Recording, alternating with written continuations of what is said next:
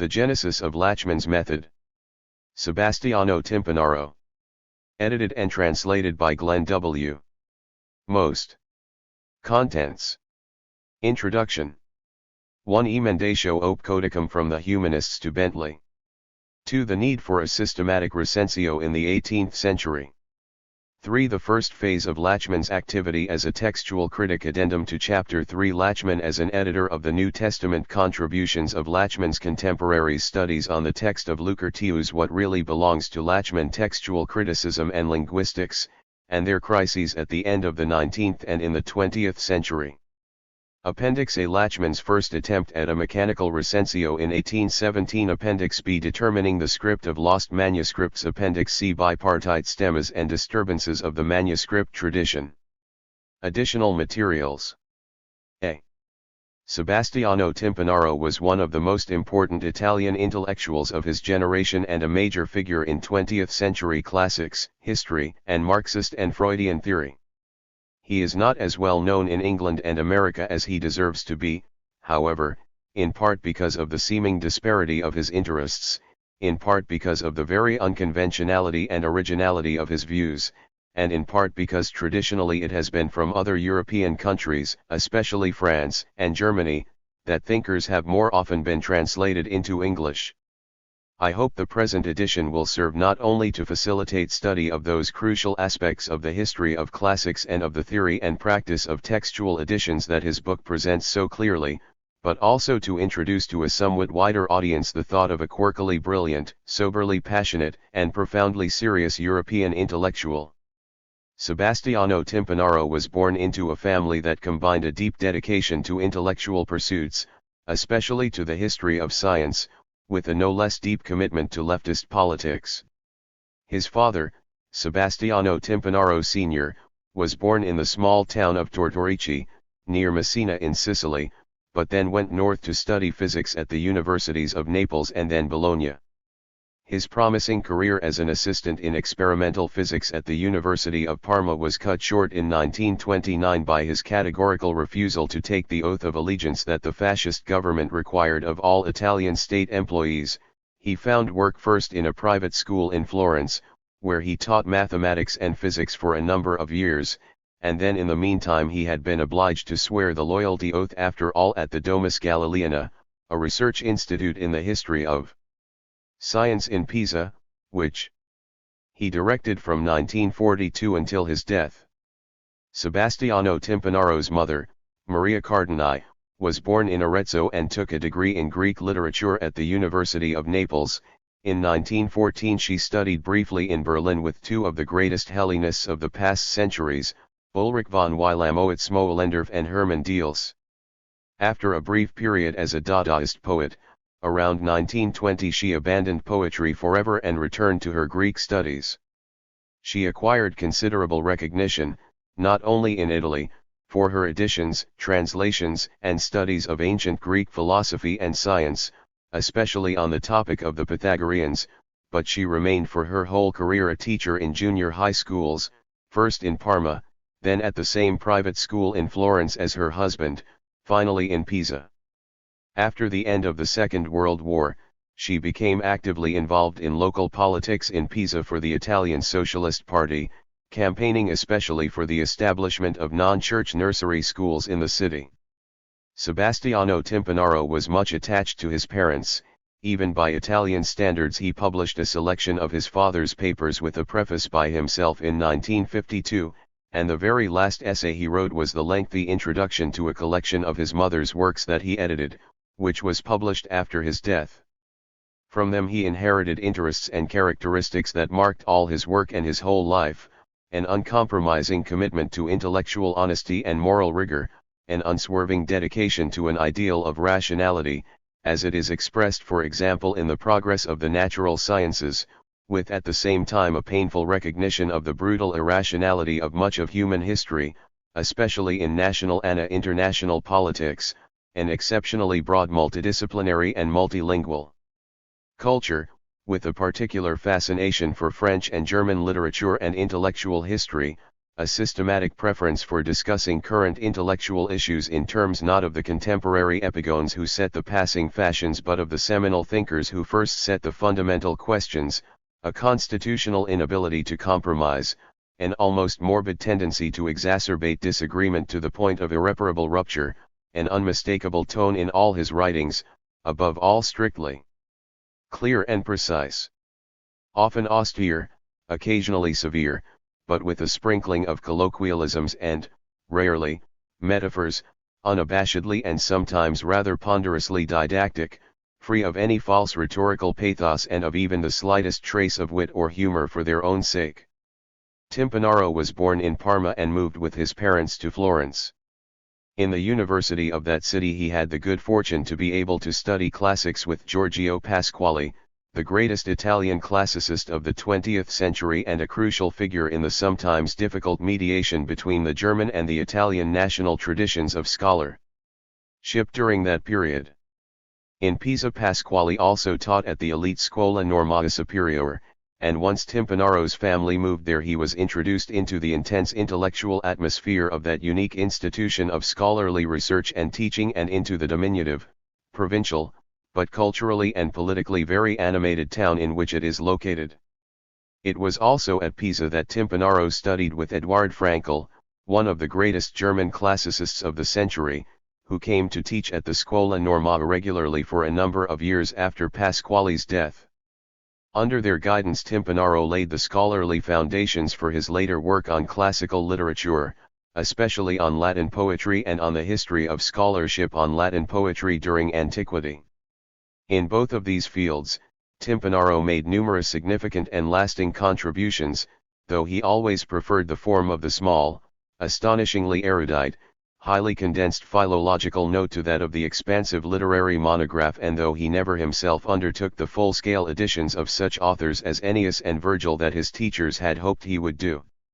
On the basis of these studies, Timpanaro was widely regarded, at home and abroad, as one of the very few most highly esteemed Italian classical scholars of his time. Yet he never became a regular professor at any Italian university. After some years of teaching in secondary schools near Pisa, he worked from 1960 until his retirement in 1983 as a proofreader at a Florentine publishing house, La Nuova Italia. What exactly the reason was for this seeming anomaly, an anomaly that was perhaps less extraordinary in Italy, where intellectual life has never been confined to the universities, than it would have seemed in some other countries, was always far from clear, even to those who knew him best. Some have suggested that the imperfect Italian university system was not capable of recognizing, or of accepting, his merits, or alternatively that he himself was not willing to compromise himself by entering into its institutional ambiguities. It should also be borne in mind that, in remaining aloof from direct participation in the university, he was able to continue a family tradition set by his parents, to devote his free time entirely to scholarly research and publication without becoming embroiled in university administration and examinations, and to direct his pedagogical activity to friends and to anonymous readers rather than to the physically present, always unpredictable, sometimes rather unruly students who often seemed to inspire in him a degree of diffidence bordering on dread. Timpanaro's focus on the most technical aspects of classical scholarship and his confidence that classics was a scientific discipline comparable, at least in certain regards, to the natural sciences did not mislead him into supposing that we might be capable of having a direct, unmediated relation to antiquity, or into neglecting the history of classical scholarship as though it were nothing more than an accumulation of superseded errors. On the contrary, from the beginning of his studies he paired the scrupulous investigation of ancient literary texts with the no less scrupulous investigation of those scholars who had investigated them before him, both in antiquity and in modern times. The interpretative variations of a single text along the line of the history of its reception helped enrich it with unexpected and not always absurd new meanings. The relative stability of that text provided a fixed point that permitted the historical variety of its attested understandings to be ordered and rendered meaningful. Timpanaro's first book, dedicated to his parents, was a study of Giacomo Leopardi's contributions to classical studies. In it he demonstrated once and for all that Leopardi, so far from being nothing more than a self-absorbed romantic poet obsessed only with his personal tribulations, was a classical scholar of European rank who was not only deeply inspired by his reading of Greek and Latin texts but also capable of interpreting and amending them along with the very best of his contemporaries. This first book, which has remained the standard work on the subject, was followed by an edition of Leopardi's philological writings and by a number of other studies in modern literary and intellectual history, mostly devoted to 19th-century Italian writers. Although Timpanaro modestly defined himself once as nothing more than a scholar of 19th-century cultural history who comes from classical philology, in fact his contribution to the way in which Italians understand their own intellectual history has been extremely influential. In particular, Timpanaro's insistence on the classical component of much early 19th-century Italian writing has brought to prominence the continuities between a liberal strain of 18th-century Enlightenment thinking and a number of 19th-century writers who had previously been superficially pigeonholed as romantic and were often discounted as conservatives or anti-nationalists. In so doing, he has helped re-establish an important link of continuity in European cultural history between the 18th and 19th centuries. Timpanaro's concentration on 19th-century figures should not mislead, it was rather with certain aspects of the 18th century, especially with those that seemed to him to point to positive future developments or that had been unjustly neglected, that he himself evidently felt his deepest affinity. In particular, Timpanaro developed a sophisticated yet highly personal philosophical position that reached back to such ancient precursors as Epicurus and, above all, Lucretius, but that would have been most at home in the 18th century. It is no accident that he chose to embody his views not only in the form of a collection of essays titled On Materialism but also in that of a translation of P. Theory de Holbach's 1772 treatise Le Bon Sens, to which he appended Voltaire's observations on the text and also provided an extensive introduction of his own, which explored the text in both historical and systematic perspectives. At the cost of a certain degree of oversimplification, we may summarize Timpanaro's philosophy under the headings of materialism, hedonism, atheism, and pessimism. As a materialist, Timpanaro was firmly opposed to any idealistic idolatry of the supposed autonomy and freedom of the human agent. Instead, he insisted on the total physical and biological determination of all human phenomena, severely criticizing on this account, among many others, the later Freud, almost all 20th-century Marxists, and even Marx himself, whom he accused of lapsing frequently into idealistic humanism and to whom he preferred Engels. Against the various forms of idealism that, in such figures as Benedetto Croce, dominated Italian philosophy through most of the 20th century, Timpanaro leaped back to Leopardi as the model for an enlightened materialism and also for an enlightened pessimism with which it was intimately linked. For, in this view, an essential part of the biological apparatus that makes up human beings as well as all other organisms is the unremitting search for pleasure.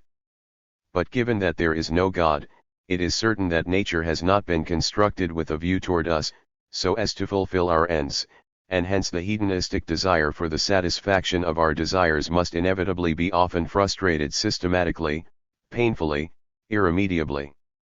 Those who knew Timpanaro well, the oscillations in his moods between irony and despair, his intermittent bursts of intense joy at the pleasures of friendship or of scholarship, his unfailing, angular courtesy, never doubted that his pessimism was not only a well-considered and carefully argued philosophical position but also a deeply ingrained way of life.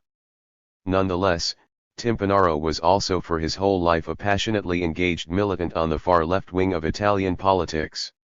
He began, soon after the end of the Second World War, as a member of the PSI. Like both his parents, he shared with them a lifelong hostility to both the Christian Democrats, who, overtly Catholic and with the support of the Catholic Church, governed Italy uninterruptedly for the first 2 decades after the war, and the Italian Communist Party, which he regarded as covertly theological in structure, ideology, and appeal opium for the masses. But it has never been easy, in Italy or elsewhere, to be both left-wing and principled, and at the same time to wish to attain actual political power.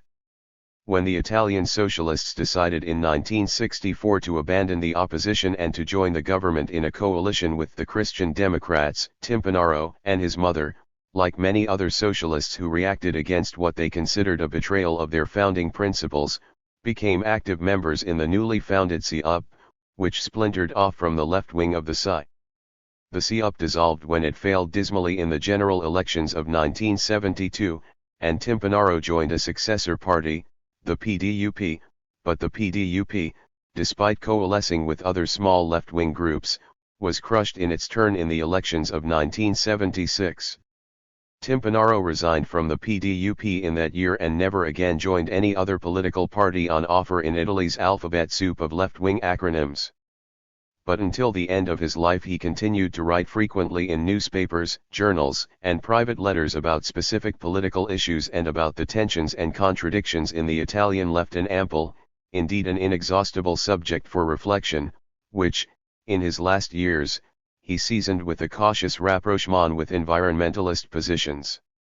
Timparano's gaunt, well-dressed figure, with his high forehead and piercing eyes, was a familiar sight not only at scholarly conferences and seminars, where he was received by colleagues and students with a respect bordering on deference, but also at political demonstrations, where a vague sense of his scholarly renown and institutional marginality surrounded him with an aura of ascetic purity, indeed almost of saintliness.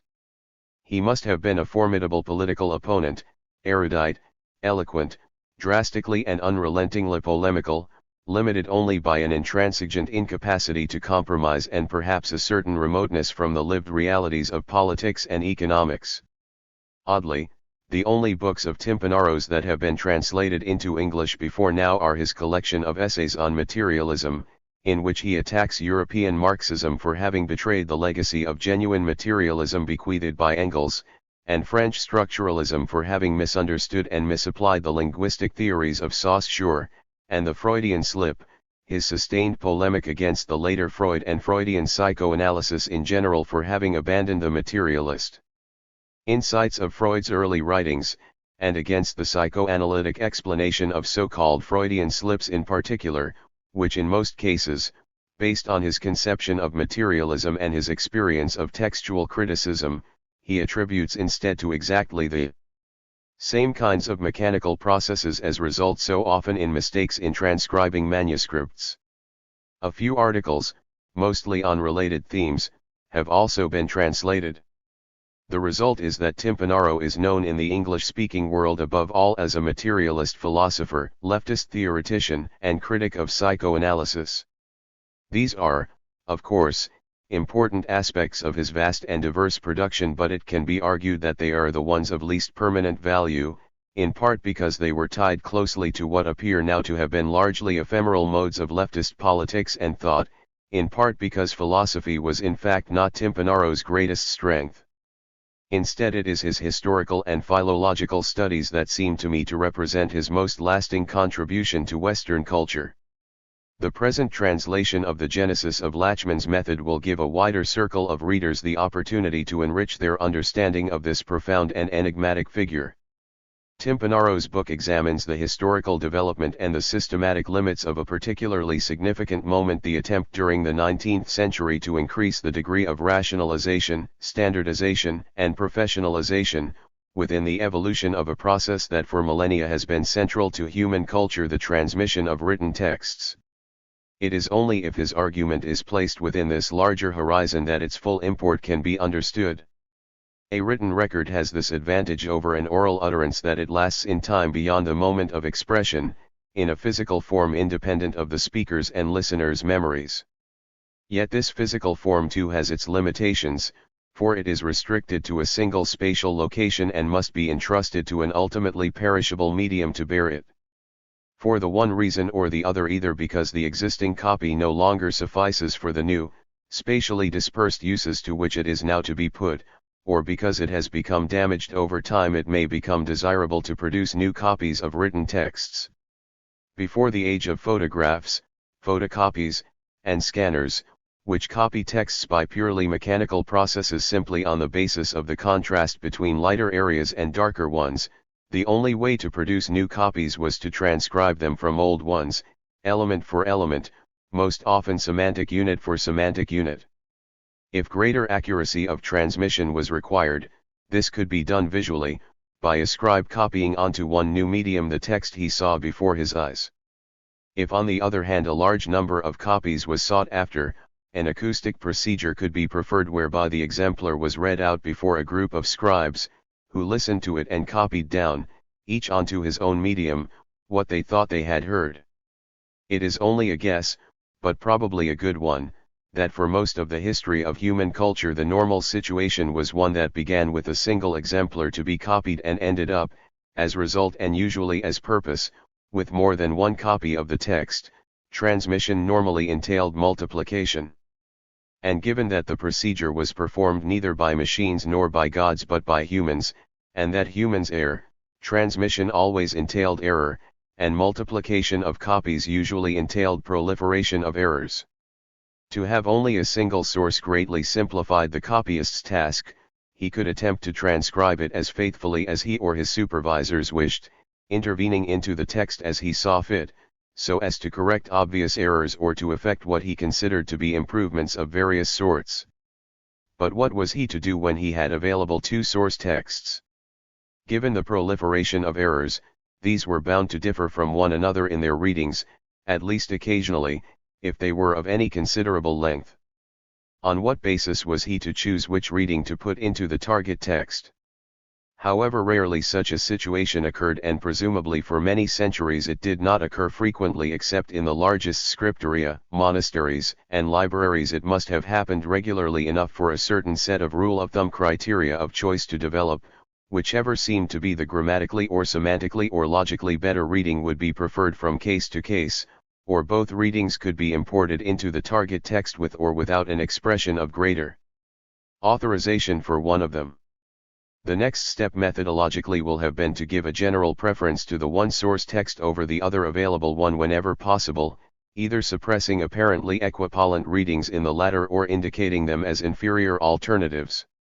This will have simplified the copyist's work, freeing him from the obligation to use his brain to choose among variants from case to case and, in effect, reducing once again the number of source texts. But at this point a new question arose: on what basis was the copyist to choose which one of the available sources he was to prefer? Over the centuries, various contradictory criteria were developed, each with its own partial and specious justification: the oldest manuscript, the most legible manuscript, the one that appeared to have the most good readings, the one that had the fewest corrections, the one that had the most corrections, the one that derived from an authoritative provenance, the one that was closest to hand, and so forth. And of course even then the copyist was still free as he saw fit to make whatever he thought were corrections and other improvements. The advent of printing in the 15th century altered various parameters of the process of textual transmission, but at first had no effect whatsoever on these methodological issues. Printing vastly multiplied the number of target texts that could be made on the basis of a single source text and created a greater degree of textual identity among those target texts. But printing did not in itself require people to change fundamentally the methods of textual transmission, and indeed for several centuries printers, correctors, and editors continued to use most of the same rule-of-thumb criteria that their predecessors, the ancient and medieval copyists, had developed.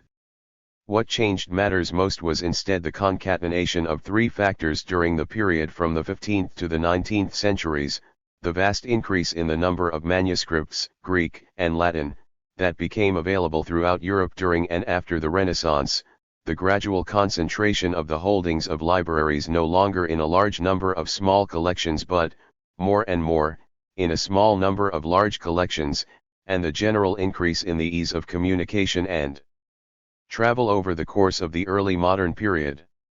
The result was that eventually there was no longer a scarcity of potentially available source texts from which further copies could be derived, but an impressive, indeed intimidating overabundance. Montfaucon's Paleographia Graeca already lists more than 11,000 Greek manuscripts. Since the 15th century, printers and editors had tended by force of inertia to copy their own texts from those printed by their predecessors, correcting them by the lights of their ingenuity where they seemed in error, or adducing for comparison some one manuscript, almost always one that had the advantage of proximity or the appearance of old age. As the number of available manuscripts proliferated, further criteria for preferring one reading over another were developed. The better reading was the one to be found in the most manuscripts, or in the oldest ones, or in the oldest one of all, but a rational justification for such criteria was neither provided nor available. At least from the lofty perspective of a 19th century classical philology anxious to establish its credentials as a serious science, this was obviously an unsatisfactory state of affairs. The first attempt to provide a thoroughly mechanical and systematic procedure for rationalizing and standardizing the choice among manuscripts, and hence among readings, was developed during the 19th century. And since the beginning of the 20th century has been known as Lachmann's method because of its association with Karl Lachmann, a German classicist who produced celebrated editions of texts in Latin, Greek, and medieval and modern German. Lachmann's method is genealogical and mechanical in nature and aims at providing a standardized, rational procedure for editing texts on the basis of multiple manuscripts without requiring that the editor use his personal judgment in order to choose among variant readings. Its goal is to determine the filiation of manuscripts, that is, to ascertain which ones have been copied from which other ones. Given that every act of transcription is likely to introduce new errors, a manuscript B, if it has been copied mechanically from a manuscript A, will have all the errors that A had, and it is also likely to have at least one new error of its own. If this can be shown to be the case, then B can be discarded for the purposes of the constitution of the text it shares with A, since B, compared with A, brings no new information that is not erroneous. Lachmann's method is mechanical, both in the sense that it must presuppose the unthinking transcription of manuscripts if it is to be applied to them, and in the sense that the determination of relations of filiation is achieved on the basis of simple rules and calculations of probability. Ideally, choices of manuscripts and of readings based on this method will be rational in that they will depend not on the taste of the individual scholar but on objective evidence that can be mathematized and evaluated. Hence they will be capable of becoming standardized, because any scholar, young or old, inexperienced or expert, should on principle come up with exactly the same results if he is given the same information. We may interpret Lachmann's method as a defensive reaction to the proliferation of possible source texts, intended to reduce them to a more manageable number, and can identify it as one important element in the professionalization of classics during the 19th century, since it established rules that all who wished to be recognized as full members of the discipline could be expected to follow so as to produce uniform and hence generally acceptable results.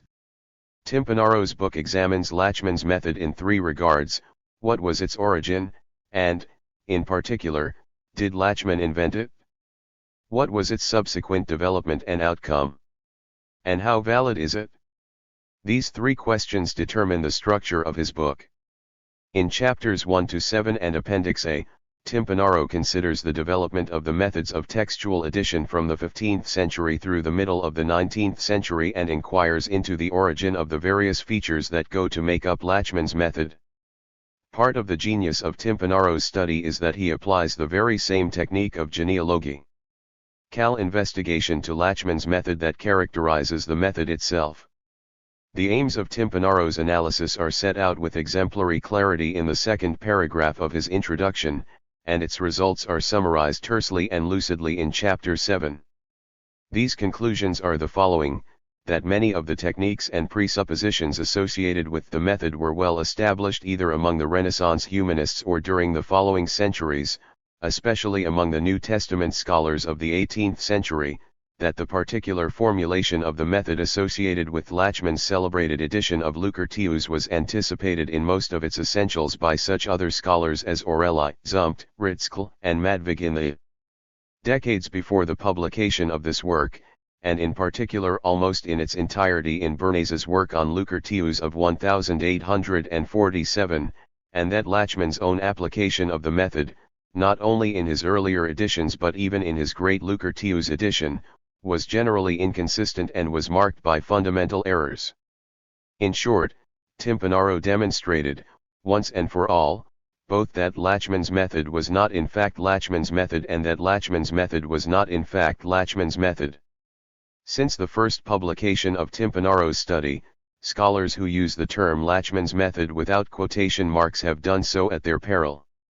In Chapter 8, Timpanaro sketches a brief history of the decline of Lachmann's method between the second half of the 19th and the beginning of the 20th century.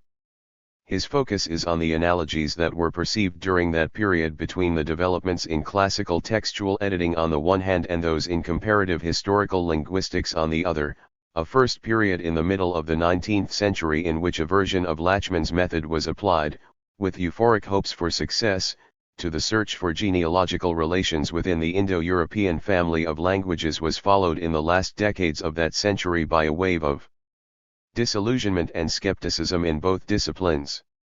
The discovery that the method was fully applicable only in a relatively small number of cases led some textual critics to misapply it by artificially reducing the number of witnesses they took into consideration and hypothesizing filiations on the basis of inadequate evidence or none at all, and others to emphasize instead the importance of those many situations in which the method could not be applied safely because target texts had not been copied mechanically and exclusively from single sources. By the beginning of the 20th century, the general reaction against positivism in all the human sciences had led to a widespread distrust of Lachmann's method in such classicists as Pasquale, to whom the closing section of the chapter is dedicated. What then is the lasting value of Lachmann's method, and what are the limits of its validity? It is to these questions that Chapter 8 is partly and Appendices B and C are fully addressed. They largely take the form of a long drawn-out argument with Paul Moss, who provided the most authoritative statement of the principles of Lachmann's method in his lapidary text critic. Against Moss's almost mathematical formulation of the principles of mechanical textual addition, Timpanaro insists on the infinite diversity of human error and in particular on three well-attested and universally recognized ways in which manuscripts can come to differ from one another without the differences being explicable in terms of mechanical copying, contamination, scribal conjecture, and polygenesis. As Timpanaro's investigation of the limits of Lachmann's method proceeds, it becomes more and more focused on one highly technical but very important issue: why is it that so many textual traditions seem to take a bipartite form, dividing neatly into two and only two branches or families of witnesses? The problem was first posed by the French medievalist Joseph Bédier. His suggestion that the explanation for this striking prevalence was to be sought not in the intrinsic nature of textual transmission itself but in the faulty methods of textual editors provoked an intense discussion among many scholars, including Pasquale and Moss. Where Pasquale denied the truth of Bédier's observation, arguing that bipartite stemmas were far less frequent than Bédier thought, Timpanaro agreed with Bédier about the fact of their overwhelming dominance, and where Moss accepted that apparent fact but attempted to provide a statistical explanation for it in terms of the possible outcomes of various scenarios involving the copying of manuscripts, Timpanaro attacked both Moss's statistics and his whole methodology. Timpanaro himself seeks a cautious middle way, accepting the predominance of bipartite stemmas as an objective fact due to the modes of textual propagation in the Middle Ages, but suggesting that certain erroneous editorial techniques increase the number of apparent cases of bipartitism beyond what ought to be the case. His own arguments did not conclude the discussion once and for all, but gave rise to a series of contributions by other scholars, particularly Michael Reeve.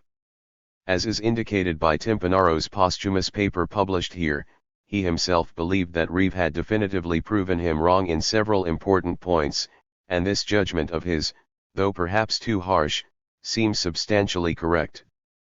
But the issues at stake are of great enough interest from a methodological point of view that the value of Timpanaro's arguments is not thereby simply vitiated.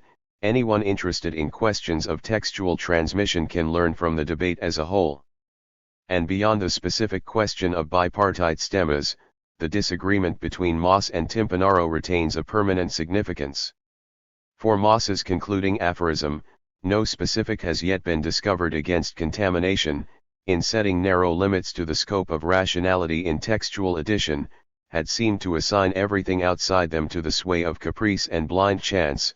Timpanaro's sustained effort was directed not only to extending those limits as far as he could, but also to demonstrating that even inside of them matters were not at all so geometric and predictable as Ma seemed to suggest.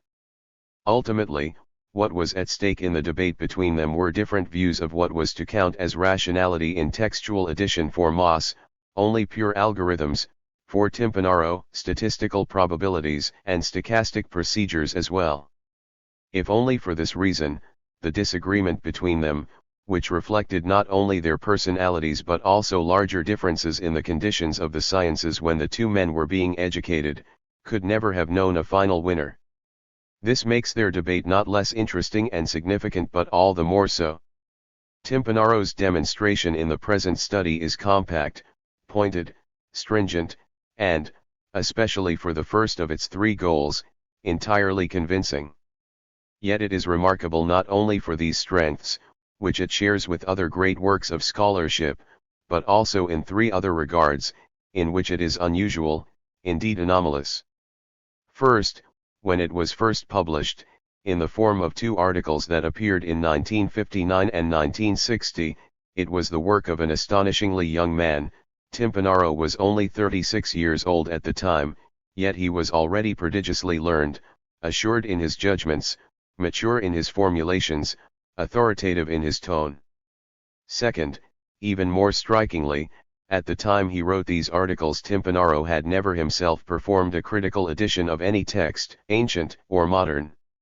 He was best known in this period for his work on Leopardi's philological writings, yet he had not edited these and did not do so until a decade later, and then in collaboration with Giuseppe Pacella. To be sure, Timpanaro had already published a number of articles that demonstrated his interest and competence in questions of textual criticism of Latin poetry, especially a series of 3 articles presented as preparatory toward a new edition of the Fragments of Ennius. But that edition of Ennius had not yet appeared at the time, 10 years later, and in fact it never did appear. Indeed, by the end of his life the only editions that Timpanato published were of writings by modern Italian authors which he prepared, almost always in collaboration with friends, on the basis of autograph manuscripts or early editions, and 2 popular editions of foreign texts with Italian translation. Thus Timpanaro never published during his entire lifetime a single critical edition of an ancient author on the basis of the very procedures of collation, recension, and emendation of manuscripts that he had analyzed with such expertise and penetration in this book. He also planned for many years to write a handbook of textual criticism, but nothing ever came of this project.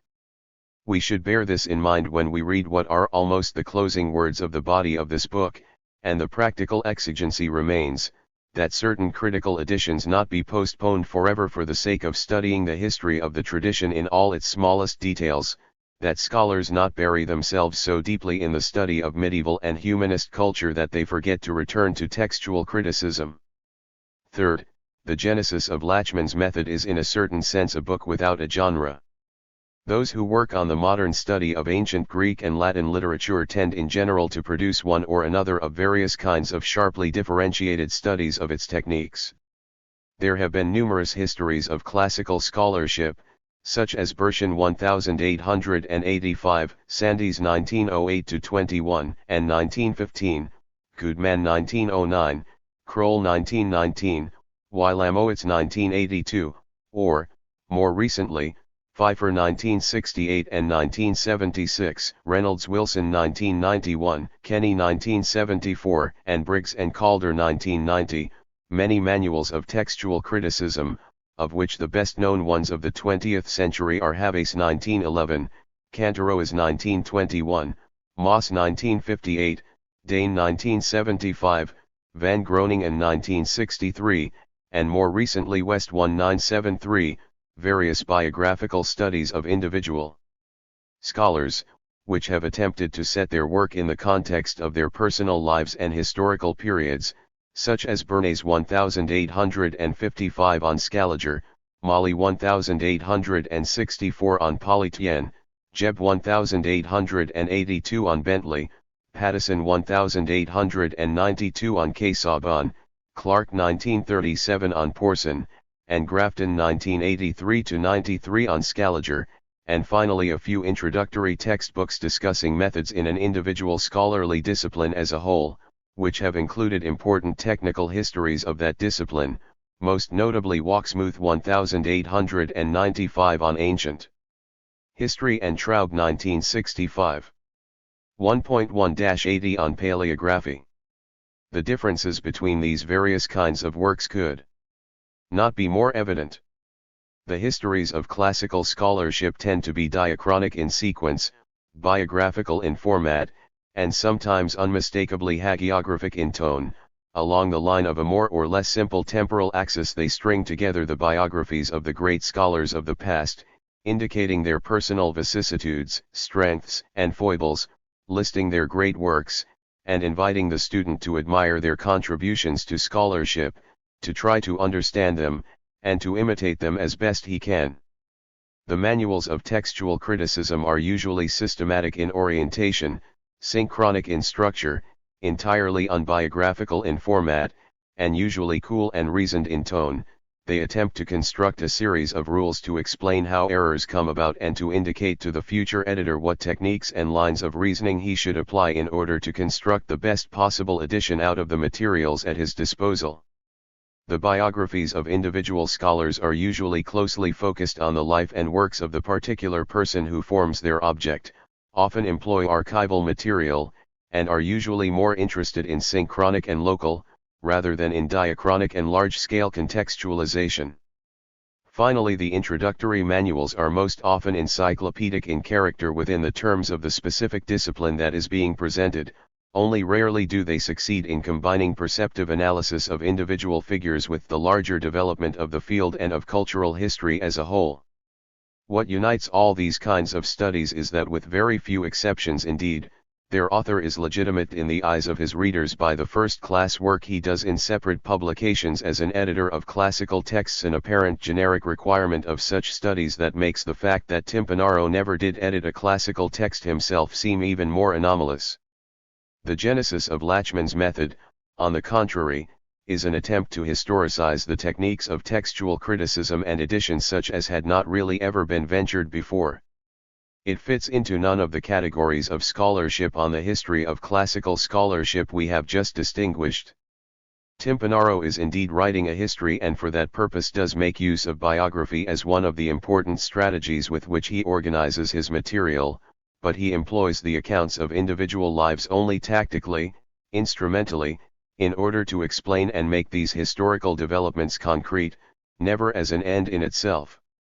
Besides, he makes no claim to present a survey of the whole of classical scholarship in the period he considers, but only a single technique, Lachmann's method.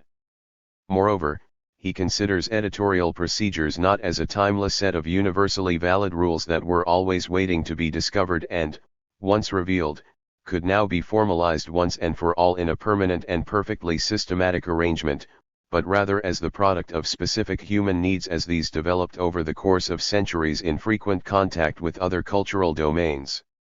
His book does bear Lachmann's name in its title, and it provides a penetrating analysis of many of Lachmann's works, yet it does not really fit into the category of biographical studies. Its historical focus is far too wide, while its thematic focus is far too narrow. And finally, Timparano's work displays similarities in certain respects to Traub's History of Paleography, which Pasquale and Timparano much admired, and Traub's analysis of Jean Mabilon's De Re Diplomatica Libri 6 is perhaps the closest analog within classical studies to Timparano's account of Lachmann. Yet Timparano's monograph is certainly not a study of the history of any discipline in its entirety, and Timparano himself is careful to emphasize that its object is not even textual criticism as a whole, but only a single and very specific editorial procedure. How are we to explain the oddities of this book? No doubt some are due to the individual peculiarities of its author, and doubtless no set of explanations will ever suffice to clear up altogether, or perhaps even to reduce significantly, its mysteries. Nonetheless, it would be unfair to Timparano not to attempt to subject his own book on Lachmann's method to the very same kind of genealogical analysis that he applied with such success to that very method. We may therefore rephrase the above question as follows: what are the personal influences and scholarly traditions within which it makes most sense to situate the genesis of Lachmann's method? The most obvious answer is of course Giorgio Pasquali, Timpanaro's teacher at Florence and Pisa. Pasquali had responded to the 18 highly condensed and abstract pages of Mauss's text critic with a detailed and highly critical review that filled more than twice as many pages in the most prestigious German disciplinary organ. 5 years later appeared the first edition of a lengthy monograph, 10 times longer, which presented a full version of his views, Storia della Tradizione e Critica del Testo. Where Mauss had striven to formulate in its most essential form an extreme version of Lachmann's method, formalizing a mechanical set of rules for determining relations of filiation among manuscripts in order to permit mere copies to be discarded for the sake of textual constitution, Pasquali insisted on all the factors that set limits to the validity of any such method, reminding scholars that copyists could be not only fallible machines but also creative and intelligent readers and writers. That medieval variants might well go back in certain cases to a plurality of ancient editions, and above all that medieval and Renaissance manuscript copies were not only dispensable witnesses to ancient texts, for the reconstitution of which they could be sacrificed without loss, but also a precious testimony to later understandings of earlier writings, documents of reception that had not only a hermeneutic value but also a cultural and historical dignity of their own. It is evident that Pasquali's book provided the stimulus and the model for Timpanaro's. Indeed, Timpanaro himself acknowledges as much when he writes in the preface to the first edition that his book is an investigation born, one might say, in the margins of Pasquali 1952, of which it presupposes the reader's familiarity and to which it constantly refers. Pasquali posed many of the basic questions for which Timpanaro's study went on to try to provide more detailed and satisfactory answers. Moreover, the very structure of Pasquali's book bears a striking affinity to Timpanaro's. Both books begin with a historical examination of the origins of Lachmann's method and of Lachmann's own use of it, and then go on to assess the limitations of its validity, though of course the proportions between the two parts are completely inverted in the two cases. Indeed, Pasquali's text has even influenced a number of the verbal formulations in Timpanaro's. For example, compare the following text of Timpanaro. Later in the 19th century, as we shall see, and unfortunately even today this procedure, which has received the technical name of eliminatio codicum descriptorum, elimination of derivative manuscripts, has often become a convenient expedient for saving the classical philologist time and trouble. Insufficient evidence, or even the simple observation that there is a mass of recent eras alongside a manuscript of considerable antiquity, has too easily suggested that the more recent ones derived from the older one, with that of Pasquali. And one must answer that every time there was an ancient manuscript on the one side and a certain number of recent ones with the same contents on the other, that generation tended to derive these latter ones from that former one, and did not hesitate unscrupulously to abuse technical means of proof, or, to speak more clearly, was satisfied with demonstrations devoid of any value. It is only if this relation of openly professed dependence is borne in mind that we can fully understand the justice of Timpanaro's decision to conclude the final chapter of his book with a lengthy evaluation of Pasquali's scholarship, which, first published less than a decade after his master's death, moves well beyond the limits that considerations of mere argumentative relevance might have imposed in order to assume the dimensions and character of a formal eulogy. Yet the evident similarities and filiation between the two books should not mislead us into mistaking the fundamental difference in their orientations. It is not accidental that Pasquali's investigation into the origins and development of Lachmann's method occupies only the first, brief chapter of his book, for his principal object is not so much the historical evolution of a set of procedures as rather what he considers to be the facts of the transmission of a large number of mostly ancient texts, which he takes to be such that those procedures cannot be applied to them appropriately and successfully. Ultimately, Pasquali's is a manual of editorial technique, addressed above all to this question: given the true nature of textual transmission, how best are we to edit texts? Its principal difference from other such manuals is that, so far from setting itself the task of promulgating rules that are to be applied more or less mechanically, it insists on the many factors that set narrow limits to the validity of all such rules. The extraordinary richness of its documentation ends up performing a deconstruction of traditional manuals of textual criticism, but from within the genre. Even Pasquale's introductory chapter on Lachmann's method is intended not so much to provide a dispassionate investigation of its history as rather to deprive it of the authority that, for so many scholars, derived from the prestige of his name. Timpanaro's book, by contrast, is the history of the gradual discovery of a particular scholarly method over the course of centuries, the considerations of that method's degree of validity, which occupy the final sections of his book, are appended to that historical investigation and are not at all indispensable to its argument. Ultimately, Timpanaro's is a history of classical scholarship, differing most strikingly from traditional examples of that genre in being organized not as a series of biographies but rather in terms of a single and highly specific scholarly method, to whose discovery a large number of individuals contributed in varying ways and degrees over the course of hundreds of years. In a larger sense, the closest parallels to Timpanaro's study of Lachmann's method are to be found not in the field of classical scholarship after all, not in histories of the discipline nor in manuals of textual criticism nor in biographies of scholars nor in introductory textbooks on method, but instead in the history of science. For Timpanaro's investigation into the development of a single method, the most striking analogies are the sorts of studies of the development of an individual scientific technique or concept, the integral calculus, the heliocentric theory, the theory of relativity, and the like, which have been standard fare in the history of science since the 19th century. These were the kinds of studies that filled a considerable part of the libraries and minds of Timpanaro's parents during his childhood and youth, and they have left an evident trace on all of his own work. Sebastiano Timpanaro Sr. had already been passionately engaged in the history of science even before he was compelled to abandon his active participation in research in experimental physics, and afterward he devoted his considerable energies and intelligence to this field above all. He always regarded the history of science as a crucial link between science and civil society, a link that had to be vigorously nourished and strengthened in order to prevent a potentially quite dangerous cultural fragmentation, particularly in a country with a strong humanistic tradition like Italy. And Timpanaro's mother devoted her work on ancient Greek philosophy above all to the connections between philosophical and scientific thought in the period from the pre-Socratics through Aristotle, for example, in the case of the Pythagoreans, insisting against many of her colleagues on those elements in their doctrines that were more mathematical and naturalistic, less mystical and shamanistic. Timpanaro himself cultivated an active interest in the discipline of the history of science, for example, maintaining a fairly close personal relation with the prominent Italian communist philosopher of science Ludovico Ghimenette, collecting, reading, and annotating his books and publishing 2 important reviews of his works. And his quasi-professional familiarity with the scientific discipline of historical linguistics is evident on many pages of the present book.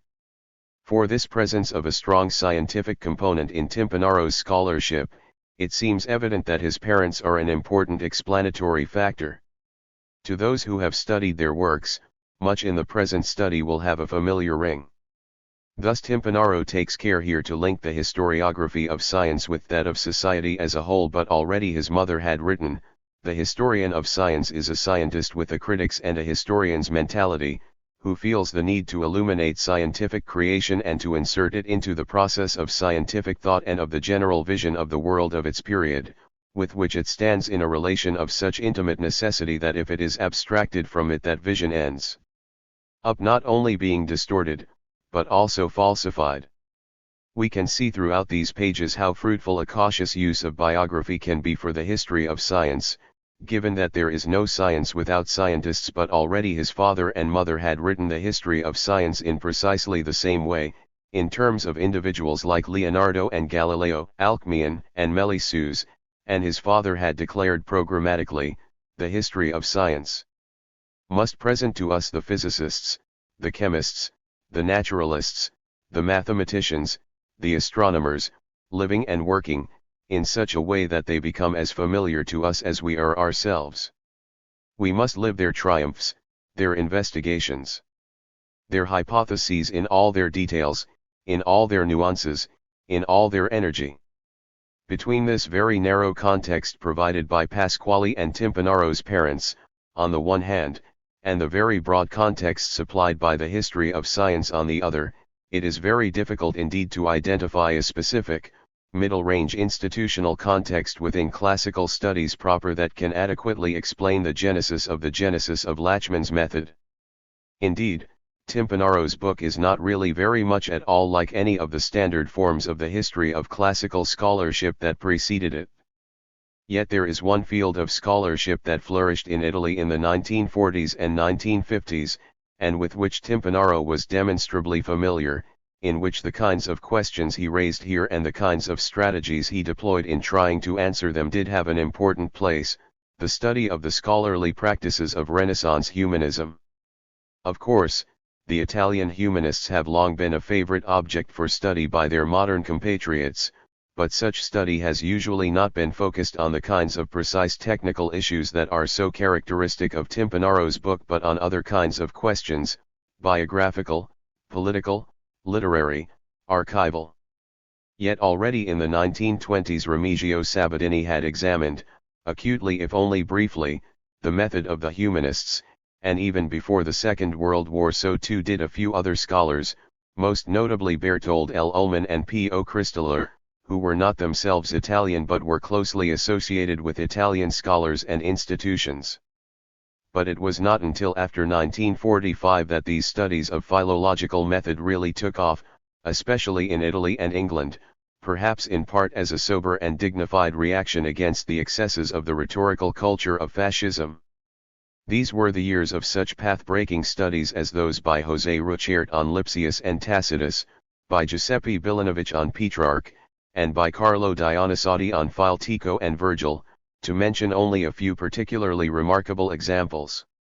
For Timpanaro, the crucial figure in this scholarly movement was certainly Alessandro Perosa, who studied at the Scuola Normale Superiore di Pisa from 1928 to 1932 and then was the administrative secretary there from 1933 to 1953, and was professor at the University of Florence from 1959 to 1980.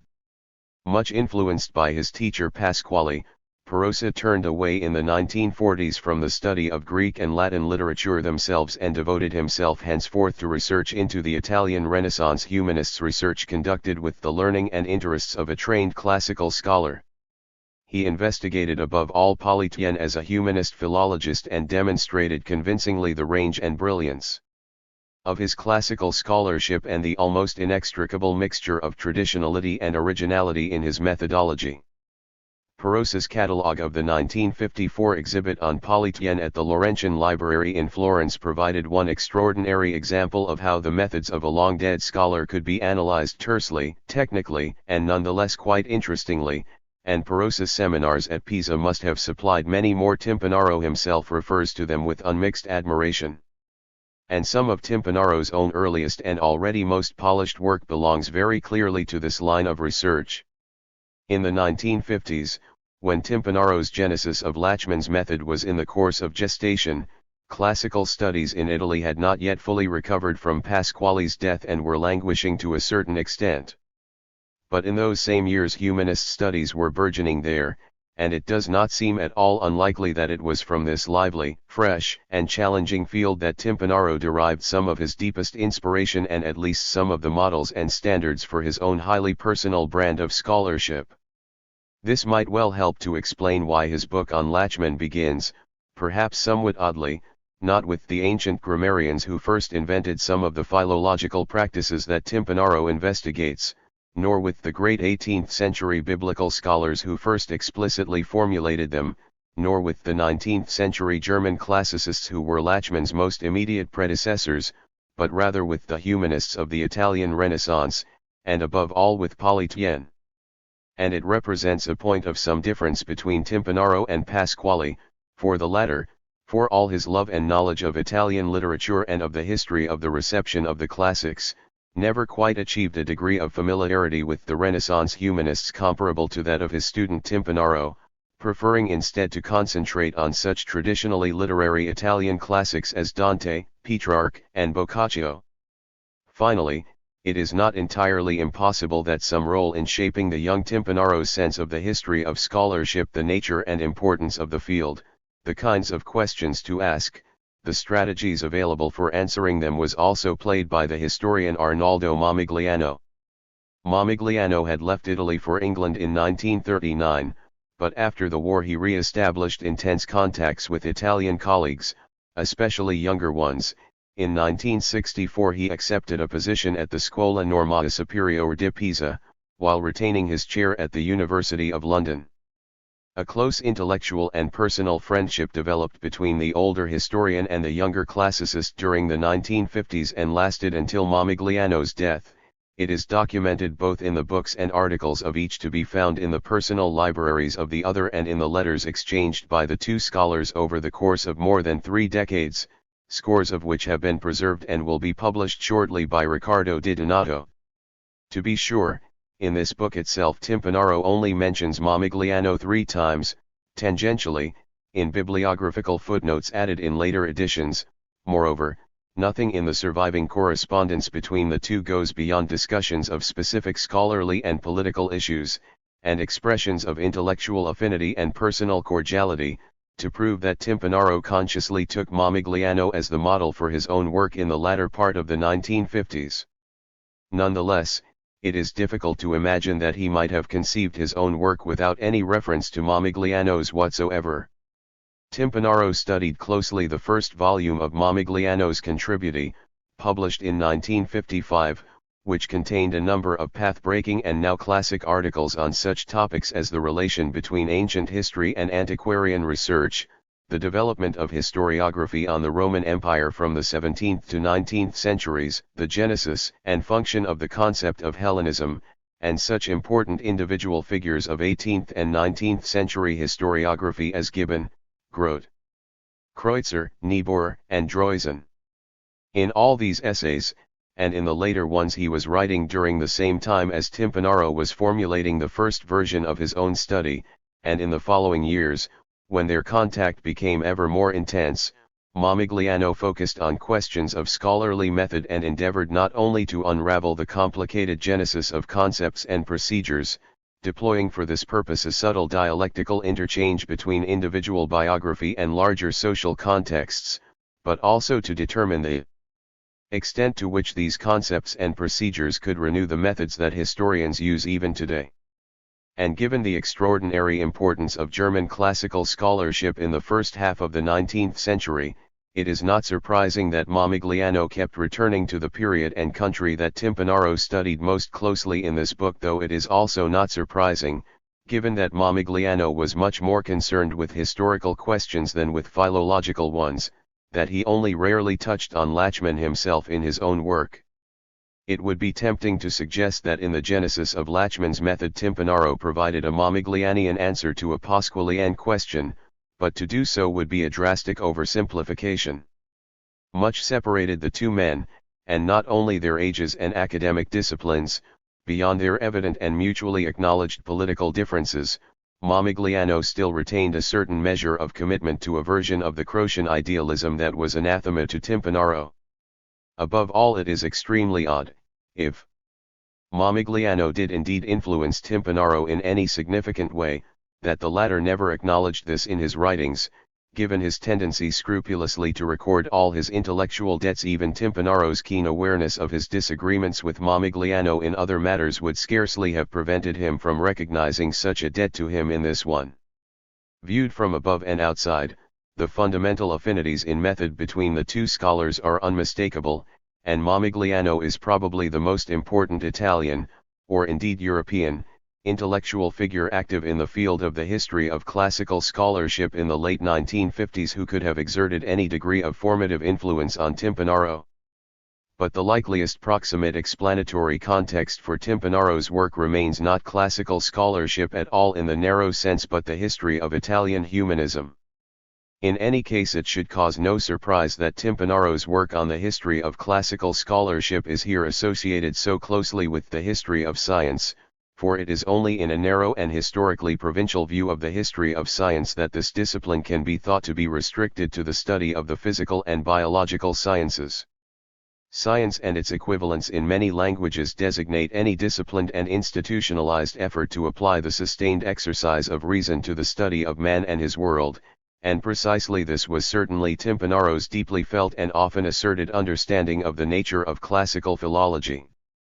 Of course, there are many other components to the professional activity of the classical scholar besides purely rational one's taste, intuition, empathy, experience, to name only these. But in the present book Timpanaro concentrates as far as possible on some of the technical procedures of classical scholarship that are most clearly an expression of rationality and considers their sources and scope. After all, there can be no doubt that the method of examining the filiation of manuscripts is a triumph of reason, for it is quite irrational to accept the readings found in a manuscript merely because it happens to be near to hand or is old or because other scholars have accepted it in the past. Thus the story Timpanaro tells in this book is that of the gradual triumph of reason over the forces of habit, laziness, religious intolerance, and stupidity. For all his materialism, Timpanaro seems to acknowledge a teleological force that certainly does not operate in the wider field of human history as a whole, but at least seems to a certain extent to do so in this narrower, technical domain, driving his story forward as a kind of motor and endowing it with a forceful internal dynamic. This may be why he emphasizes that some figures, such as Gottfried Hermann, lag behind the point at which others have already arrived, and why he always takes pains to isolate as clearly as possible the individual steps forward made by the scholar or that one, be it L. E. Clerk or Madvig or many others.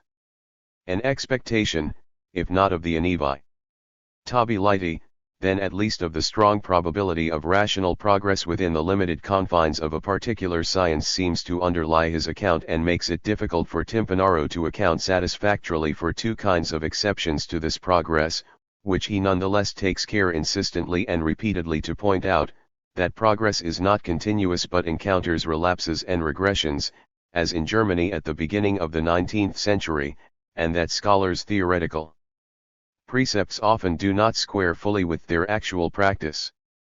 But the story Timpanaro tells is not a purely internal one, in the sense of involving nothing more than increasing degrees of rationalization of scientific procedures, determined only by strictly scientific considerations. It is also external, for the process he describes is partly impeded, but also partly supported and encouraged by the fact that the techniques of text edition do not exist in isolation from the other regions in the larger culture around them but are instead profoundly influenced by them. After all, one of the texts whose edition was at issue in this period was the New Testament, and questions of which reading to choose in that text could easily acquire not only a scholarly weight but also a doctrinal one. Timpanaro takes care, following Pasquale, to point to the importance of the division between Catholics and Protestants, and within Protestantism to the influence of heretical currents, for the field of textual criticism of the New Testament in the 17th and 18th centuries.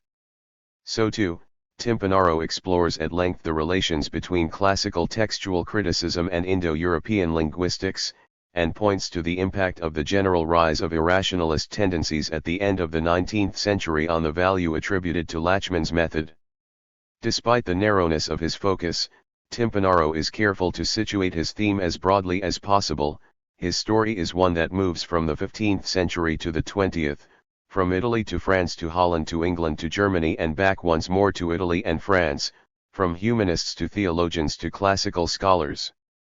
In his scholarship as in his politics, Timpanaro may have been a progressivist, but he was very far from being triumphalistic, quite the contrary. He saw rationality as difficult to achieve and as always endangered by the threatening forces of various kinds of irrationality. In this regard, his study of Lachmann's method is at one with his political and environmentalist writings. It is after all quite rational to apply Lachmann's method to those cases in which it is appropriate to do so, where there is one archetype, mechanical transmission, and no contamination, and it would be quite irrational not to do so. There are indeed such cases, and it is a triumph. Of human reason, not perhaps the greatest one but certainly worthy of admiration and investigation, to have discovered this method and to have learned to apply it. Yet the success of a method inevitably leads some people to attempt irrationally to overextend it and to abuse it by applying it to cases to which it is not in fact applicable. So already Cobbett, perhaps the true villain of Timpanaro's story, and so too Moss, and in so doing to cast discredit irrationally on a method that, applied appropriately, would have led to entirely acceptable results. In a certain sense, then, one underlying purpose of Timpanaro's study is to rescue Lachmann's method against Lachmann's own errors and against his teacher Pasquale's overstated polemics. Pasquale had suggested that that method was not Lachmann's, but only in order to discredit it further by driving a wedge between it and his celebrated name.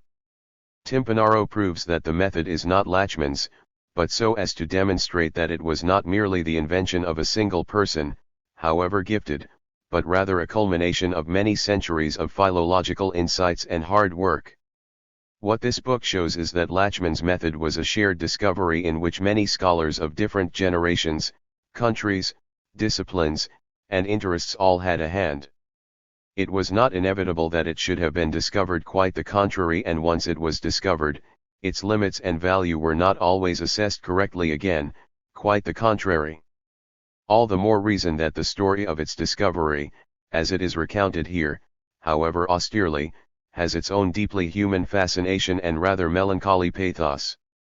Timpanaro was as scrupulous in his scholarship as he was intransigent in his politics. One result was that this study was constantly revised, corrected, and updated over the course of almost 4 decades. It began its life in the form of 2 lengthy articles and went through 3 editions as a book in Italian and 1 in German translation. Each time it was republished, the originally lithe and austere line of argumentation became more and more enriched by further references to and discussion of the secondary literature that had appeared since the preceding publication. For Timpanaro's work was widely discussed and broadly influential. In general, it may be said that recent scholarship has never fundamentally contradicted the findings of the historical portion of the book but only confirmed and deepened them, whereas the positions Timpanaro adopted in the systematic sections concerning the limits of the validity of Lachmann's method have sparked considerable discussion, controversy, and disagreement. Another result was that after a certain point, sometime around 1986, Timpanaro, always a perfectionist, but now aged, fatigued, and depressed, finally abandoned the attempt to revise his book yet again. A moving testimony to this decision is the hitherto unpublished essay, A Rejoinder to Michael Reeve, one of these critics, which was presumably written around 1986 and appears posthumously in this edition in additional materials. And no less moving testimony is provided by the fact that Timpanaro chose not to publish it.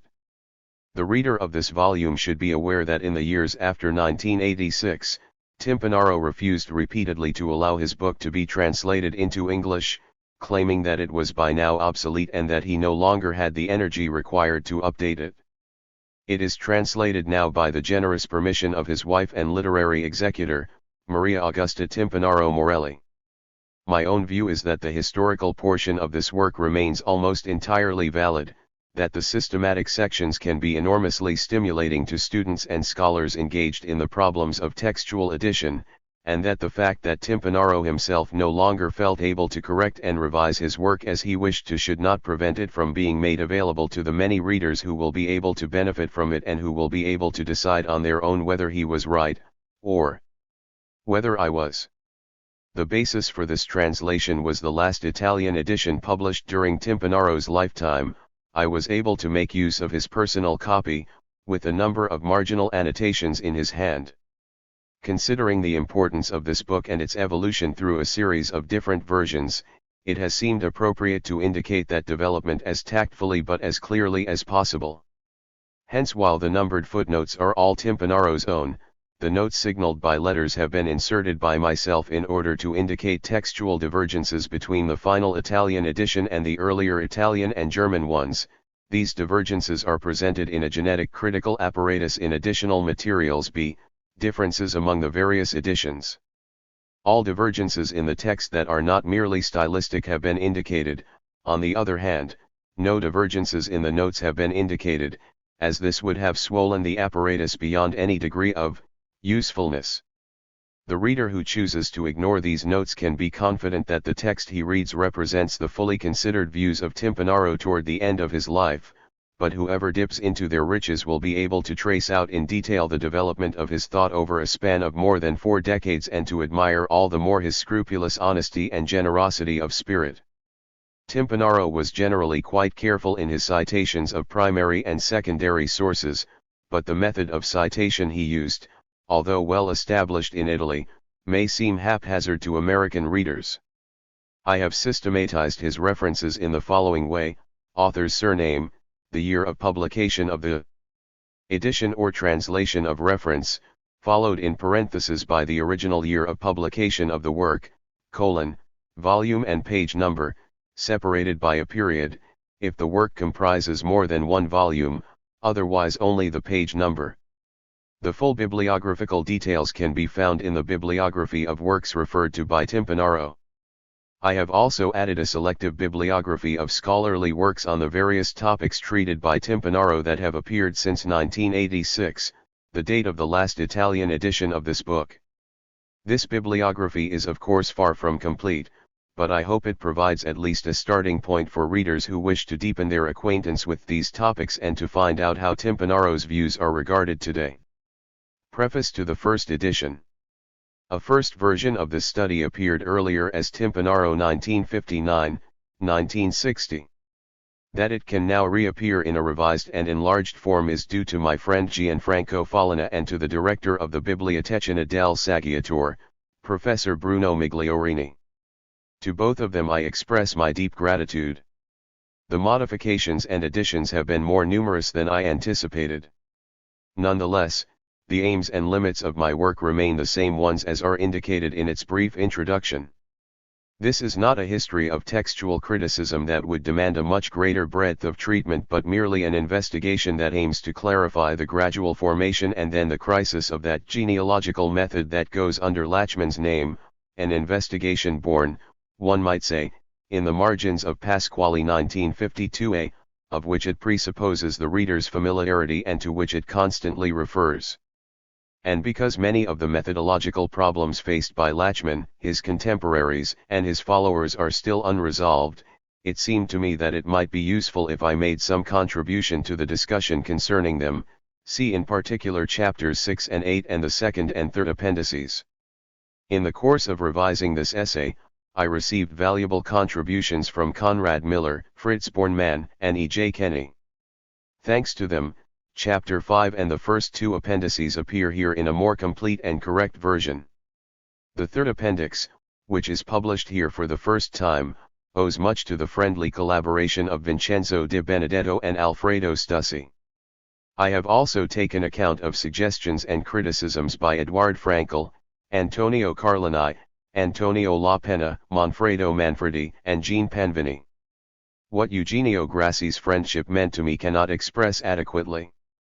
An incomparable expert on Greek language and style, animated by the aspiration to submit all hypotheses to rigorous verification and to clear the field of the many ambitious and arbitrary constructions in which classical philology abounds, he was a unique guide and judge, for me as for his other friends. Now that we can no longer avail ourselves of his illuminating criticism, our work has become all the more difficult and uncertain. Besides the interpretation of ancient texts, he also made extremely acute contributions to the methodology of textual criticism. Among the posthumous writings published in Grassi 1961, see his observations on the concept of an archetype and the difficulties it presents. It is to be hoped that those observations, together with others he has left us, will be reconsidered and further developed by future scholars. Sie. The first edition of this little volume, which appeared in 1963, has been out of print for many years. In 1971 a German edition, Die Entstehung der Lachmannschen Method, appeared in Hamburg, published by Helmut Busk, with additions and corrections due in part to myself, in part to my friend the translator, Dieter Irmer, who is also an important scholar on Demosthenes and the Greek medical writers, and to his colleague Folkmar Schmidt. But this second Italian edition is not simply a retranslation of that German edition into the Italian language. From 1971 until now I have felt the need to deepen and broaden my research on various points, even without aiming at a degree of completeness that would be impossible anyway. Moreover, two important works have appeared that, more than all others, have induced me to add corrections and additions to my work, Rizzo 1973 and Kenny 1974, of which a revised and enlarged Italian edition will appear shortly. Kenny's book, notable for its lucidity of exposition and sureness of judgment, is a history of textual criticism from the Renaissance to the present, something never even attempted until now, comprising a much broader range of material than the present study. As is only obvious, Kenny has reconsidered many of the arguments and problems I had already discussed, and has often done so in greater depth. Hence I have derived great profit for this new edition from his book, as from Rizzo's. It would take too long to list here other recent works that I have found useful for this new edition. The reader will find them cited in the course of the volume. One danger I ran, paradoxically, was to take too much account of all these new contributions, not that they did not deserve it, but I did not wish my little book, even if corrected and enlarged, to become bloated just in order to repeat badly everything that Kenny and other future Scholl Rs had said and will say so well. It was supposed to stay within the limits of its specific subject matter, which were already explained clearly in the preface to the first edition, reprinted above, and the first two chapters in particular were supposed to retain their introductory character. It was not easy for me, in those first two chapters, to reconcile the need to be streamlined with the need to be not too incompletely informative. I hope that I have not succeeded too badly. Upon certain figures and problems of 17th and 18th century philology, about which interest has been particularly lively in recent years, I did linger, perhaps a bit too much with respect to the general economy of the book, even if too little with respect to their importance. I would like to return to deal with them elsewhere soon, although I recognize that the history of the philology of that period is indissolubly linked to the history of the movements of religious reform, a field in which it will not be easy for me to acquire an adequate preparation. To counterbalance my many revisions and additions, I have performed only a few little cuts in comparison with German edition. Both my friends Irmer and Schmidt, whom I have already mentioned, but especially the former, had inserted into that edition some notes briefly indicating the results of their own research on particular problems of textual criticism. Although these notes were very interesting in themselves, they ran the danger of remaining somewhat extraneous to the continuity of my exposition, and anyway, Irmer and Schmidt themselves later developed those ideas in separate works and will go on, I believe, to develop them further. For that reason I have left out some of their contributions and condensed others into a few words. To Irmer I have a further debt of gratitude. He was the first to mention to me, and then to supply, Lutz Hensel 1975. Appendix C, on the other hand, has been much reworked to take account of recent studies. Among the many reasons that lead to disproportionately increasing the number of bipartite stemmata, I have now emphasized more forcefully the one that from the very beginning had seemed to me the most important one, and I have tried to explain its mechanism better. I wish I could have been briefer. I do not believe that exclusively and abstractly stemmatological problems should be overvalued in textual criticism, but, precisely in order to reduce them to their correct dimensions, it was necessary to examine in a bit more depth certain arguments and to unmask certain specious sophisms. Whoever has seen in this work of mine a desire to diminish the figure of Lachmann has misinterpreted my intentions. I wanted instead to show how Lachmann's method was the result of a collective effort in which other excellent philologists besides Lachmann participated, each one with his own intellectual character. What mattered to me was to define each one's role, to clarify the influences and relations of collaboration and antithesis, to show how the crisis of the method was manifested not only in the period after Lachmann, which I discuss in my last chapter, but was already found in philologist studies long before Lachmann, and even in Lachmann himself in certain oscillations and contradictions beneath his invariably self-confident and peremptory tone. I had no desire to make litigious and anti-historical claims for priority, to hunt for precursors, even though it is not without interest to determine from whom Lachmann derived certain ideas and even certain technical terms, and to present, even if only in brief hints, an image of the man Lachmann that is free not only of moralistic censure but also of that hagiography of which some of his overly zealous disciples made him the object. In my view, it is not at all useless, even in the history of a rigorously technical discipline, to take account of biographical elements, to seek to make the characters come alive, without of course making any concessions to an episodic and gossipy biographism. My revision and enlargement of this work have been greatly assisted not only by works published in these last years but also by personal or epistolary exchanges of ideas with various scholars. Here too I have preferred to declare my debts as I go along, in the course of my exposition. But here I wish to mention in particular Giovan Battista Alberti, Severino Caprioli, Antonio La Penna, Savola Mariotti, Dante Nardo, Antonio Enzo Quaglio, Wolfgang Schmidt, Alfonso Traina, and Gian Piero Zari.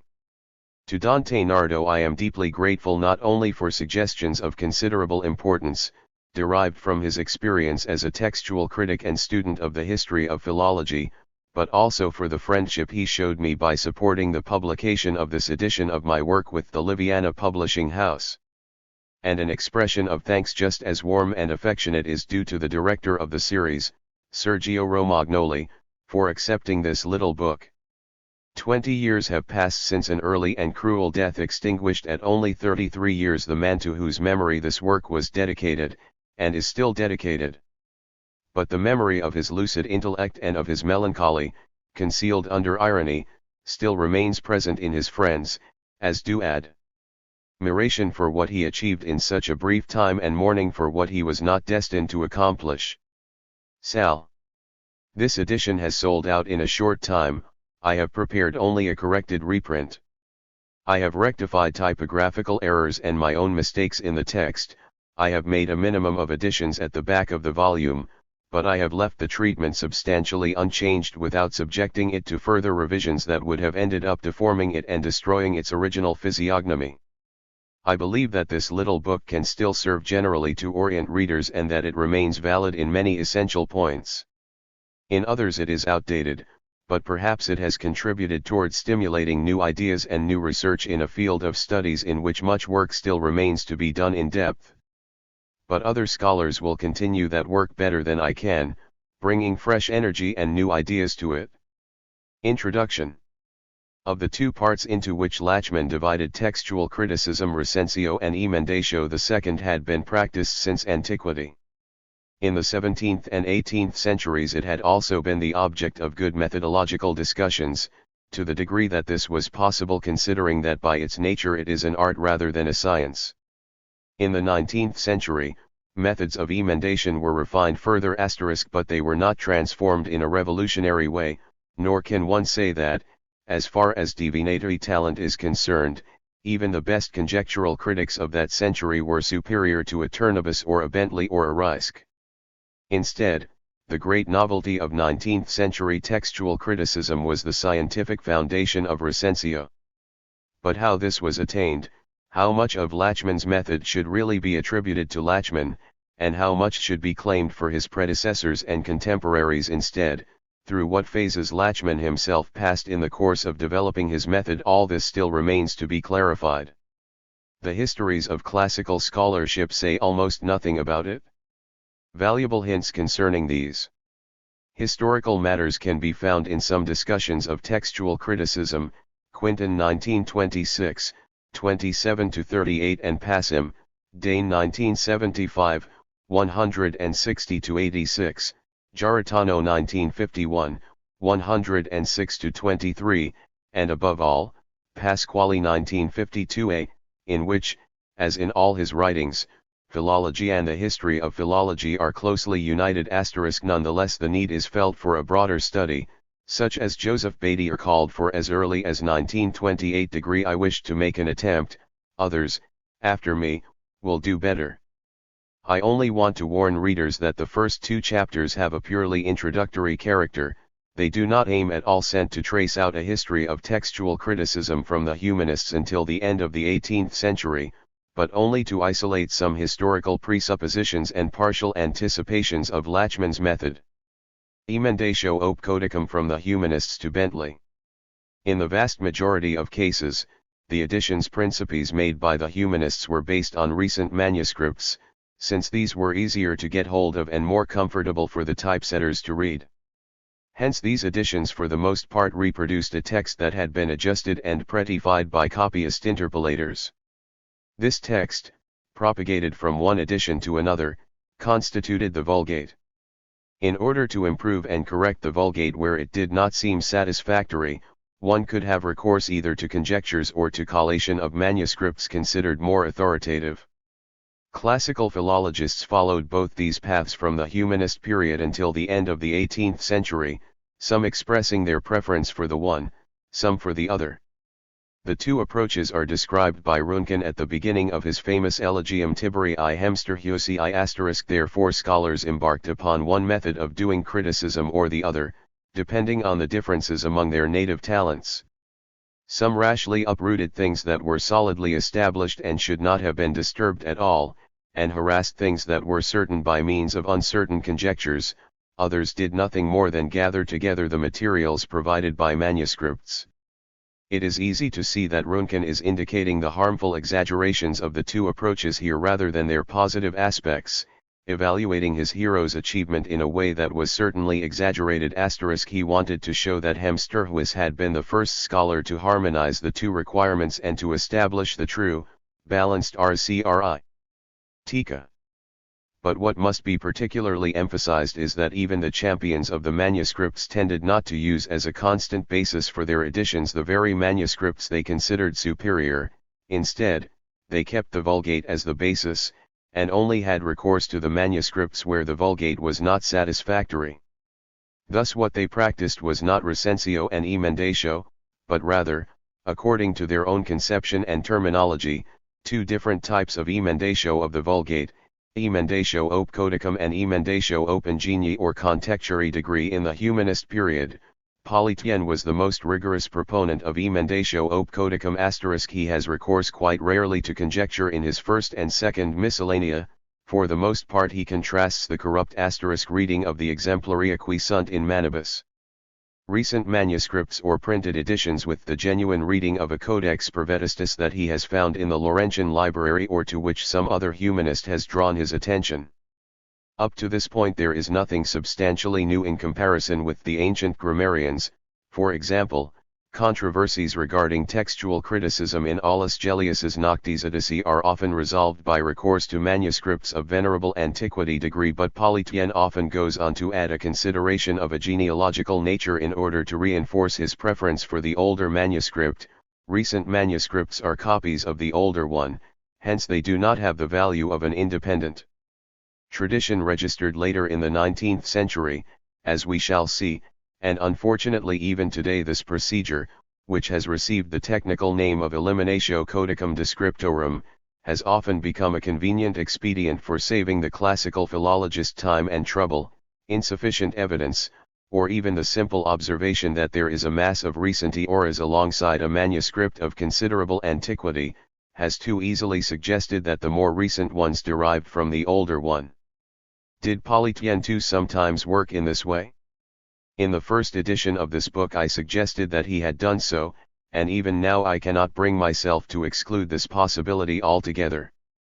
And yet even then I cited a well-known example of an eliminatio that Politian based on solid evidence, and now I am inclined to believe, though with some reservations, that Rizzo is right to maintain that such cases make up if not the totality, at least the great majority. In chapter 25 of his first miscellanea, Politian demonstrates that the Laurentian manuscript 49,7 of Cicero's Epistulae Familiars, which had one quire out of order by an error of binding, is the ancestor of a group of more recent Laurentian manuscripts in which the same disturbance in the order of the letters is found without this being explicable by a displacement of the quires.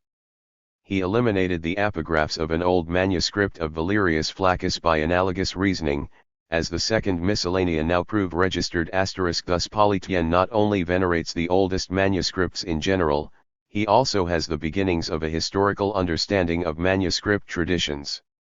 He is also aware that when a conjecture is necessary, it must find its starting point in the oldest stage of the tradition that we can reach. Note in the deceptive patchings up that corruptions have undergone in the more recent manuscripts a criterion that will not be fully recognized until the age of Lachmann. What is more, Polytien already understood that the manuscripts had to be collated not occasionally but systematically, registering all the readings that diverged from the Vulgate text, including those that were certainly erroneous but that might turn out to be useful for restoring the text. This is the criterion he asserted in the subscriptions to the writers de Re Rustica, to Pliny, Statius, Pelagonius, and Terence. He had a full and justified awareness of its methodological novelty, even if earlier humanists and, probably, medieval scribes had already begun to apply it. In this regard he was a precursor of Ernesti and Wolff and was already beginning to overcome the erroneous concept of emendatio ob codicum, which implies that collations are made not constantly but only occasionally. Politian's orientation toward conservative textual criticism, his polemic against the copyist interpolators, and his tendency to belittle recent manuscripts as copies of a Vetustissima still preserved recur in Pere Veteri, with greater support from arguments and examples. Degree always disinclined to make conjectures, he is especially hesitant when the old manuscripts unanimously attest a reading. I scarcely think that all the old manuscripts can be subject to the same error. This was a legitimate hesitation until scholars attained with clarity the concept of an archetype, which explains the corruptions shared by a whole tradition. In fact, despite certain professions of an extremely conservative creed, Veteri is anything but uncritical in his actual philological practice. His defense of the manuscript tradition is almost always the result of a deeper interpretation, a better understanding of the writer's style. This is true especially of Cicero, the author whom Veteri knew best. It is somewhat less true of the Greek texts he published, in which he sometimes really did fall into excesses of conservatism. 3. But, even if only in passing, Erasmus had already arrived at the use of trademark the concept of archetype for the purposes of emendatio. In his Adage of 4 he proposed a correction to a proverbial expression cited in Aristotle's Metaphysics, and observed, the agreement of the manuscripts will not seem at all astonishing to those who have even a modicum of experience in assessing and collating manuscripts. For it very often happens that an error of one archetype, so long as it has some specious appearance of the truth, goes on to propagate itself in all the books that form as it were its descendants, and the children of its children and those who are born later. We must linger for a moment on this passage, which I discussed inadequately in the first edition of this work, in part because of a banal error of interpretation. Scholars used to think that the humanists meant by the term archetypum or codex archetypus only the official text checked by the author and intended to be published afterward in further copies.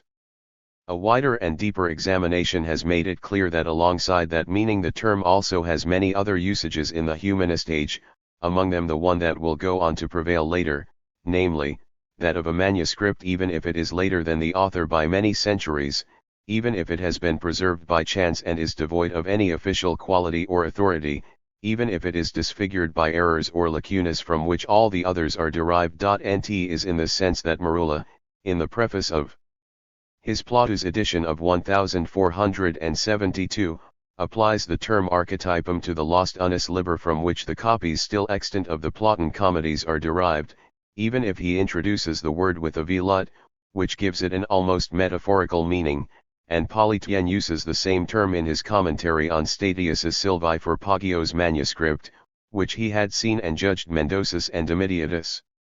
7. What is still lacking, it seems to me, before we arrive at the Lachmannian usage of archetypum, is the limitation of the term to lost ancestors alone and, what is more, to ones distinct from the original or official text.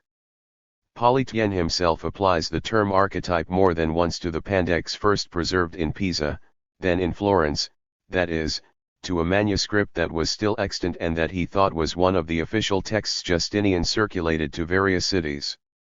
Registered in any case, the importance of the passage of Erasmus we have cited consists not in his application of the term archetypum to a lost common copy as we have seen, at least Merula had preceded Erasmus in giving this meaning to the term, even if with a somewhat cautious wording, and probably Erasmus too considered legitimate the other meanings commonly given it in the humanist period, but rather in his energetic affirmation of the right to correct a reading that appears erroneous without allowing oneself to be intimidated by the consensus codicum.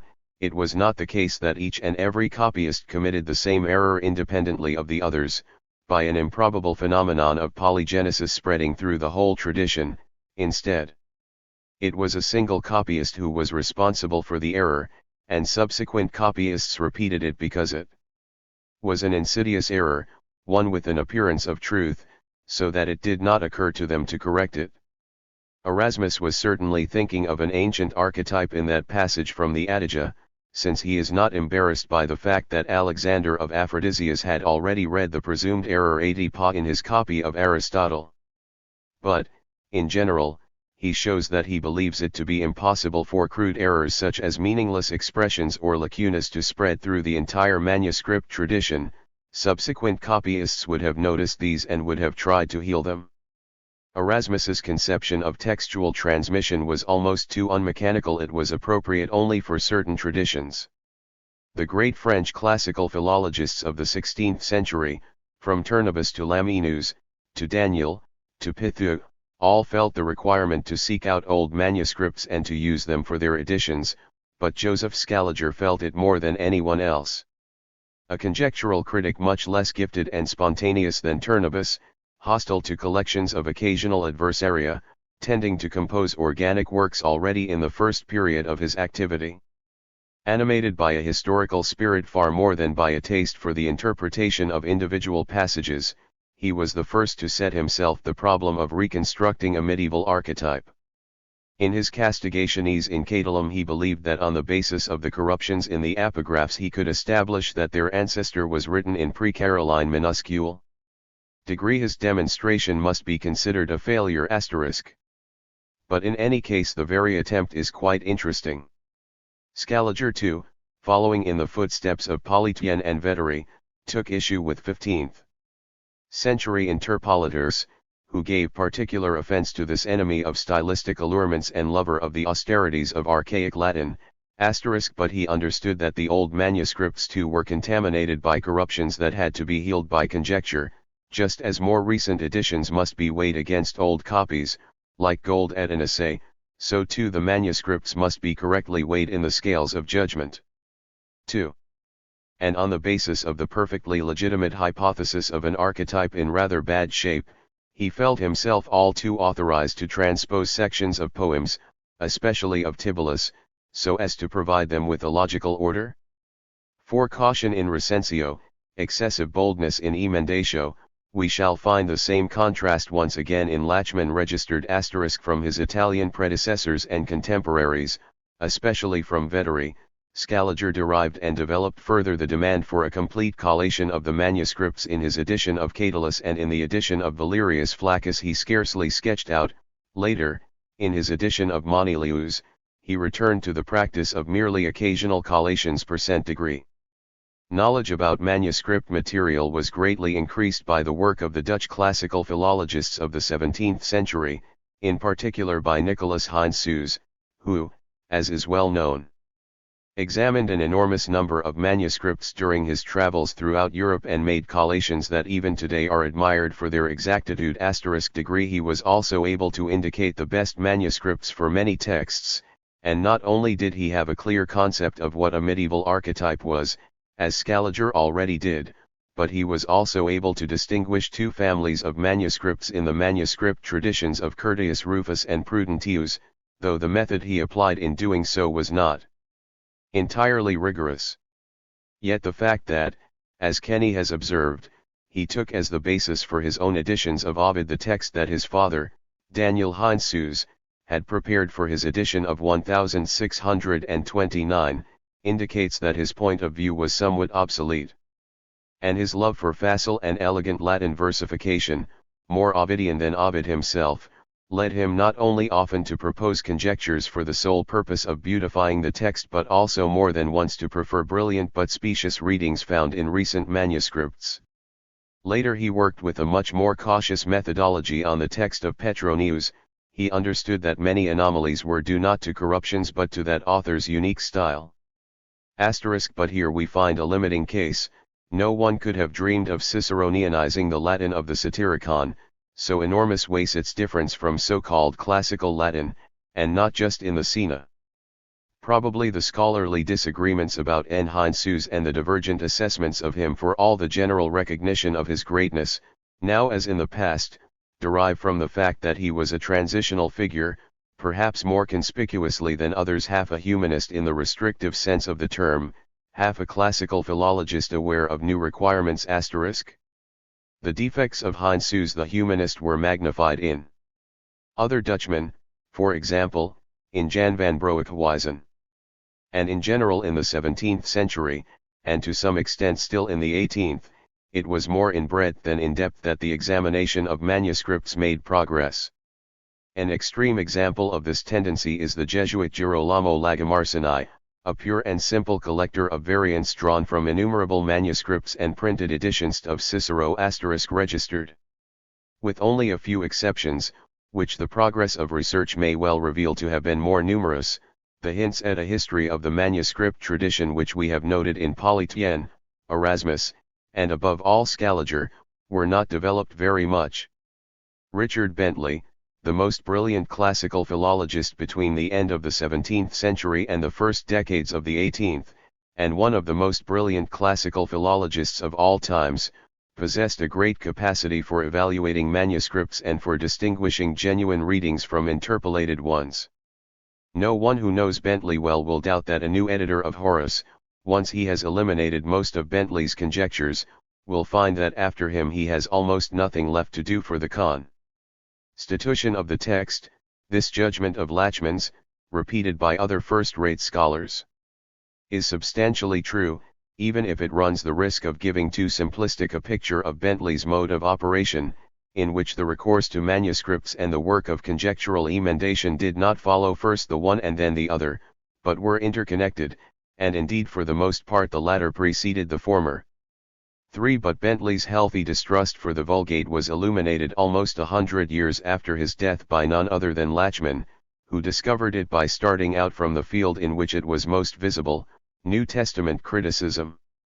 For the most part, this aspect of Bentley's activity as a textual critic remained concealed from the classical philologists who were his contemporaries or immediate successors by another, more conspicuous one, his conjectural criticism, extraordinarily ingenious, but often rash, for he himself contributed to this impression with some of his vigorous pronouncements, like the celebrated "For us, reason and the facts are worth more than 100 manuscripts," or like the perhaps even more characteristic passage in the preface to his edition of Horace in which he maintains that conjecture, precisely because in it the classical philologist's personal responsibility is entirely at stake, ends up yielding more secure results than accepting the transmitted reading or choosing between variants does 3 cent against a lazy and uncritical adherence to the Vulgate or to the first reading offered by just any manuscript.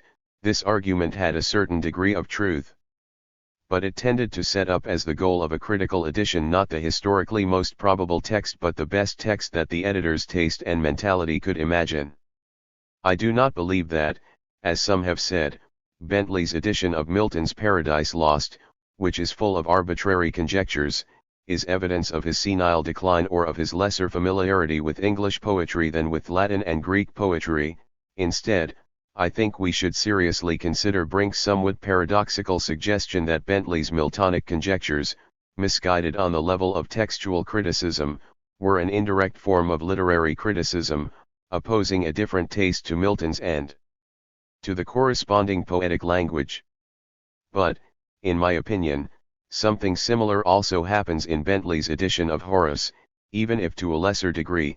In the overwhelming majority of cases, Bentley's hundreds of conjectures on Horace are corrections not of the transmitted reading but of the poet, and many of them betray a lack of understanding of that element irreducible to pure rationality in the strict sense, which one's inherent in any poetic language, in quite different forms and degrees. 3. The English classical philologists of the second half of the 18th century and the first half of the 19th, who were inferior to Bentley in talent and breadth of horizon but nevertheless followed his powerful example in textual criticism, were above all conjectural critics, endowed with a refined knowledge of linguistic and metrical usage, especially regarding the recitative parts of Greek tragedy and comedy. But they also felt the need to check the manuscripts. If Porson was conditioned by the fact that he never stirred from England, where only recent Horace manuscripts of Euripides and the other tragedians existed, before him Samuel Musgrave ventured as far as Paris and collated 2 important manuscripts of Euripides there, and after him Peter Elmsley went to Italy, studied the Laurentian manuscript of Sophocles*, and collated and evaluated Vatican manuscripts of Euripides, for the most part correctly *. To Elmsley we also owe the suggestion that all the manuscripts of Aeschylus derive from the same copy, which appears to have survived alone the general wreck of ancient literature. Plus, we already know that the concept of an archetype goes back 3 centuries before Elmsley. All the same, his strictly medieval conception of the archetype of Aeschylus, as the sole manuscript to have escaped a shipwreck that befell civilization, is interesting because it anticipates Madvig's and Lachmann's formulations. It is altogether another matter that one can no longer think today of an archetype of this kind for the text of Aeschylus. But my wish not to separate his English followers from Bentley has led me to jump too far ahead in my story. We must now take a step back, in order to show how New Testament philology gave rise to great progress in the methodology of textual criticism. 2. The need for a systematic recensio in the 18th century. As we have suggested, it was above all the study of the Greek New Testament that made the technique of recensio progress beyond the point it had reached with Scaliger. This was observed by Giorgio Pasquale 195-8, with regard to recensio, Philologia Profana is still, without knowing it, a tributary of Philologia Sacra. He also indicated the reasons for it. The New Testament has an extremely rich manuscript tradition. Conjectural criticism can achieve little or nothing, hence the problems of choosing among the innumerable variants and assessing the different degrees of authority of the manuscripts moved to the forefront.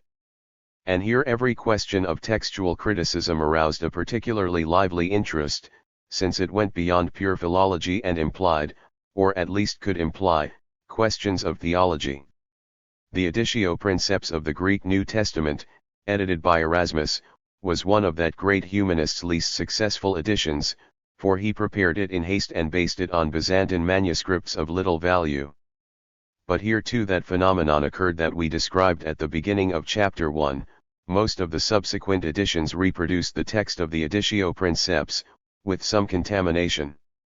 One of these editions, the so-called Textus Receptus, published by Elsevier of Leiden, had an enormous diffusion and was adopted by the Protestant churches from then on. It was indeed permitted to amass variants at the foot of the page. John Mill collected more of them in his Oxford edition of 1707 than anyone else did, but every attempt to introduce modifications into the text, even if on the authority of the oldest manuscripts, encountered the theologians' fierce opposition. If someone would dare to change even a little word or a single letter or one stroke of a letter by the application of critical judgment, then at once with their cries of protest they tear him apart as impious, and with great fierceness they accuse him of heresy. Wrote Wettstein, and he himself had had first-hand experience of these theological furors. Such intolerance was stronger in Protestant countries than in Catholic ones, for the Reformation, in contrast to Catholicism, sacred scripture is the only source of truth, and at the same time, quite otherwise than in Catholicism, it is the only book that the whole populace reads. What will happen if that first certainty, from which all others well forth, becomes uncertain? All the same we must add that a similar error, which allowed the Textus Receptus to be venerated as the tradition and made a return to the ancient manuscripts seem a rash innovation, was not limited to theologians alone but was widely diffused among classical philologists as well. It derived from that error of method we have already described, namely, to take the Vulgate as the basis and amend it afterward by recourse to manuscripts and conjectures. In this way recurring to manuscripts seemed to be a break with tradition rather than a return to it. Exceptionally fierce struggles were necessary in the field of New Testament studies to defeat this illogical form of conservatism, but so too in classical philology Ernesti, Reisk, and Rünken had to work hard *, just like, in Dante's studies, Bartolomeo Peruzzini degree. A remarkable philologist from Verona who remained almost completely isolated, so that in Italy that prejudice lasted even into the 19th century. Many of the readings in Plautus that Tommaso Valori defended were Vulgate readings of very little or no documentary authority, or even quite recent conjectures, to which Ritzk often opposed not his own conjectures but readings from the Ambrosian palimpsest degree. The most stubborn defenders of the Receptus were Protestants, but the very spirit of the Reformation encouraged * the textual criticism of the New Testament and consequently that of classical texts too. Wettstein always appealed against his persecutors to the principles that had inspired the Reformation. He understood that those principles remained alive not in the restrictive dogmatism of the great Protestant churches in the countries where they had won the victory and been recognized by the political powers or were even identified with them, but rather within the heretical currents of Protestantism itself, in developments that were rationalistic or, often, simultaneously rationalistic and mystical, but of a mysticism that was not contemplative and inert but subversive. It was to such currents that the principal New Testament critics belonged.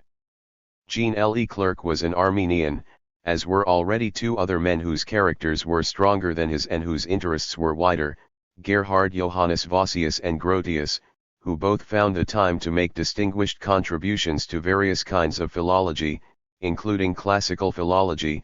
Wettstein was a Socinian, or at least was suspected of Socinianism.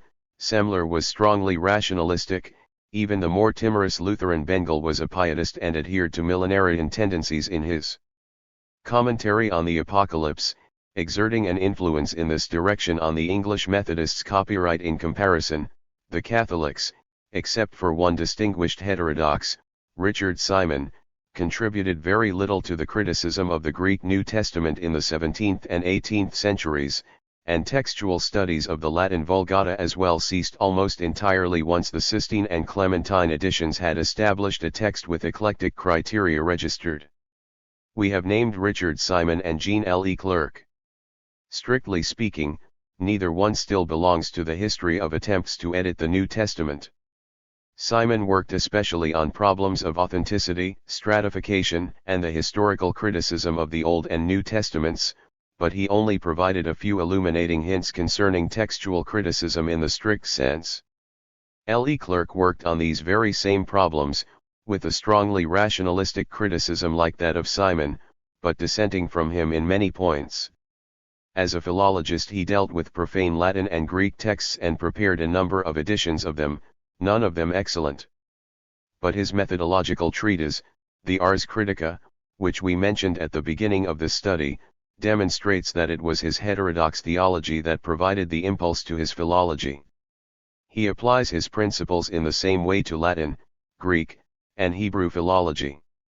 From the second to the fourth edition of his work, he adds after its 2 volumes a third one, Epistolae Critici et Ecclesiasticae, in quibus ostenditur usus artis critici, cujus possunt habere volumen tertium, and in the Ars Critica he often has recourse to examples from the Old Testament, and even more from the New Testament.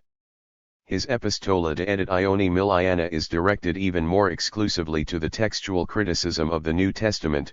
It is found after the preface of Ludolf Kiester's edition of the Novum Testamentum Graecum.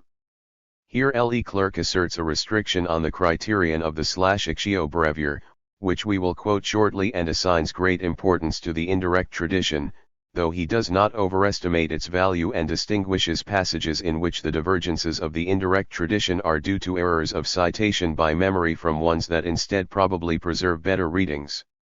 This must be taken into account if we are to arrive at a fair evaluation of his philological personality, not a great one, to be sure, but still quite a notable one.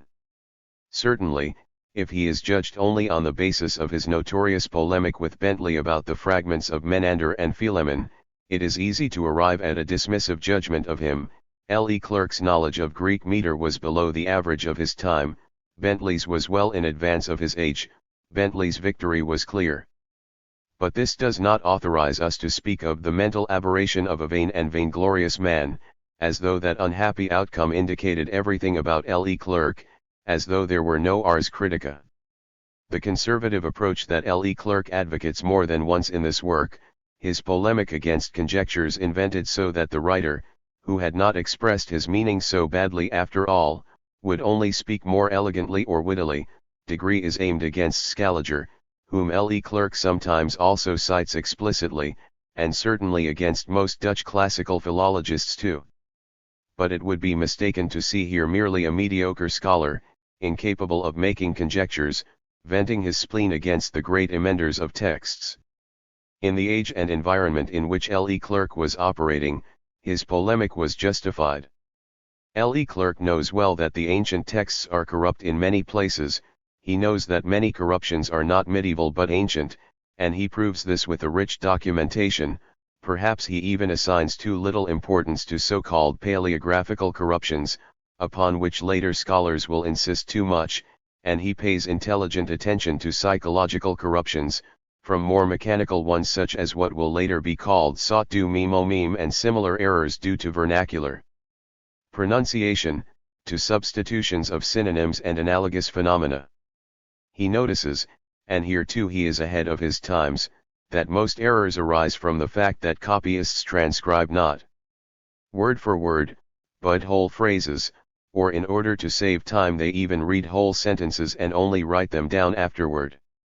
He requires that a conjecture be able to explain the genesis of the corruption, but he does not establish this as an absolute requirement. Indeed, he admits the existence of inexplicable corruptions, since the copyist or, what amounts to the same thing, the person who reads aloud to him may even have substituted for the text of the model completely different words referring to thoughts that occupied his mind at that moment. We are not far from the Freudian slip, indeed, we have gone too far beyond it in a certain respect, since such a substitution would not have been facilitated by similarities of sound or sense, by what Freud will call Begünstigungen. He has no interest in the genealogy of manuscripts but limits himself in general to preferring the oldest manuscripts, but we should not forget that it was only later that the rehabilitation of the recent eras became justified and fruitful, and that the first, necessary stage had to be one of distrust for the all too often interpolated manuscripts of the humanist age. We shall refer shortly to Leclerc's contributions regarding other editorial criteria. In this way we shall see even more clearly how the Ars Critica paved the way in large measure for the immediately subsequent development of New Testament textual criticism. But history follows winding roads, even the history of a limited problem, and so the first project of editing the New Testament which overcame the general conception of the Textus Receptus was due not to one of the religious reformers to whom we have referred and to whom we shall return later, but to Richard Bentley, a man as brilliant and bold in philology as he was orthodox in matters of religion. And it was, precisely, a religiously orthodox aim that inspired him. Besides the philological problem itself, he wished to defend the authority of the biblical text against the freethinkers led by Anthony Collins. For freethinkers, the existence of so many variants in the New Testament manuscript tradition, such as had been amassed by Mill in his edition of 1707, already mentioned, was an argument against the Gospel's authenticity and truth. For Protestant theologians of strict observance, it was a reason to fear a similar polemical use of the text's uncertainty and hence to refuse to part company with the Receptus. For Bentley, it was an incentive to establish the text more solidly and thereby to defeat skepticism. So he planned an edition based on a comparison of the oldest Greek manuscripts with the Latin Vulgata and the citations in the patristic texts, which ought to have restored for us the state of the tradition as it had been at the time of the Council of Nicaea II. He recognized that recensio had to take precedence before conjectural criticism in a textual tradition that was so rich and ancient. But even though, as we have seen, his project was dictated by intentions that were anything but subversive in religious matters, it nonetheless encountered the theologians' opposition. And so Bentley ended up giving up this plan, also because of his commitment to other projects and because of the very difficulty of completing so enormous a task. 3. There were certainly more practicable ways to improve the receptus. One could draw upon Mill's apparatus and introduce more reliable individual readings into the text. In certain cases, one could also have recourse to conjectures. The first procedure was already followed in 1709-19, that is, before Bentley's proposals, by the theologian and mathematician Edward Wells, for the first and second ones together, by the Presbyterian Daniel Mace. Both improved the receptus very notably, they performed a courageous and philologically valuable deed. Nonetheless, this was still just occasional corrections, op codicum and, more rarely, ingenii. Bentley's project was methodologically more innovative, because he intended to set aside the receptus altogether and to refer constantly to the manuscripts. It was along this path that Johann Albrecht Bengel and Johann Jacob Wettstein, the two greatest New Testament critics of the 18th century, moved and made further progress. More cautious than Wells or Mace regarding interventions into the text, they were more acute regarding theoretical questions. Each felt asterisk needs unknown to the other, hence their polemics and their mutual incomprehension. Bengel has the merit of having been the first to try to determine the relations of kinship among manuscripts. Manuscripts are closely related to one another if they have the same ancient arrangements of text on the page, subscriptions, and other subsidiary features. Copyright. Besides these kinds of evidence, he also argued on the basis of shared readings. 7. Though he did not yet go so far as to distinguish between shared corruptions, the only truly probative evidence, and shared correct readings. He imagined that in the distant future the whole history of the New Testament tradition could be summarized in a tabula genealogica, that is, in what will later come to be called a stemma codicum.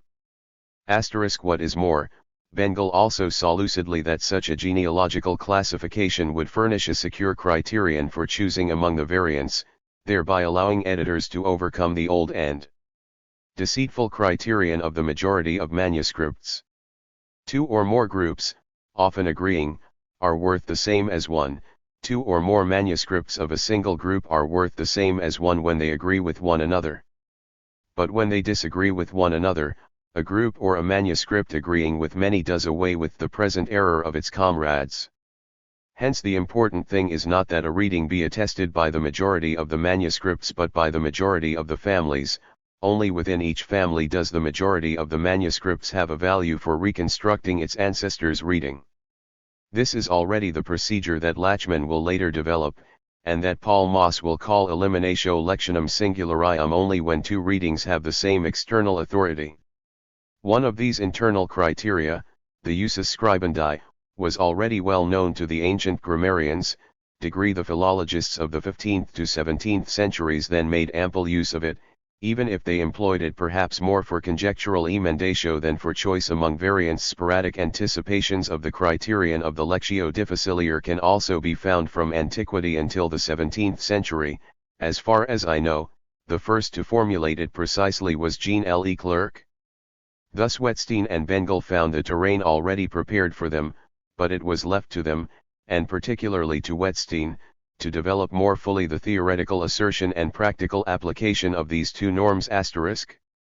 It was only later that Wettstein, preoccupied by accusations of subjectivism in the choice among variants, ended up adhering above all to the criterion of the majority of manuscripts, but without ever repudiating internal criteria.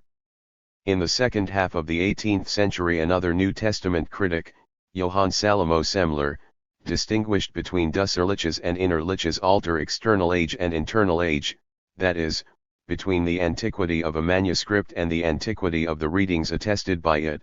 A manuscript that is more recent than another one can preserve readings that are more ancient. Bengel had already noticed this, as others had even earlier, but not with such clarity. Greater than 5. In the end, Johann Jacob Griesbach summarized the results of earlier criticism in a didactically perfect form in the Prolegomena to his second edition 34, but although by now he fully recognized the inconsistency of the Receptus, he too did not free himself from it courageously enough, registered 35 *. In the meantime, classical philologists had noticed that they had fallen behind the theologians in textual criticism. In 1730 Wettstein could still point to the critics of profane texts as an example that students of the New Testament should follow, but by 1770 the roles had been reversed after the works of Wettstein himself, Bengel, and Semler, and Johann Jacob Reisch wrote, "We should not treat profane authors with less scrupulous veneration than the New Testament. For the very same reason that we carefully collate manuscripts of the New Testament, it is only fair that we inspect the manuscripts of Demosthenes and all the other ancient authors too, and dig out and publish their readings. For this is the only way to demonstrate the historical truth of any text, be it sacred or profane, on the basis of the consensus of many ancient manuscripts of approved reliability." 3 degrees. In fact, Reisch did more for the text of the Attic orators and of Atticists like Libanius with his splendid conjectures than by investigating the manuscript tradition, but the need to use the manuscripts as the text's constant foundation instead of only making occasional collations was reaffirmed a little later with great clarity by Ernesti in the preface to his edition of Tacitus, and once again by Friedrich August Wolff at the beginning of his Prolegomena ad Homerum. Each of these scholars observed correctly that to follow the old method of having recourse to the manuscripts only where the Vulgate was not satisfactory resulted in leaving in the text a large number of small corruptions and lectiones faciliores that, for better or worse, made some sense and hence did not arouse suspicion. Wolff writes, "A true, continuous, and systematic recension differs greatly from this frivolous and desultory method. In the latter we want only to cure indiscriminately the wounds that are conspicuous or are revealed by some manuscript or other. We pass over more which are good and passable as regards sense, but no better than the worst as regards authority. But a true recension, attended by the full complement of useful instruments, seeks out the author's true handiwork at every point. It examines in order the witnesses for every reading, not only for those that are suspect. It changes, only for the most serious reasons, readings that all of these approve.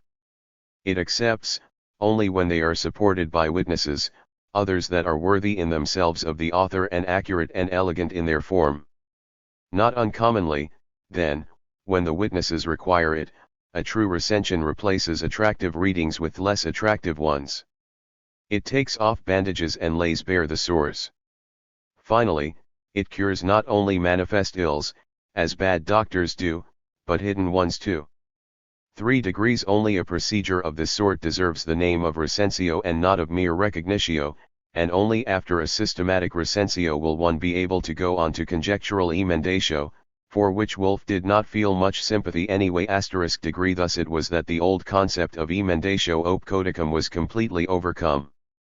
But Wolff's recognition of the need for a systematic recensio and for a repudiation of the Vulgate is not accompanied by a too exclusive faith in the most ancient manuscripts. It will have been Semler *, who positively influenced him in this recognition of recentiores non deteriores, not the worse ones, which, as we know, is in itself not new, but it is worth the trouble to quote Wolff's own formulation, for newness in manuscripts is no more a vice than youth in men. In this case, too, old age does not always bring wisdom. Insofar as each follows an old and good authority well, it is a good witness. The comparison between a manuscript's youth and a human being's is little more than a graceful witticism, but the final phrase explains well why a recentior can on principle be not at all a deterior. The recent copyist may have copied an ancient and good manuscript well. 42 So too, during the last 3 decades of the 18th century, the need for a genealogical study of the manuscripts, which we have seen Bengel assert in the field of New Testament studies, gradually spread among classical philologists. Ernesti clarified even better than Bengel had done the principle that several manuscripts deriving from the same ancestor had the same value as only one, *. Christian Gottlob Heyne and the Alsatian Jean Schweig. Hauser tried to reconstruct genealogies, the former for the manuscripts of Tibullus, the latter for the manual of Epictetus. To be sure, these scholars' attempts turned out quite imperfectly, not only because of their inexperience and incomplete knowledge of the manuscript material, but above all for the objective reason that even today makes it impossible in so many cases to trace a stemma codicum, contamination. Heine, a philologist whose greatest originality certainly did not consist in textual criticism, but who even as a textual critic is more valuable than is generally said for degree, was well aware of this phenomenon of contamination. For the New Testament, Griesbach was too *sent / so too, the manuscript tradition of Homer was too contaminated to permit the fulfillment of Wolff's proposal that the manuscripts be organized into classes and families. 47 But thanks to his use of the Venetian scholia discovered by Villoisen, Wolff was able to achieve something else in his Prolegomena, the history of a text in antiquity *. Registered in this way he prepared the way not for Lachmann, but rather for Johns and Wilamowit's concept of Textgeschichte and for all the 19th and 20th century studies on ancient variants and ancient editions. For Wolff, the Homeric question itself was nothing more than the first phase, oral and popular, of the history of the text of the Iliad and Odyssey. In the Prolegomena it is only discussed in these terms and not as a problem in literary history. 5. The first phase of Lachmann's activity as a textual critic. After the considerable progress achieved by the method of textual criticism during the 18th century, we witness a return to old positions in the first 15 years of the 19th century. Gottfried Hermann and Emanuel Becker, the two greatest textual critics of the generation after Wolff, differed greatly from one another in many ways, but both remained quite unaffected by the need for a systematic recensio as it had been adumbrated by the great New Testament critics and by Ernesti and Wolff. Hermann was an admirable expert on Greek language and style and supplied contributions of decisive importance to the study of meter, but he had no interest in manuscript tradition. His editions are based not on manuscripts but on preceding editions, and the improvements he contributed to the text of the Greek poets are the fruits of conjecture or, when he does choose between variants, are based solely on internal criteria. To be sure, he succeeded very often in resolving once and for all textual difficulties that had remained unsolved until then, for after all, a thorough knowledge of an author's language and style always remains the first and essential condition for restoring his text. And yet his complete indifference with regard to the documentary foundation of the classical texts represents not only one aspect of his lack of understanding for the new classical philology of Wolff and Boeck, but also a step backward compared to the textual criticism of the 18th century. Becker, on the other hand, was an indefatigable explorer of manuscripts. We are indebted to him for the rediscovery or appreciation of first-rate textual sources such as the Urbinas of Isocrates, the Parisinus manuscripts of Demosthenes and of Theonis, the Ravennas of Aristophanes, and many manuscripts of Plato. Yet despite the fact that Becker was Wolff's favorite pupil, not even he ever thought of doing a systematic recensio, as Wilamowitz rightly notes. In his choice of manuscripts and readings Becker essentially relied upon his sense of language and style, which, for Attic prose, was certainly very experienced. This step backward in the methodology of textual criticism at the beginning of the 19th century helps to explain the impression of great originality that Lachmann's first works make, even when they do nothing more than reaffirm, sometimes with less refinement and caution, principles that were well known to the classical philology of the 18th century. In the field of the criticism of classical texts, Lachmann began his activity with an edition of Propertius in 1816, followed by editions of Catullus and Tibullus and an editio minor of Propertius. His review of Gottfried Hermann's edition of Sophocles' Ajax * and two reviews concerning Tibullus * are also important. In this first phase of his thought, Lachmann claims, polemically and paradoxically, that the most urgent task is to supply rigorously diplomatic editions reproducing the manuscript tradition in the most ancient form we can attain, without taking into the least consideration meaning or grammatical rules. Copyright. Hence not only is conjectural criticism postponed until later, so too is even interpretation itself. Until that time, most critical editions had been simultaneously exegetical, even if some scholars like Heine accorded the first rank to exegesis, others like Hermann to textual criticism, and all the romantic theorists of classical philology, from Friedrich Schlegel to A.S.T., to Schleiermacher, to Boeck, had insisted, or would do so a little later, on the critical and hermeneutic circle. Lachmann, instead, produces editions that are purely critical. In the preface to his Propertius he refers the reader for everything regarding interpretation to the commentary on the poet that J. G. Huschke was planning to publish, just as in the preface to his Lucretius he will refer to the future exegetical works of Steinhardt and Riesacker. The critical apparatus, which in his first edition of Propertius is still selective, becomes scant in his editions of Catullus and Tibullus and in his second edition of Propertius. With regard to the manuscript tradition, Lachmann insists above all on the distinction between interpolated manuscripts and uninterpolated ones. Manuscripts that contain humanist interpolations must be set aside. You are in trouble if you yield to the attraction of their specious readings. In this polemic favoring truth over elegance, which assumes a tone of particular vehemence in his preface to Propertius registered in this distrust of the Docti Italiani, Lachmann feels himself particularly close to Scaliger but has harsh words for most of the Dutch classical philologists. Lachmann's language, like Scaliger's, reveals not only the pure requirement of documentary truth but also a motivation typical of aesthetic criticism. Anyone capable of judging can tell that the original reading is more beautiful than the interpolated one. Classical harshness is preferable to classicist tinsel. Lachmann sympathizes more with Becker than with Gottfried Hermann among the classical philologists nearest to him in age, and this is only natural. It is strange that he does not name Wolff, yet it was Wolff who had demanded editions based on a solid diplomatic foundation, even more than Becker, and Lachmann, who studied the Homeric question and created an analogous Nibelungen question, knew Wolff's Prolegomena ad Homerum better than anyone else. But once the interpolated manuscripts have been excluded, how is the text to be constituted in those passages in which the uninterpolated ones differ from one another?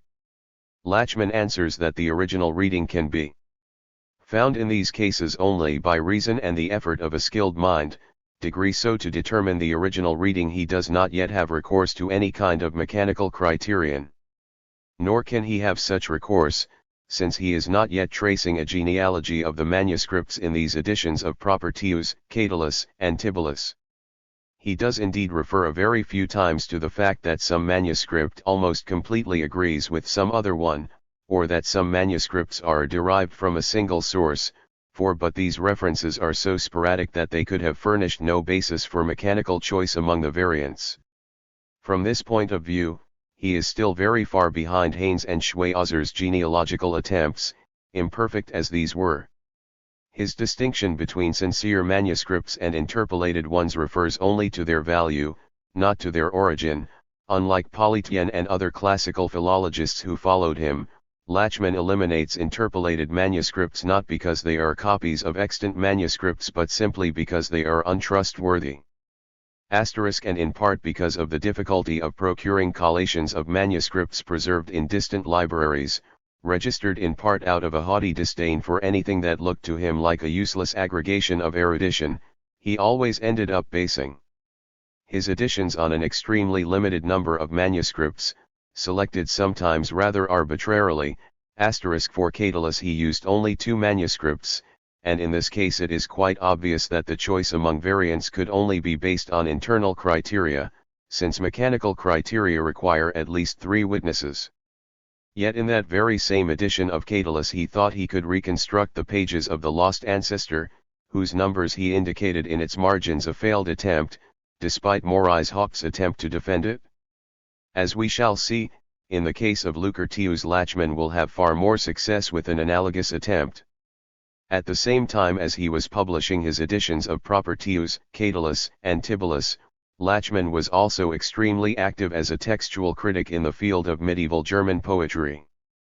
To the flowering of Germanic studies during those years in response to the stimulus of Romanticism, he contributed a rigorously philological method that he had learned from the classical philologists, In this way he made a significant contribution to the birth of a scientific approach out of what had originally been a return to the Middle Ages espoused by populist registered and reactionary literary figures.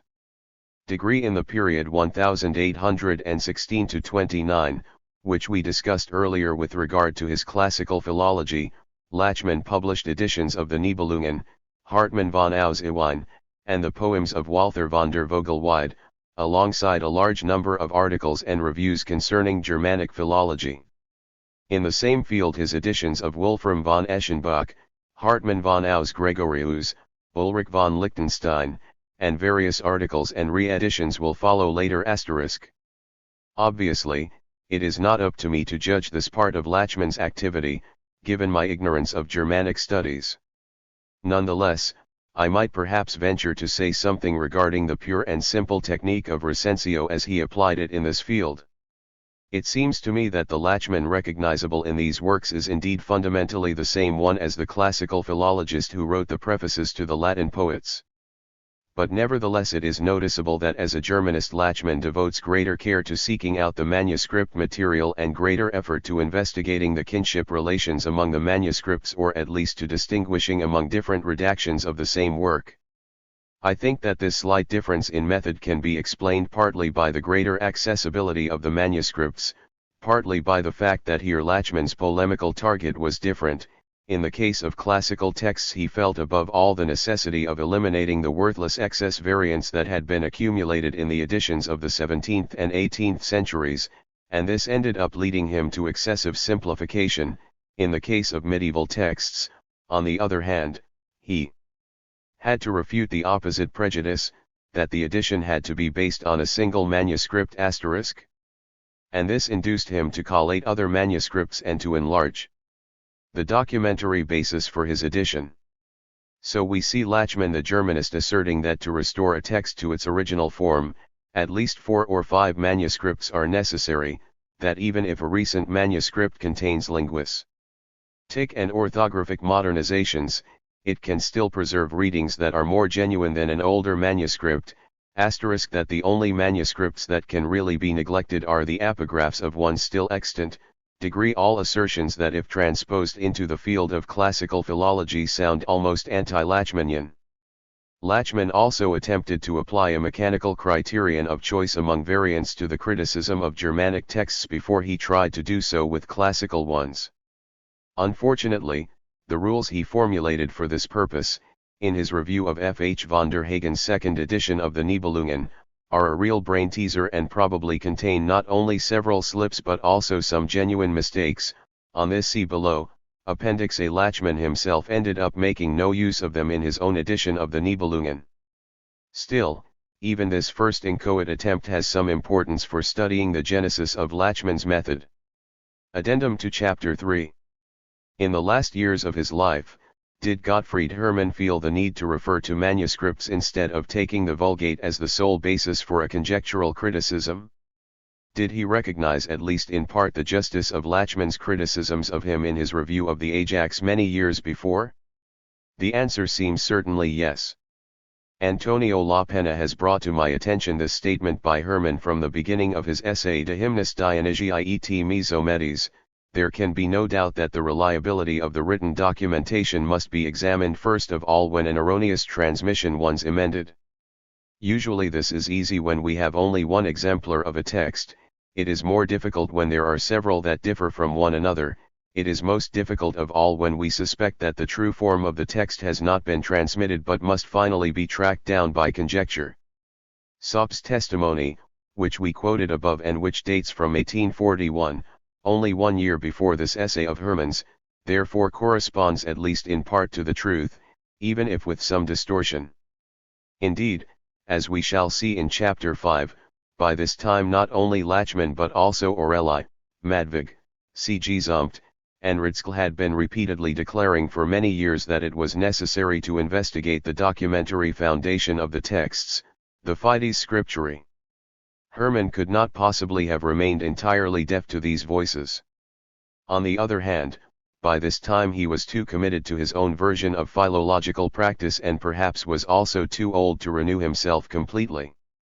he never applied the new methods in a way corresponding to that statement of principle, not even in that very same article, except for a few sporadic references to manuscript readings. What is more, the statement itself is not a model of clarity and coherence. Above all, Hermann seems to be still committed to the distinction between emendatio op codicum and op ingenii, rather than to the one between recensio and emendatio. Furthermore, when he enumerates the 3 degrees of difficulty in restoring the genuine text, he creates a certain confusion between different points of view. The ease of having a single manuscript available must apparently be understood here in the sense of convenience. In this case one need not bury oneself in those laborious investigations of collating various manuscripts and stematology that Hermann continued to find a heavy burden, and sometimes a useless one.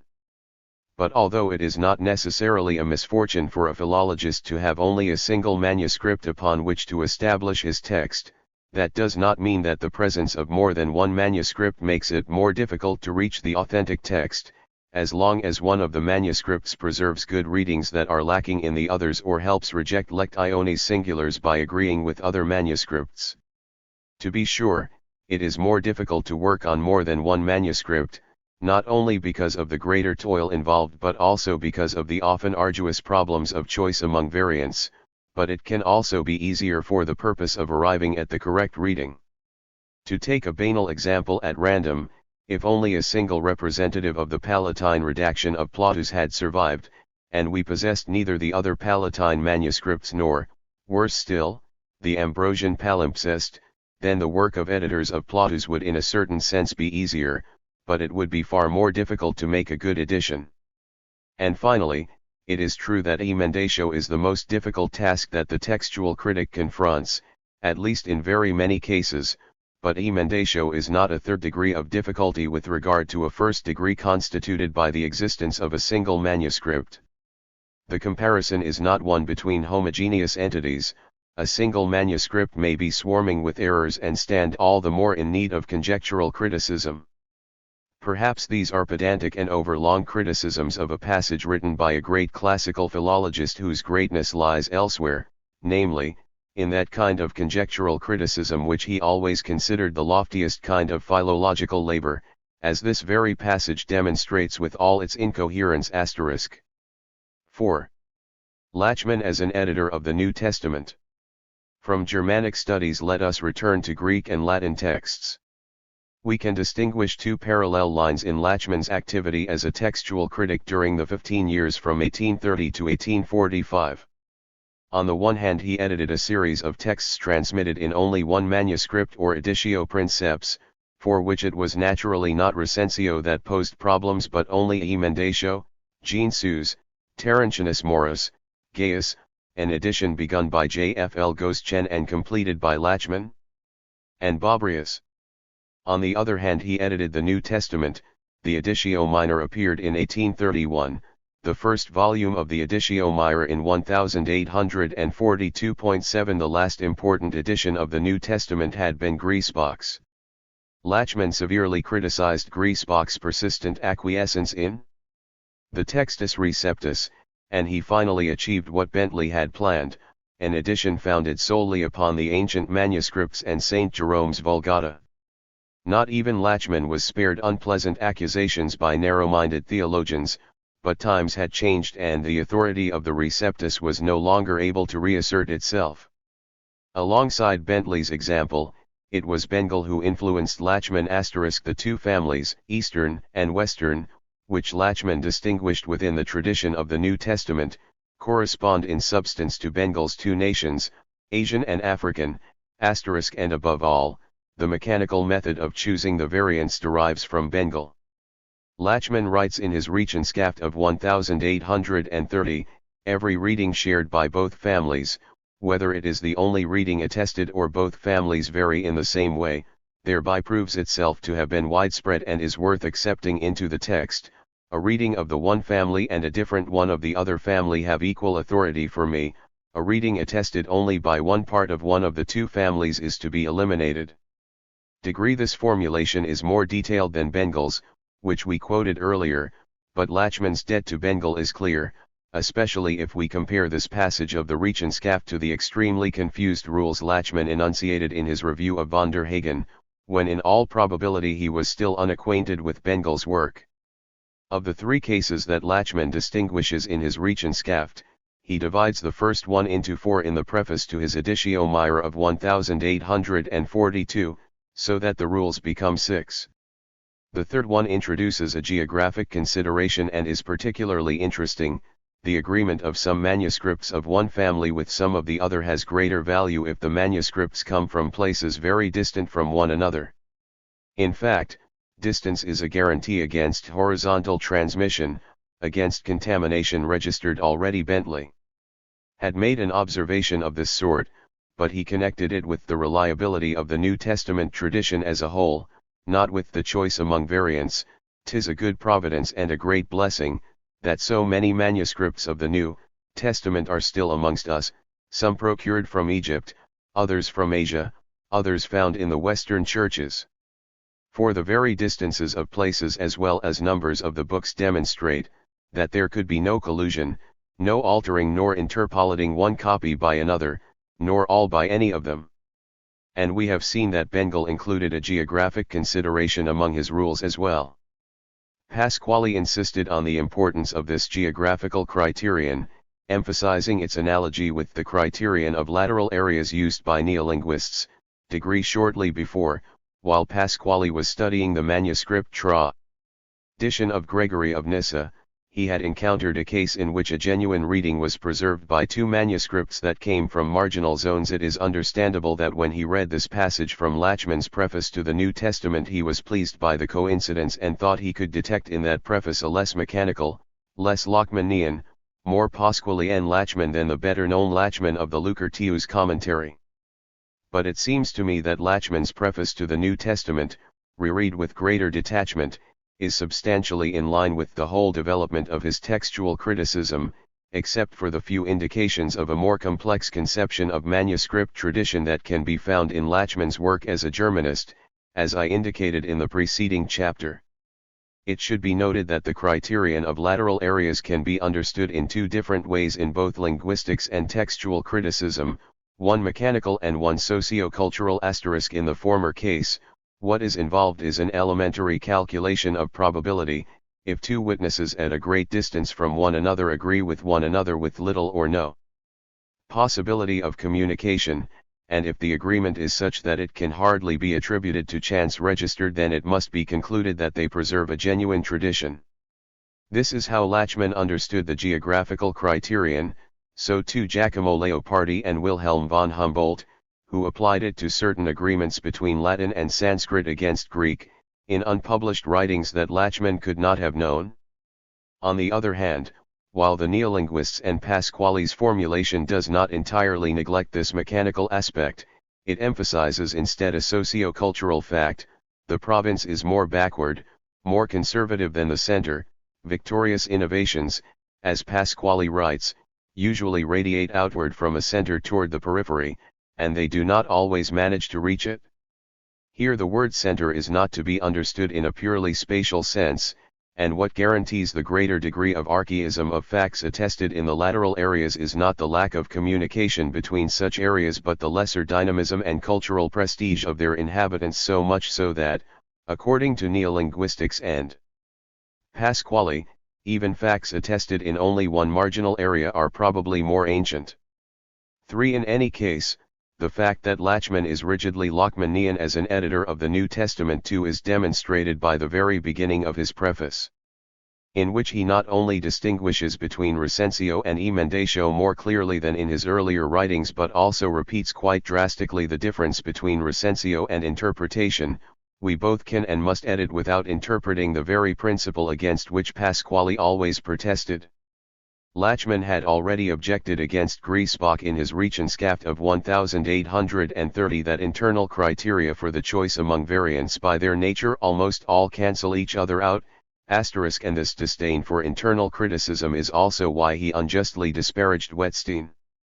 5. Without a doubt, there are cases in which internal criteria cancel each other out. Sometimes a reading is difficilior in one respect, facilior in another. Sometimes the criterion of the lectio difficilia runs afoul of the usus scribendi, especially if it is applied with scholastic rigor.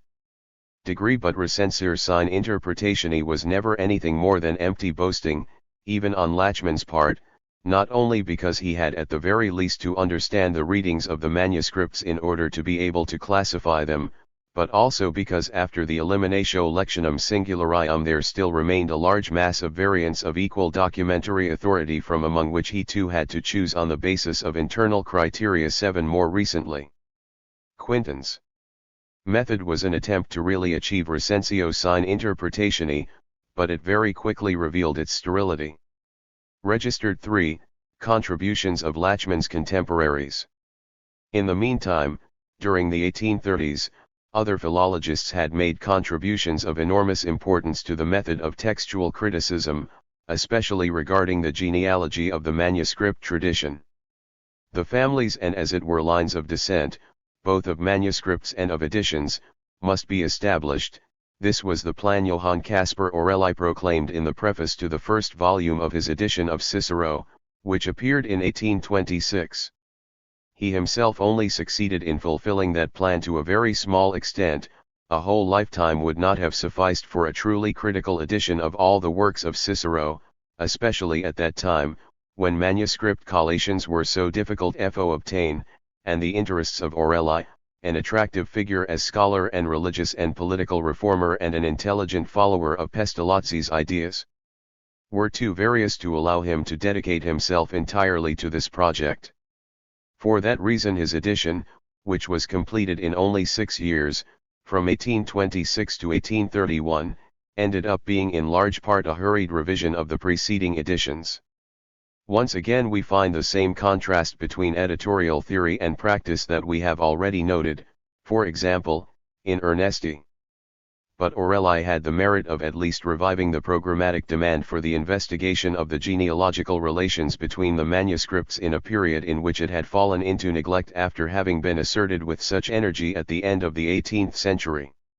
And just as his brief reference to the manuscript tradition of Lucretius provided a starting point for Johann Nicolai Madvig and other scholars before the publication of Lachmann's Lucretius, so too his edition of Cicero stimulated Madvig to give a first substantially correct genealogical outline of the tradition of Cicero's Verrine orations in his Epistola ad Aurelium Epistle to Aureli. 3 This was the first exchange in a fruitful dialogue between the classical philologist of Zurich and his younger colleague from Denmark, which continued in the following years and can be followed in the inaugural dissertations and editions of individual works of Cicero's which were published by the one scholar or the other. This was a genuine dialogue in which, even if from the very beginning Madvig displayed a more vigorous and original philological personality, Aureli too made contributions that were far from negligible and demonstrated that he knew how to study certain problems in depth which he had barely touched on in his Cicero edition. And soon the dialogue was enriched by the addition of a third interlocutor, Karl Gottlob Zumpt from Berlin. A student of Wolff's, Zumpt had learned from him to disdain eclecticism and to demand a text based constantly on the best manuscripts. He put these precepts into practice, first in an edition of Quintus Curtius Rufus, then in an edition of Cicero's Verrine orations that appeared in 1831. This latter edition bears the traces of toilsome revision. Zumpt had to begin his work on the basis of old printed editions because of the difficulty of obtaining reliable collations. Only later was he able to go back to the manuscripts, and he did not feel up to eliminating completely the old and by now quite superfluous hodgepodge from the preface and critical apparatus. All in all, his genealogical reconstruction makes little progress beyond Madvig's much more concise one, which Zumpt read only when his own work was almost finished. But the stemma codicum that Zumpt drew up as a conclusion and summary of his investigation was a very important technical innovation. 92 Chapter 5 Is this the first stemma codicum that was ever actually drawn up, and not only planned like Bengal's Tabula Genealogica? No. In the first version of my study, attributed the innovation to Ritzkel, though I added, I know well how cautious one must be in such assertions of priority. My caution was all too justified. When this study was first published as a book, I was able to backdate the first stemma from Ritzkel to Zumpt, thanks to a kind reference by Conrad Miller. But, a little later, a Swedish scholar, Gösta Holm, demonstrated that Carl Johan Schleider had drawn up a stemma of a type more modern than Zumph's in the first volume of an edition of ancient Swedish legal texts published in 1827, in a field very remote not only from classical philology but also from the study of Germanic literary texts as Lachmann had practiced it, and furthermore that already at an extremely early date he was quite aware of certain causes of disturbance in a purely vertical transmission *. Given the subject matter of Schleider's publication, it is not surprising that it escaped the notice of classical philologists. It is almost certain that Zumpf drew up his stemma without knowing that he had such an acute predecessor in Schleider *. In the field of Latin texts, in 1809 and 1813, even before Schleider, Johann August Goerens had summarized in the form of a tabula or tabella his subdivision of the manuscripts of Cicero's De Legibus and De Finibus into two classes. But Goerens' classification still referred to the value of the manuscripts, not to their relations of derivation, and his tabulae were simple lists of the manuscripts of both categories, not genealogical trees. Zumpt, on the other hand, already indicates the manuscript's derivation, even if somewhat less precisely than Schleider, *, and so far as we know, he is also the first to introduce the term stemma, which will end up prevailing over other synonyms. The young Ritzkel is also connected with Wolff, even if he did not study directly with him. Typically Wolffian is his interest in the history of the text, which he showed starting with his edition of Thomas Magister's Ikshoi, Ovo Dov Kalnid Huv Adelkopf. If I'm not mistaken, the very term history of the text comes to Ritzkel from Wolff. But within this broad perspective he also sets himself the task of reconstructing the precise genealogical relations between the manuscripts. On page XXX of the Prolegomena to his edition of Thomas Magister we find a stemma of the manuscripts and first printed editions, in which lost manuscripts are indicated with Greek letters, according to what will become the customary usage. Clearly this is not a genealogy a primo font deducta. Ritzkel does not explain the relation among the four ancestors registered XWQ, which, as his words and a brief examination of the critical apparatus suggest, is not a pure and simple direct derivation of all four from an archetype or Byzantine edition. Indeed, as we have seen, not even the stemma of the manuscripts of the Verrine orations which Zumpt traced 1 year earlier started out from a single ancestor for the whole tradition. From this point of view, once again, Schleider's stemma is more similar to the ones that became customary later. Ritzkel makes another step forward beyond Zumpt by specifying the position of each and every manuscript within the stemma. Zumpt had been satisfied with indicating some groups of related manuscripts. But the greater specification means greater complexity. Ritzkel was facing a very contaminated tradition, as was only natural, given that this was a Byzantine anthology widely used in medieval schools and was obliged to indicate a double derivation for many witnesses. With all those intersecting lines, his stemma already resembles the ones that are found more and more often in recent critical editions and that aim to give some idea of the manuscript tradition in all its disarray, without convenient but arbitrary simplifications. But when the disarray is excessive, it is better to give up on the stemma. Some years later Ritzkel investigated the manuscript traditions of Dionysius of Halicarnassus and Plautus by the same method. 3. For Dionysius, he based his genealogical reconstruction only on internal data, on shared corruptions and lacunas. For Plautus he was obliged from the very beginning to make use above all of external indications, but he confirmed them later by an internal inquiry. In both cases he summarized his results in a stemma codicum. But despite Ritzkel's outstanding ability to reconstruct the history of a text, he did not feel a corresponding need to use the stemma in order to determine the archetype's readings. Even where it would have been possible, he never had recourse to mechanical rules for the eliminatio lectionum singularium as they had been indicated by Bengel and, even better, by Lachmann in the Rechenskaft to his Editio Minor of the New Testament. In his dissertation on Dionysius of Halicarnassus he traced out this stemma. Chisinus __ Parasinus Urbanus Venetus. This is a typical case of a mechanical recension. but once Ritzkel had reached the point where he could have announced the criteria for reconstructing Q, instead he merely suggested that we should side with the Chigenes as long as possible, but on the other hand should not fear to take refuge in the Urbinas whenever reason itself demands this or sometimes only counsels it. Thus he did not even hint that the reading of 0 could be reconstructed with certainty every time one of the two apographs of registered agreed with the two apographs of W, or one of the apographs of registered and one of copyright agreed with one another against singular readings of each of the other two. Perhaps he did not know the rules Lachmann had formulated, or perhaps those rules seemed to him to have no practical usefulness in the case of Dionysius. For he was convinced that the Parisinus and the Venetus provided nothing useful for the constitution of the text. 5 later, returning to this question, he concluded that they were descripti and hence should be eliminated, thus the choice was really between the Chigianus and the Urbinas alone, so that it became impossible to apply any sort of mechanical criterion. Degree. Thus Ritzkel and Lachmann present a striking contrast.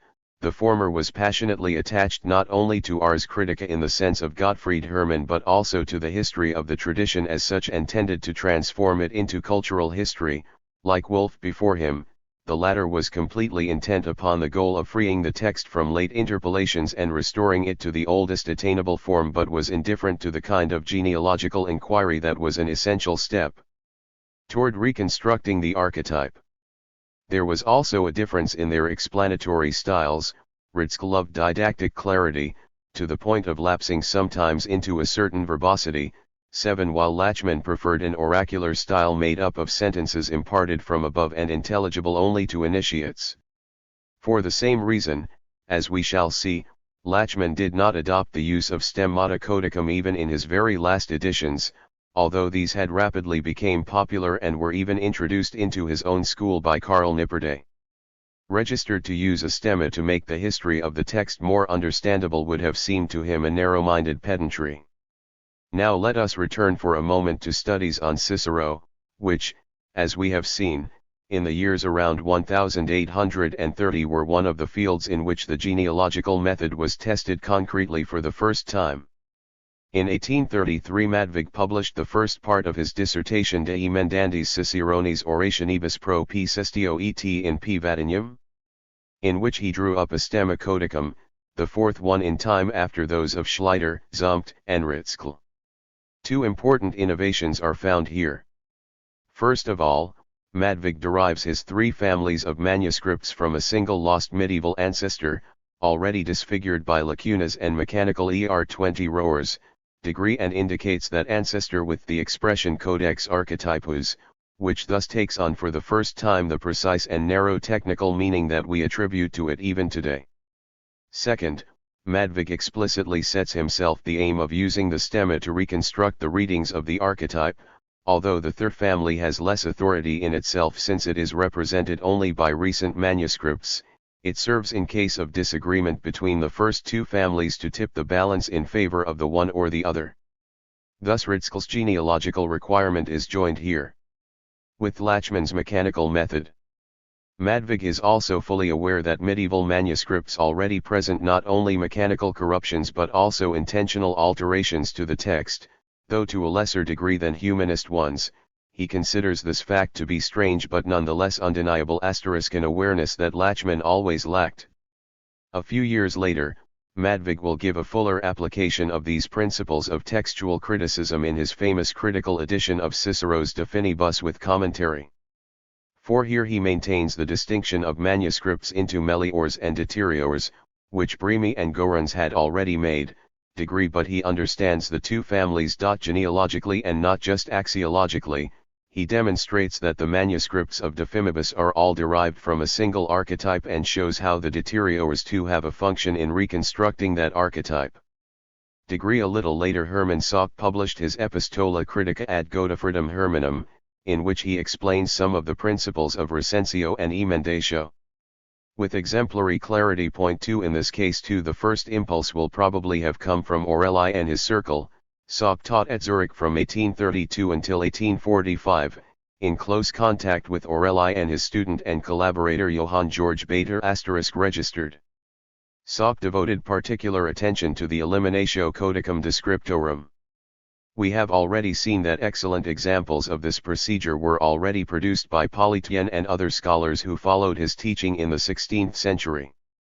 Later, Jean Boivin, a first-class paleographer and classical philologist, who unfortunately published little in this strictly technical field and was satisfied for the most part to leave the fruits of his own researches unpublished or to supply them to other scholars, and for this reason is still neglected by the historians of philology, demonstrated convincingly in an autograph annotation at the beginning of Parisinus Gr 2036 that the text of Pseudo-Longinus Tleptisus contained in that manuscript was the source for all the other extant manuscripts, for where the other manuscripts have a lacuna, whole leaves are missing in this manuscript, exactly 2 or 4, or even more.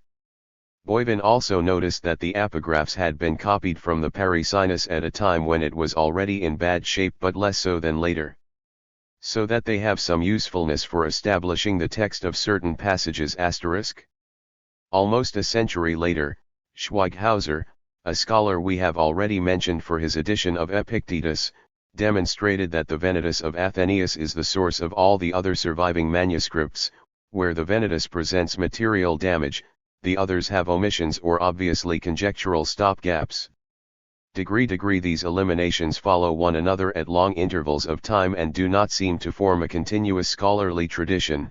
It is unattested and seems unlikely that Boivin knew the results Polytien and his followers had attained, nor that Schweighauser knew about Boivin, and Sopp, a conscientious and scrupulous scholar, would have mentioned his predecessors in his turn if he had known of them. It is not impossible that other cases of eliminations unknown to me will be indicated in the future and that the series will become more crowded, but for now I have the impression that the technique of eliminatio was rediscovered independently on several occasions. After all, in certain cases one arrives at this technique with relative ease. In any case, even if Sopp cannot claim the priority that some have awarded him, he can claim to have fully formulated this technique, which had been entirely neglected in times close to his by Becker, with consequent harm to his edition of the Attic Orators, and had always been neglected by Lachmann, as has already been indicated. He also gave an excellent application by demonstrating that Palade Heidelberg 88 is the ancestor of all the other manuscripts of the orations of Lysias, since a lacuna that in the Palatinus is due to the loss of 11 pages recurs in the other manuscripts without any material damage being detectable in them. To be sure, this very same Epistola ad Hermanum and other writings of Sopp's also contain rash eliminations based not on indisputable evidence but on mere presuppositions. Sopp got carried away with his first success and extended the procedure of eliminatio beyond its legitimate limits. But it should not be forgotten that, in the case of the manuscript tradition of Florus, it was he who reacted against the overestimation of the value of the Bambergensis taken alone. A little later the Dutch scholar Karel Gabriel Cabet went on to show far less caution in his famous Oratio, which laid out the program of his future work. Though he was a fine expert on the Greek language, he was hyperanalogist as a critic, and regarding manuscript tradition was convinced that the dependence of the recenti auras on one or two late ancient or medieval manuscripts was not just one of the possible cases but was the most frequent and, what is worse, the most desirable one. This was the beginning of that tendency toward as it were voluntary eliminations, which, as we shall see, spread in the second half of the 19th century and has still left conspicuous traces in Moss's textual criticism. In the edition of Martial that F. W. Schneedoen published in 1842, 1 year after Sopp's Epistola, he dedicates the whole third chapter of the Prolegomena to examining what the kinship relations among the individual manuscripts are, what the families share. Finally, what the authority and value of each of the individual families is. Nor does Schneedoen stop at the bipartition of the manuscripts into meliors and deteriors, by now customary. He also distinguishes 3 families among the meliors on the basis of shared corruptions. His claim to be the first to give a solid foundation to the textual criticism of Martial is justified. The genealogy he established is still valid in its fundamental structure. just as his preference for the Thuanius remains by and large valid. Sent. I hope that my brief exposition makes it sufficiently clear that the scholars I have mentioned did not limit themselves to applying a method that Lachmann had already established, but that they must be considered among the founders of that method, alongside of Lachmann and sometimes before him. This is especially true of Ritschl, Madvig, and Saup, and we shall see that with regard to Lucretius it is also true of Jacob Bernays*. 6. Studies on the text of Lucretius. Lachmann's last two works of textual criticism were his editions of the Agrimensaries and Lucretius. The first volume of the Agrimensaries appeared in 1848, Lachmann edited the text but did not provide it with a preface. The second volume did not appear until 1852, when Lachmann was already dead. The complex history of the tradition was explained in it very fully and accurately by his student Friedrich Blum, an excellent investigator of manuscripts. Of all the most important Greek and Latin authors, Lucretius was perhaps the most suitable one for applying the canons of the new Ars Critica. Only a small number of medieval manuscripts, whose genealogical relations are easy to reconstruct, a mass of humanist manuscripts that can certainly be neglected without detriment to the recensio, even if they do not derive from medieval manuscripts known to us. For Lucretius too, as for Cicero, the way was indicated by Aureli and Madvig. In 1827 Aureli referred briefly to the fact that all the manuscripts of Lucretius are derived from a single ancestor.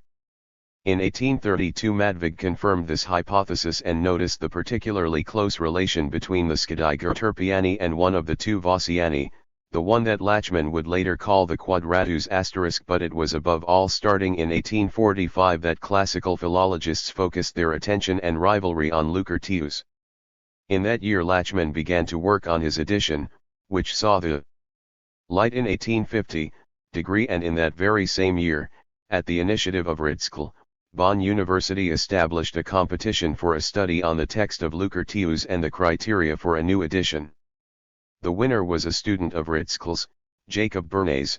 His dissertation was published in Rheinisches Museum in 1847 and in the meantime, in 1846, another young scholar, Hugo Perman, had dealt with the same problems.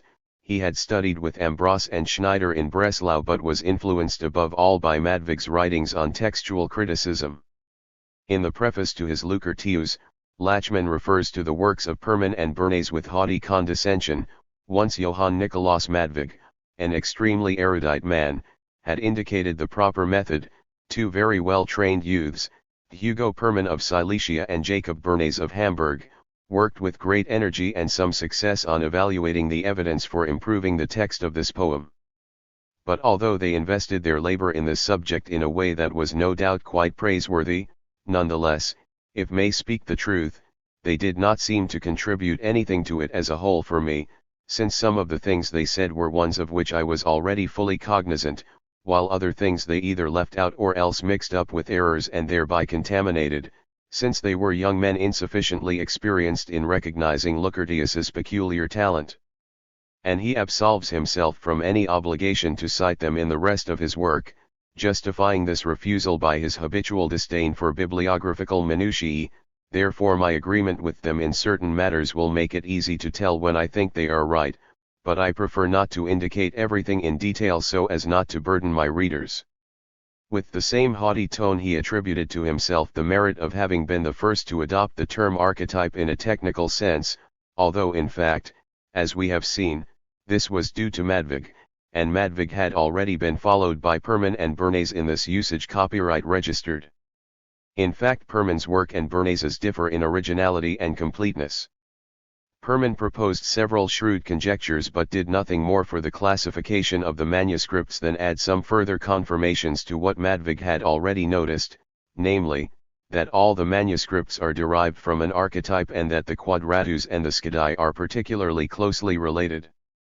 Perman had no clear idea of the importance of the other Vossianus for various reasons, including the lack of a reliable collation, and he even inclined to classify it among the deteriores, since he was misled by its real affinities with the Italici. The only thing that was really new, even if it was still expressed imprecisely, was an observation regarding the script of the archetype or pre-archetype, which Lachmann neglected. Bernays too started out from Madvig, but he studied the problem in much greater depth than Perman did and succeeded in designing a stemma that is basically correct. Studies on the text of Lucretius 105. Archetypus. Exemplar generis 1. Exemplar generis 2. Lug. 2. Mem. God. Vindub. Lug. 1. Pagianus. Cod. Interpol. One can disagree about where to assign the Pagianus, the ancestor of the Italici, and one can point out that Bernays did not demonstrate with conclusive arguments that the Quadratus and Scudi are both derived from the exemplar generis 1, even if in fact it is entirely certain, but everything else is unexceptionable. And unlike Perman, Bernays fully recognized that the Lugdunensis 1 was certainly no less valuable than the Quadratus. Bernays's article has exerted very little influence. Until the first version of the study of mine, everyone registered to Lachmann the merit of having been the first to reconstruct the genealogy of the manuscripts of Lucretius for even Usner, who appreciated Bernays's extraordinary brilliance more than anyone else in the 19th century, did not think it appropriate to include his dissertation on Lucretius in the collection of Bernays's articles he edited, since it has been rendered obsolete by Lachmann. Lachmann and Bernays themselves contributed to this unjust oblivion, the former by the condescending reference we have cited, which gave the impression that Bernays had only glimpsed in a confused manner what Lachmann had recognized as clear as daylight, the latter by his excessive modesty, which led him to admit fully Lachmann's superiority. It would certainly be unjustified to accuse Lachmann of plagiarism. A letter of his to Maurice Haupt makes clear that he had decided that he would read Bernays's article in its entirety only after he had finished the first draft of his preface to Lucretius to his own satisfaction, and there is no reason to doubt that he did just this. But what matters here is not a dispute about chronological priority but rather a comparison between the one scholar's results and the others, and the comparison is not entirely favorable to Lachmann.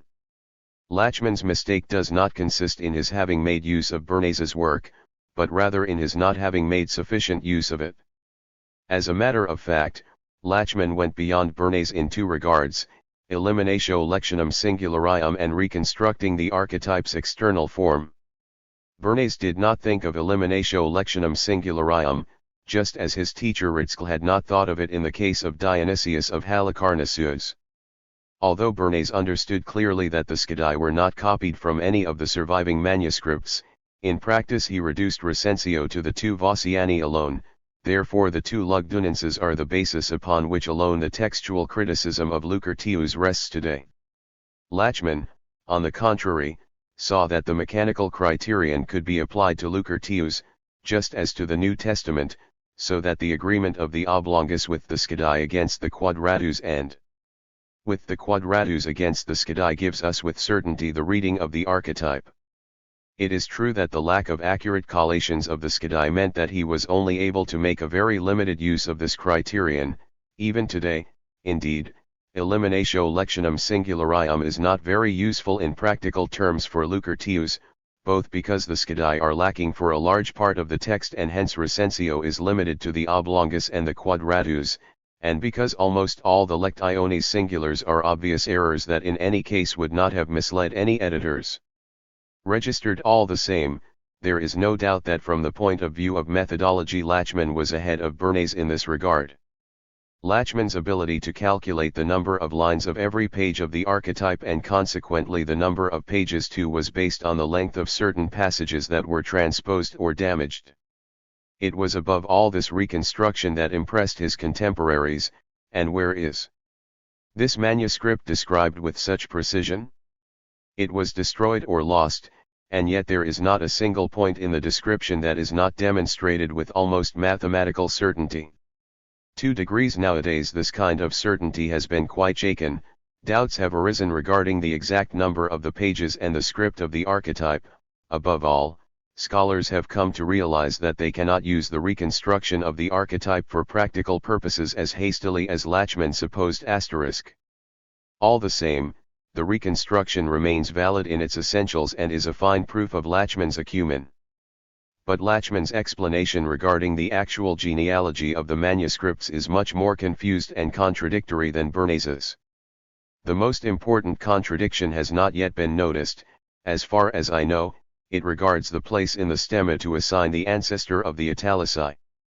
As we have already suggested, this question was controversial for a long time and probably will never be finally resolved. Scholars have disagreed and they will continue to disagree about whether the ancestor of the Italici constitutes a third branch of the tradition alongside the oblongus and the shared ancestor of the quadratus and the scudi, or whether it was derived from a subarchetype from which the oblongus also descends, or whether, as now seems almost certain, it was even derived from the oblongus.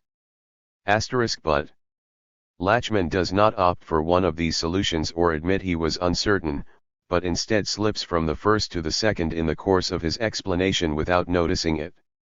He begins by saying that 3 copies were derived from the archetype, the oblongus, the ancestor of the Italici, and the ancestor of the quadratus and the scudi*. In this case we would have one of those tripartite stemmas that notoriously constitute a very rare piece of good luck in the criticism of ancient and medieval texts. Q. Lean. Oblongus Italici quadratus scudi. In this case the mechanical method would be quite fruitful. The agreement of 2 branches would give us the reading of the archetype with certainty. Degree we would only remain in doubt if each of the 3 branches presented a different reading, but in practice this happens only very rarely.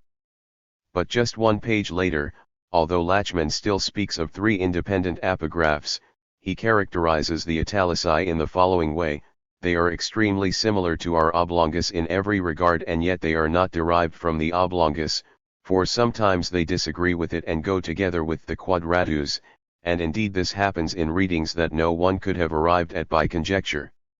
While the derivation of the Italici from the oblongus is decisively excluded, no reason is given why both the oblongus and the ancestor of the Italici could not depend on a shared subarchetype. The good readings that the Italici share with the quadratus might indeed go back directly to the archetype, but they might also have been found in a subarchetype, which the copyist of the Poggianus copied faithfully while the copyist of the oblongus committed errors singulars. For the moment, Lachmann does not consider this possibility, but his reference to the extraordinary similarity between the Italici and the oblongus seems to indicate that, like Bernays, he was already inclining unconsciously toward the hypothesis of a bipartite tradition. For the moment this is a vague and rather uncertain suggestion, but it becomes an explicit declaration on page 9, where Lachmann writes concerning the norms for reconstructing the readings of the archetype trademark: it annoys me to have to speak too much about matters of no usefulness whatsoever. The whole tradition of the original reading must be derived from the Vossian manuscripts, except that sometimes the Italici cancel out the oblongus's testimony, and once in a while, as I said, registered the scudi diminish the quadratus's authority. Here the only function assigned to the Italici is to eliminate the oblongus's errors singulars, just as the scudi serve in parallel to eliminate the quadratus's errors singulars. Without saying so and, apparently, without noticing it, Lachmann has slipped from the hypothesis of a tripartite tradition to that of a bipartite one family represented by the oblongus and the Italici, the other by the quadratus and the scudi, just as Bernays had maintained. If Lachmann had adhered firmly to the tripartite scheme, he would have had to say that the Italici sometimes annul the oblongus's authority, sometimes the quadratus's and the scudi, and not the oblongus's alone. Once again we read a little later, I say this: wherever it is clear from trustworthy testimonies compared with one another that there were 2 readings in the archetype, then judgment must be used for constituting the text, nor can it be said with as much certainty which reading is older, as there can be disagreement about which one is true or closer to the truth. Here too Lachmann is presupposing a bipartite tradition. He says that one must have recourse to iudicium every time a reading attested by the oblongus and the Italici is opposed by another reading attested by the quadratus and the scudi. If so, then the oblongus and the Italici would be copies of one and the same subarchetype. For the practical purposes of constituting the text, the problem of the italici is not very important, even if they were independent of the oblongus, as now seems entirely excluded degree on this point. I think we must agree in any case with Luigi Castiglione. But the contradiction into which Lachmann fell confirms that he was not very interested in the history of the text as such.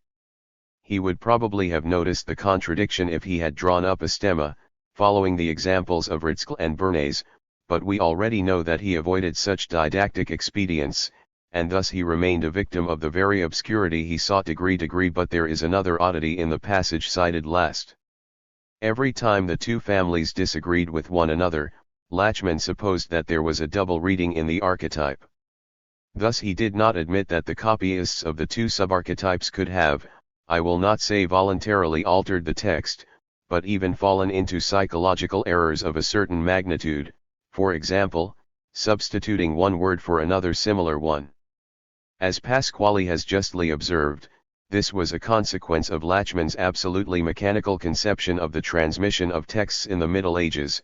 He had so low an opinion of the copyist's activity of thought and half-conscious transformation that he immediately concluded that the archetype had a double reading wherever the copies disagreed, and the one reading could not be eliminated by this mechanical procedure. Asterisk. Later it was demonstrated that there really were double readings in many archetypes, and perhaps in Lucretius's too, but on the basis of completely different arguments. Asterisk. And another peculiarity needs to be pointed out. We saw that Lachmann's distrust for the Docti Italiani, those insidious interpolators, was deeply rooted, and that he tended to neglect a priori the manuscripts they transcribed. In the case of Lucretius, unlike that of other authors, such a distrust would have been legitimate, and indeed we have seen that it ended up prevailing. But in Lachmann it is far less strong than we might have expected. To be sure, in the course of his explanation he does declass the Poggianus from being a direct copy of the archetype to being a copy of a subarchetype, but he never supposes that it might be a descriptus, and he assigns it a function in reconstructing the archetype, even if only a subsidiary one. And even after that initial passage we have already quoted, he asserts that the humanist manuscripts do indeed have many conjectural emendations, but also other passages which are less emended, that is, which better preserve the reading of the ancient archetype. Must we suppose, but the question will have to be studied further, that Lachmann might perhaps have been influenced by Madvig's less negative attitude toward the recent auras of Cicero, or John's toward those of Persius? In constituting the text, Lachmann went on to take account almost exclusively of the oblongus and quadratus, as was only right, but one can say that he presents himself in his preface, paradoxically, as an almost too ardent believer in recent auras non deteriores, for in any case, Lachmann's preface to Lucretius contains the results he arrived at in the course of studying that specific manuscript tradition, and not a general methodological exposition, such as is found in contrast in Madvig's and Sopp's writings, which have already been recalled, and to a certain extent also in Lachmann's own preface to the New Testament. On the first page of his book Pasquale has characterized perfectly the tone of detached superiority that one senses in Lachmann's preface to Lucretius, but it is not with the same degree of justice, I believe, that he then went on to say that Lachmann explained the method in this preface in the most complete way and in the most didactic form. The very contradictions we have noted in the course of our exposition make such a didactic quality very doubtful. And it cannot even be said that Lachmann based his method upon the premise that always and in every case the tradition of every author goes back to a single exemplar already disfigured with errors and lacunas, what he called an archetype. Lachmann never formulated such a general theory, nor, as far as I know, did any of his contemporaries. I suppose it was the large number of texts in which all the manuscripts agree in errors and lacunas * that gradually convinced classical philologists that there had been an archetype in all cases *. Of course, the importance of Lachmann's commentary on Lucretius is not at all limited to the preface. On the contrary, the commentary is superior to the preface if we do not wish to assume as a criterion of judgment only the method, but to consider instead its results in a large number of cases.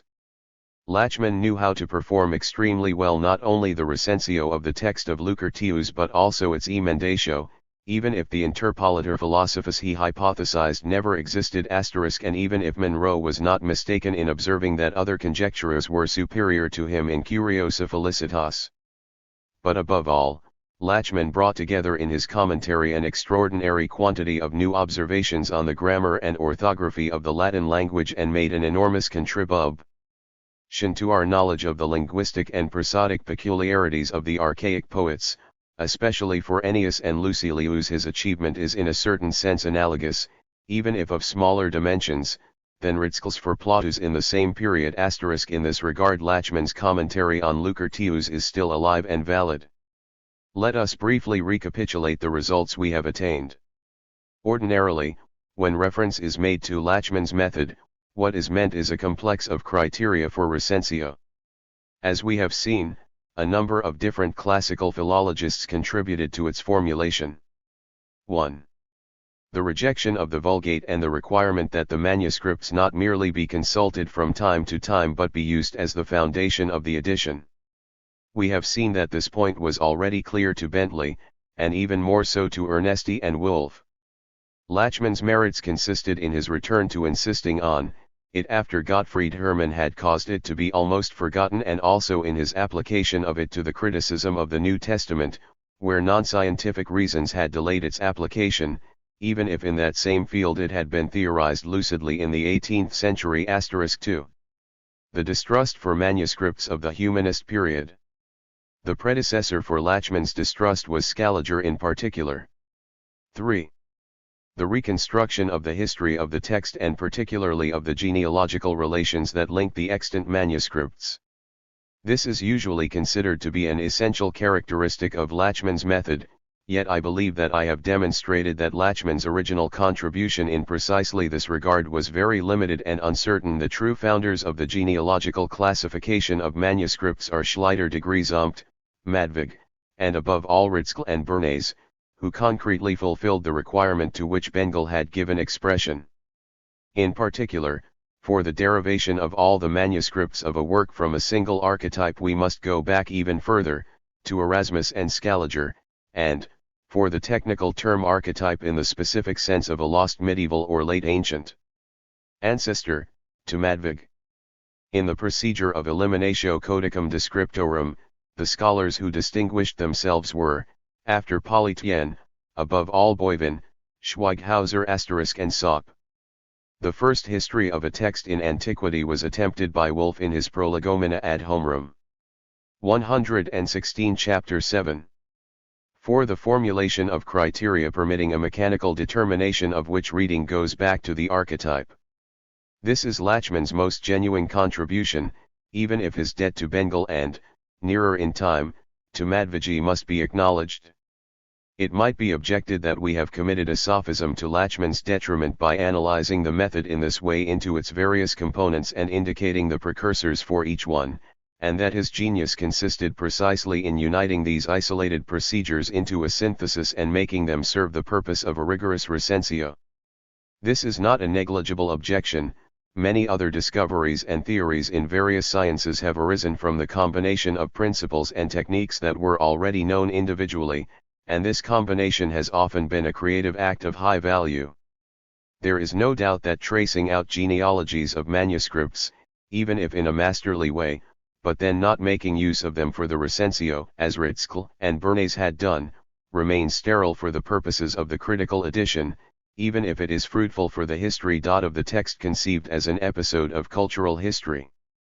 And yet we must insist upon 2 points, not out of a narrow-minded taste for diminishing Lachmann's work but in order better to attribute to each scholar his own role.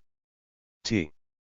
The first to make use of the stemma codicum in order to reconstruct the archetype was not Lachmann but Madvig, and if in the case of Bengel we must speak of a mere project that was not yet fulfilled, one cannot say the same of Madvig. 2. Perhaps more out of impatience than because of a true lack of aptitude, Lachmann himself remained strangely unable to reconstruct those genealogies of manuscripts which were the indispensable prerequisite for eliminatio lectionum singularium. He needed to make use of genealogies traced out by others, and his preface to Lucretius shows us how difficult this was for him. so much so that he does not notice that he contradicts himself within a few pages es. But at the same time as we reduce the dimensions of Lachmann's figure and acknowledge the claims of other classical philologists who cooperated with him or preceded him in certain fundamental points, we must explain the reasons for which his fame as a textual critic has ended up obscuring that of all the others. No doubt various inferior reasons contributed toward producing this result: Lachmann's oracular tone, which ended up creating around him an atmosphere of veneration and untouchability, as later around Wilamowitz, the tendency sincere and affectionate but too exclusive to glorify the master on the part of Euroerten students and friends. Above all Morais Haupt**, we have also recalled the impression produced upon his contemporaries by a fact whose importance is all in all only secondary: the calculation of the number of pages and lines of the archetype of Lucretius. But there were also more serious and fundamental reasons for this development. Whereas trademark editorial textual criticism was only one of many activities for a Ritschl or a Madvig, Madvig was justly celebrated above all for his conjectural emendations in the field of Latin prose, to say nothing of his innovative historical and linguistic writings.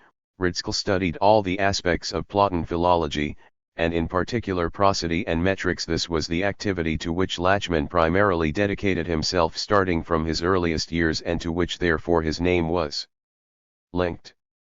And above all, as we have shown, Lachmann was the one who aimed in the clearest and most immediate way at the practical goal of reconstructing the archetype without wasting time on problems of the history of the tradition, a limit, as we have said, but also a strength. He was a great simplifier, with all the virtues and vices this brings with it. The very one-sidedness with which he separated recensio from interpretation, though mistaken in itself, had a pedagogical function.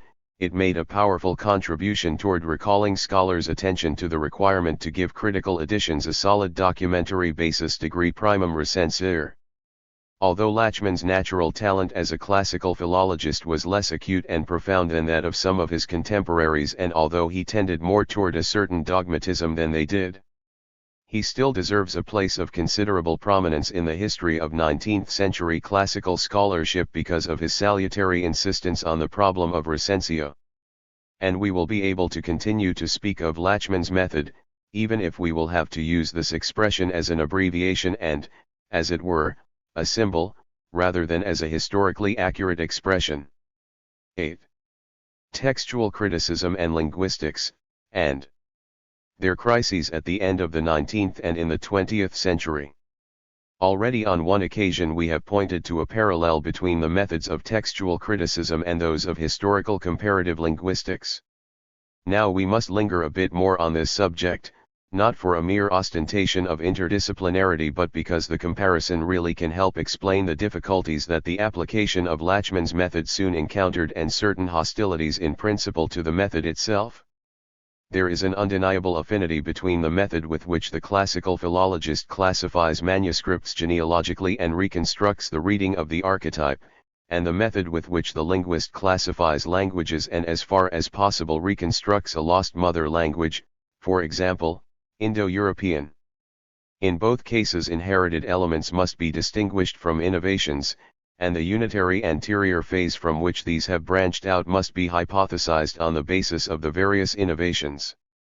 The fact that innovations are shared by certain manuscripts of the same text, or by certain languages of the same family, demonstrates that these are connected by a particularly close kinship, that they belong to a subgroup. A textual corruption too is an innovation compared to the previously transmitted text, just like a linguistic innovation. On the other hand, shared conservations have no classificatory value. What was already found in the original text or language can be preserved even in descendants that are quite different from one another. Naturally, like all analogies, this one too is valid only within certain limits. In linguistics there is nothing corresponding to the distinction between archetype and original, and even when a corruption has spread through the whole manuscript tradition, it is still always felt to be something that disturbs the context, while a linguistic innovation, once it has achieved success, ceases by that very fact to be felt as an error. But the parallel between the research methods of the two disciplines remains valid. Indeed, it becomes even more evident if we think of the linguistics of someone like Schleicher, who really thought he could reconstruct the Indo-European language with the same certainty with which Lachmann had reconstructed the archetype of Lucretius, and who regarded phonetic changes as a decline from an original state of perfection and therefore as being completely analogous to textual corruptions. And just as the philologists, beginning with Schleicher, Zumpt, and Ritschl, represented the genealogies of manuscript traditions graphically by means of stemmata codicum, so too somewhat later Schleicher introduced the use of genealogical trees into comparative linguistics. If one wished, one could also compare the trust of Lachmann and his contemporaries in the oldest manuscripts, and their exaggerated depreciation of the recent eras, with the analogous prejudice on the part of the linguists of that period ** that Sanskrit, the language of most ancient attestation, always preserved the most ancient phase as well. These analogies authorize us to ask whether there might have been a direct relation of influence of the one discipline upon the other.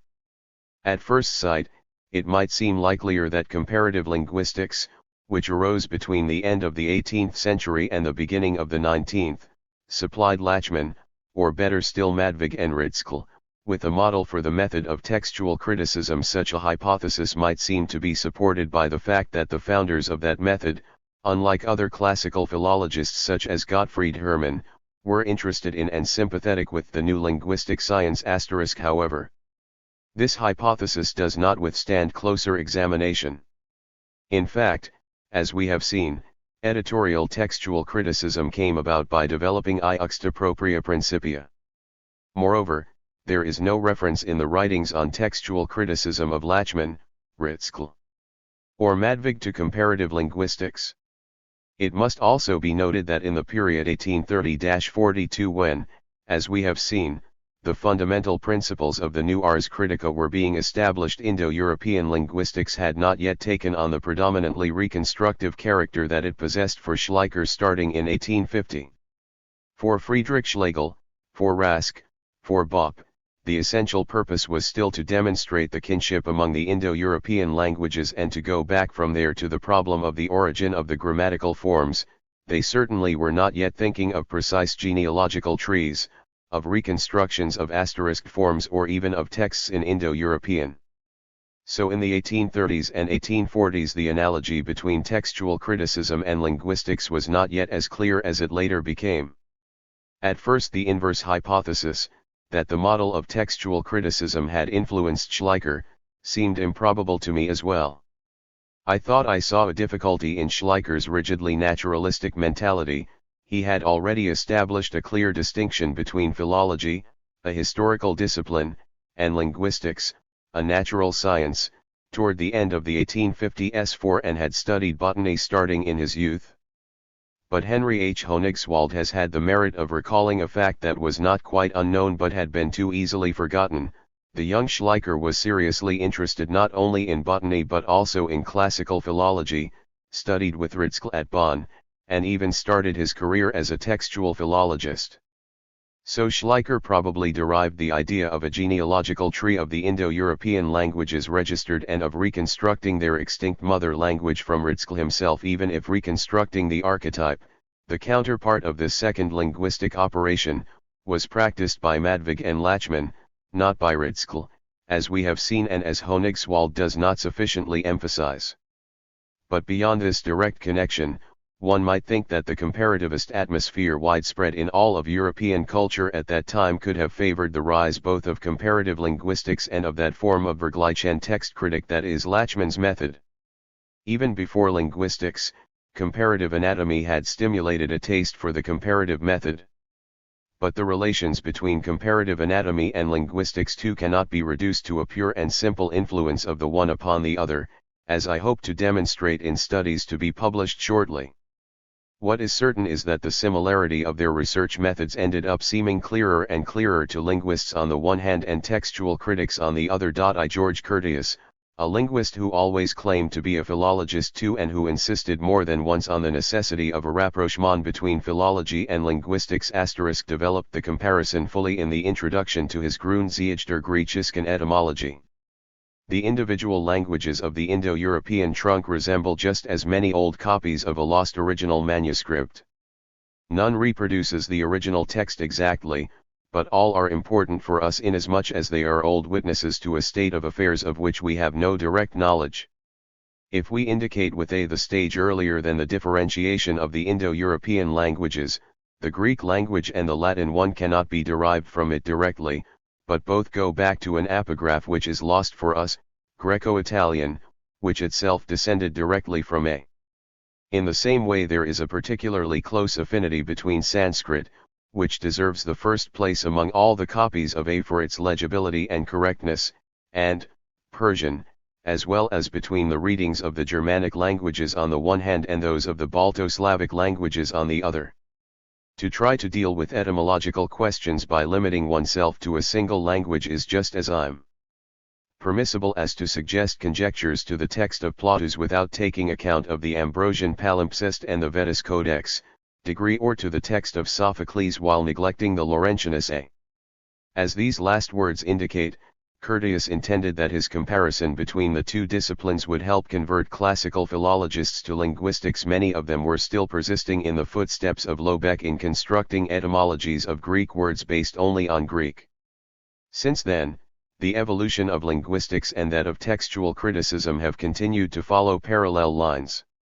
If the passage from Curtius that I have just quoted still displays an unshaken faith in the genealogical method, in the last decades of the 19th century such a faith began to falter among both textual critics and linguists. In textual criticism cases of the perfectly successful application of the genealogical method were not lacking. It should suffice to recall Leo's preface to Venantius Fortunatus, of which Eduard Frankl has rightly emphasized the paradigmatic value. In Romance philology too, the method has had distinguished applications. Without tarrying in a field with which I am insufficiently familiar, I shall only recall two eminent names, Gaston Paris and P.I. Oragena. All the same, little by little scholars came to realize that the method achieved full success only in a relatively limited number of cases. All the manuscript traditions that were too simple remained outside its range, as did all those that were too complicated. As we have seen, even the founders of the method had some trouble before they found in Lucretius an author to whom the method was fully adapted, and even the tradition of Lucretius is absolutely clear only if we set aside the problem of the Italici and leave out of consideration certain cases of contamination among the Oblongus, Quadratus, and Scudi as well. Trademark in the face of these difficulties, some scholars followed a tendency that, as we have seen, had its first representative in Lachmann himself. They preferred to cut the knot rather than untie it. They tried to eliminate as many manuscripts as they could, as suspected in general of being interpolated or descripti. Once the manuscript tradition had been reduced to one or two manuscripts, every genealogical difficulty conveniently vanished, and so, for example, Wilhelm Dindorf could prepare editions of very many Greek authors with little effort. Any Seignard could publish a Macrobius based arbitrarily on only two manuscripts, even a critic as prudent as Vallon mistakenly eliminated one of the best manuscripts in his edition of Cicero's De Legibus and refused to change his mind explicitly even when faced by Jordan's and C.F.W. Miller's stringent objections. Even Leo, whom we have already mentioned as an intelligent Lachmannian for his edition of Venantius Fortunatus and whose edition of Plautus and Plotinus Forscungen would much later contribute to overcoming Lachmannism, published an edition of the Tragedies of Seneca in 1878 that remains important for the metrical studies contained in its first volume but is fundamentally mistaken in its prejudice that the only independent witness is the Codex Etruscus. Other critics realized that this was not the right way. Instead, it had to be recognized that many traditions were extremely complex, since contamination and the innovations introduced by copyists and ancient and medieval editors had played a large role in them. Starting from the most ancient stages we can reach, therefore the mechanical method of choice among variants adopted by Lachmann was not applicable to these. 4 This meant a positive reassessment of the internal criteria which Lachmann had despised, a return to principles already maintained by classical philologists before Lachmann or those contemporary with him, and, at the same time, an Increasing distance between the history of tradition and textual criticism. The history of tradition became more and more the history of ancient and medieval culture, in Wilamowitz, in Traub, in Eduard Schwartz, for example. It acquired a richness and complexity unknown to the scholars of the preceding generation, but at the same time it became less and less capable of furnishing a secure criterion for constituting the text, since in highly disturbed traditions no reading could be rejected a priori, and in a particular passage even the most suspect manuscript might preserve the correct reading. On the problem of the recency auras too, scholars retreated little by little from Lachmann's total condemnation to the more balanced attitude of Semler and Griesbach in the 18th century and Madvig as late as the 19th century. In fact, Otto John, the most intelligent and least servile of Lachmann's students, had already shown his impatience with his teacher's too rigid criteria in the period of full Lachmannism. John's Editio Mira of Perseus, published in Leipzig in 1843, is dedicated to Lachmann, the incomparable teacher, the incorruptible friend, but in its opening dedicatory epistle John already expresses his fear that his teacher will not approve its apparatus criticus, so full of variant readings derived from humanist manuscripts.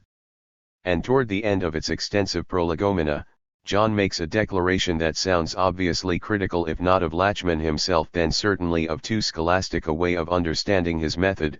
In general, the nature of the manuscripts of Perseus is such that one cannot constitute different classes and families to which the individual manuscripts could be assigned. Everyone understands that the manuscripts differ in age and authority, and that in different cases different ones come close to other ones in the quality of their readings, but since no manuscript is so uncorrupted that you could use it as a basis for the recension, it cannot even be observed that in particular passages certain manuscripts agree in genuine or corrupt readings. Therefore I could not select certain manuscripts according to whose rule I could establish the author's words, but I always had to consider all of them, even if he immediately goes on to indicate that in those all of them he does not include all the most recent ones. In the specific case of Perseus, John was exaggerating somewhat. A genealogy of the manuscripts can be traced out, even if it is not entirely rigorous and goes back not to a medieval archetype but to at least two ancient editions, and it was John himself who traced out its first outline, nor should the importance of the recency auras be exaggerated. 8. But all the same the passage we have quoted has a considerable methodological value. It is a first rebellion against orthodox Lachmannism by a disciple and admirer of Lachmann. As we shall see, these ideas on contamination and on the impossibility of following mechanical criteria were taken up again and developed at the end of the 19th and in the 20th century. The crisis of comparative linguistics occurred at the same time as the crisis of Lachmann's method. The concept of an absolutely unitary mother language, from which two daughter languages branched out and then went on in turn to produce by successive differentiations the various historically attested Indo-European languages, began to seem unsatisfactory. Already in 1872 Johannes Schmidt, a student of Schleicher's, had opposed the wave theory to the theory of the genealogical tree. His ideas were developed further by his student Paul Kretschmer, who emphasized more and more the importance of horizontal transmission of linguistic facts as compared with vertical transmission, the only one that the theory of the genealogical tree had considered. Hugo Schuchard had arrived at analogous results starting out from the study of the Romance languages. More and with undeniable exaggerations linguistic kinship started to become something that was not inherited but acquired by means of contacts. And more the intermediate unities between Indo-European and the historically attested languages were dissolved. After Italo-Greek was dissolved, it was Italo-Celtic's turn.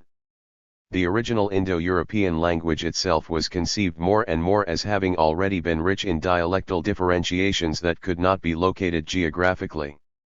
Here too the analogy with textual criticism is clear. In both disciplines the claim for the importance of horizontal transmission was made in the same period. Whoever wanted to have some fun writing a showpiece like Curtius's on the analogies of the Schleicherian Lachmannian period could note that for Kretschmer the Indo-European languages, or for Schuchard, the Neo-Latin ones, can be compared with highly contaminated manuscripts, and that these authors conceive the original Indo-European language as an archetype with variants. In this period, linguistics certainly directly influenced textual criticism with regard to explaining the origin of corruptions. Schuchert's great work, Der Vokalismus des Vulgärlatines, showed classical philologists that corruptions due to phonetic vulgarisms, or to psychological phenomena such as occur in the evolution of languages, are just as numerous as purely graphic corruptions, or even more so. This was not an absolute novelty, but in the period of Lachmannism almost all medieval corruptions had tended to be explained as graphic errors. Then Louis Havas, an eminent French scholar, demonstrated with an extraordinary richness of examples the complex character of many corruptions, which originate in graphic errors or, more often, in psychological ones, upon which clumsy attempts at correction are then superimposed. He too brought to textual criticism the experience not of a pure classical philologist but of a linguistic philologist and expert on metrics. 2**, and some of his best students were linguistic philologists, like Jules Marizeau and Alfred Ernout. All the same, in the second half of the 19th century, just as in the preceding period, the analogies between linguistics and textual criticism are the result not only of undeniable direct influences but also of a shared cultural atmosphere. Just as around the 1850s and 1860s linguists and philologists had breathed a common comparativist and evolutionary air, so too at the end of the 19th century people began to breathe an air of reaction against positivism. As is well known, this was a reaction that combined some justified elements with other more dubious ones. It is not up to me to recount how these latter aspects became stronger and stronger in linguistics, especially in Italy, during the course of the 19th century, and how scholars fell headlong from a conception of language that was still as historical and as rich in problems as Schuchert's into aesthetics as general linguistics. Degree. But textual criticism too, a much more specialized and less ideologized discipline, witnessed not only justified criticisms of the excessive schematism of Lachmannism but also exaggerations in the opposite direction, caused by a desire to deny to every manuscript tradition any mechanical character whatsoever and to demonstrate that the history of textual transmission is essentially a spiritual history. For example, when the great Ludwig Traub wrote, "A conjecture does not become better because it can be explained paleographically, and certainly it does not become correct because in the best of cases it is paleographically possible."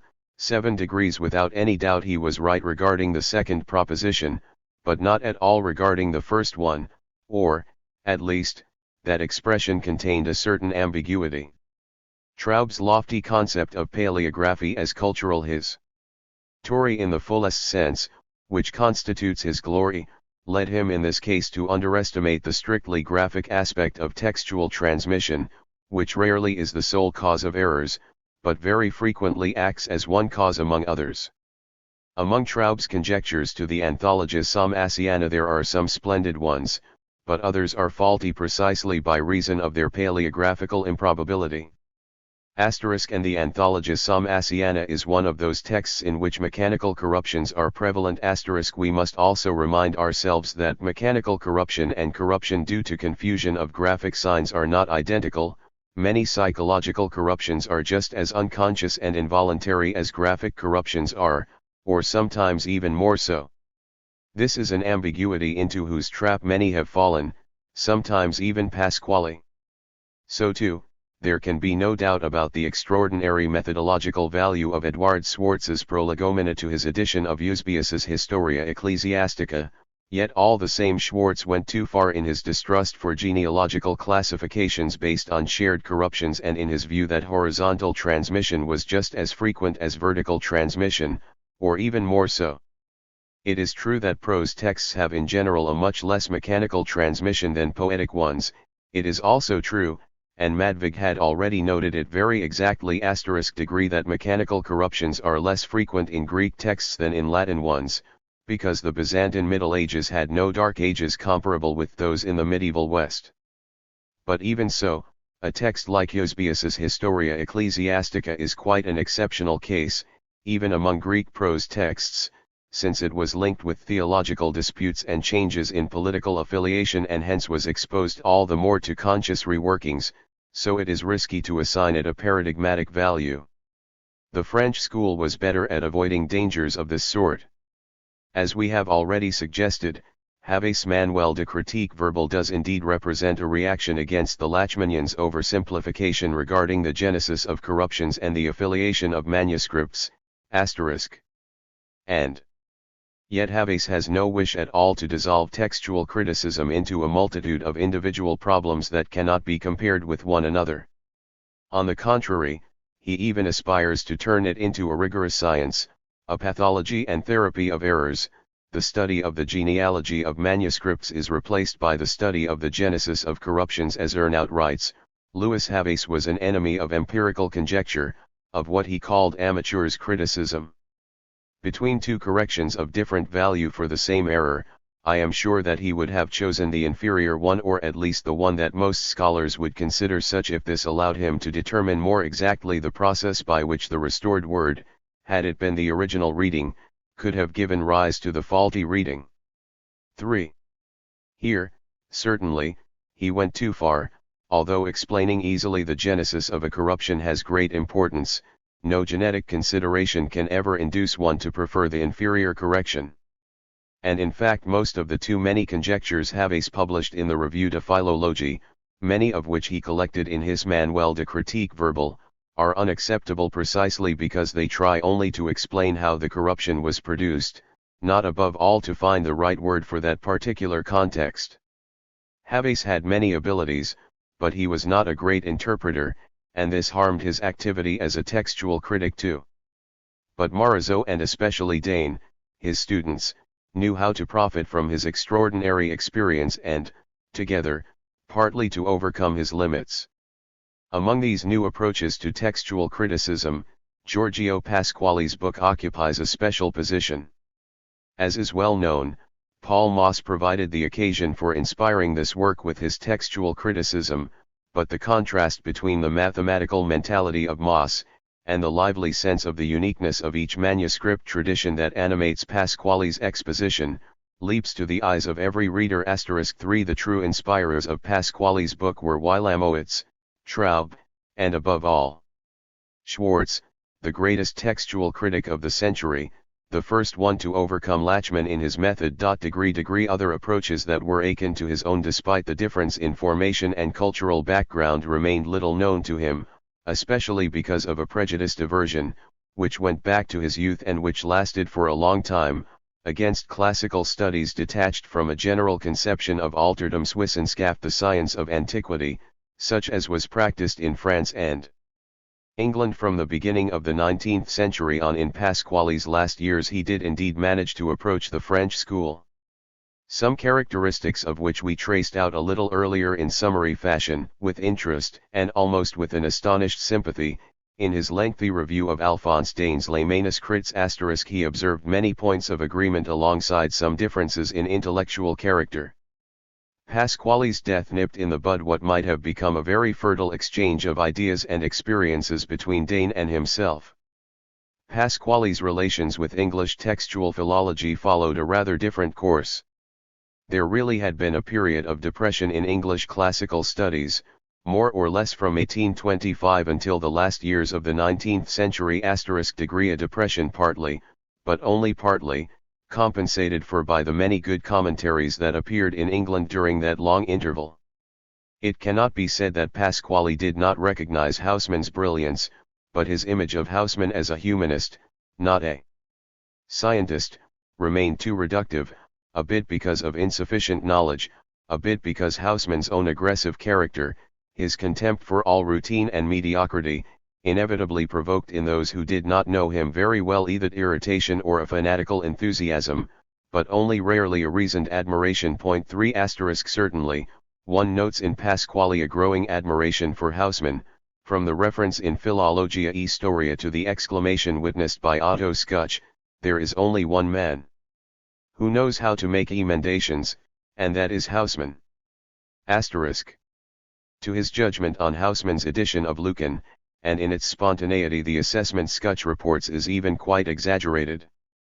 But although Pasquale always defended the legitimacy and value of Emendation against short-sighted Italian critics, he was more interested in Recensio, and his lack of familiarity with Hausmann's edition of Manilius, an evidently infelicitous hypothesis in Hausmann's edition of Juvenal *degree Hausmann's fundamentally correct liquidation of the genealogy of the manuscripts of Lucan as being completely contaminated. For all this convinced Pasquale that Hausmann, brilliant as he was, in essence unmethodical, indeed anti-methodical.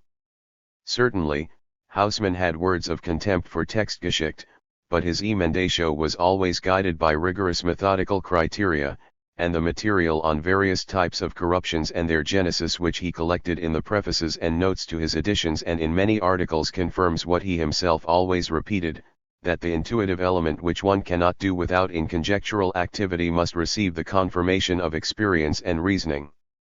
His syntactical, stylistic, prosodical, and metrical observations, which he always considered to be a necessary support for his conjectures, go in the very same direction.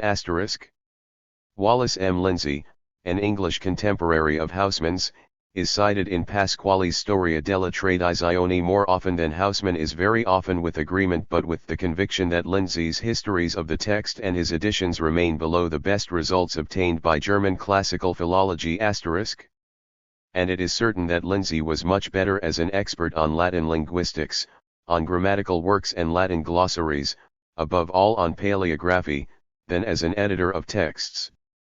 But the greater accusation of neglect and forgetfulness of Lindsay must be lodged not against Pasquale and not even against the Germans, but against the English themselves. Degree It is not a question of opposing Lindsay to Hausmann. There is no doubt that Lindsay did not possess Hausmann's genius. It is a question of reconsidering a scholar who was certainly one of the greatest Latinists of the period between the end of the 19th century and the first decades of the 20th, and who did not follow in others' footsteps but almost always worked in fields that had not been sufficiently explored hitherto. Let us return to Pasquale. 8 His defense of the recenti auras against prejudiced and hasty condemnations, and his insistence on the importance of contamination in rich traditions and on the non-mechanical character of very many corruptions are in keeping with the Wilamowitzian and Schwartzian inspiration of his work.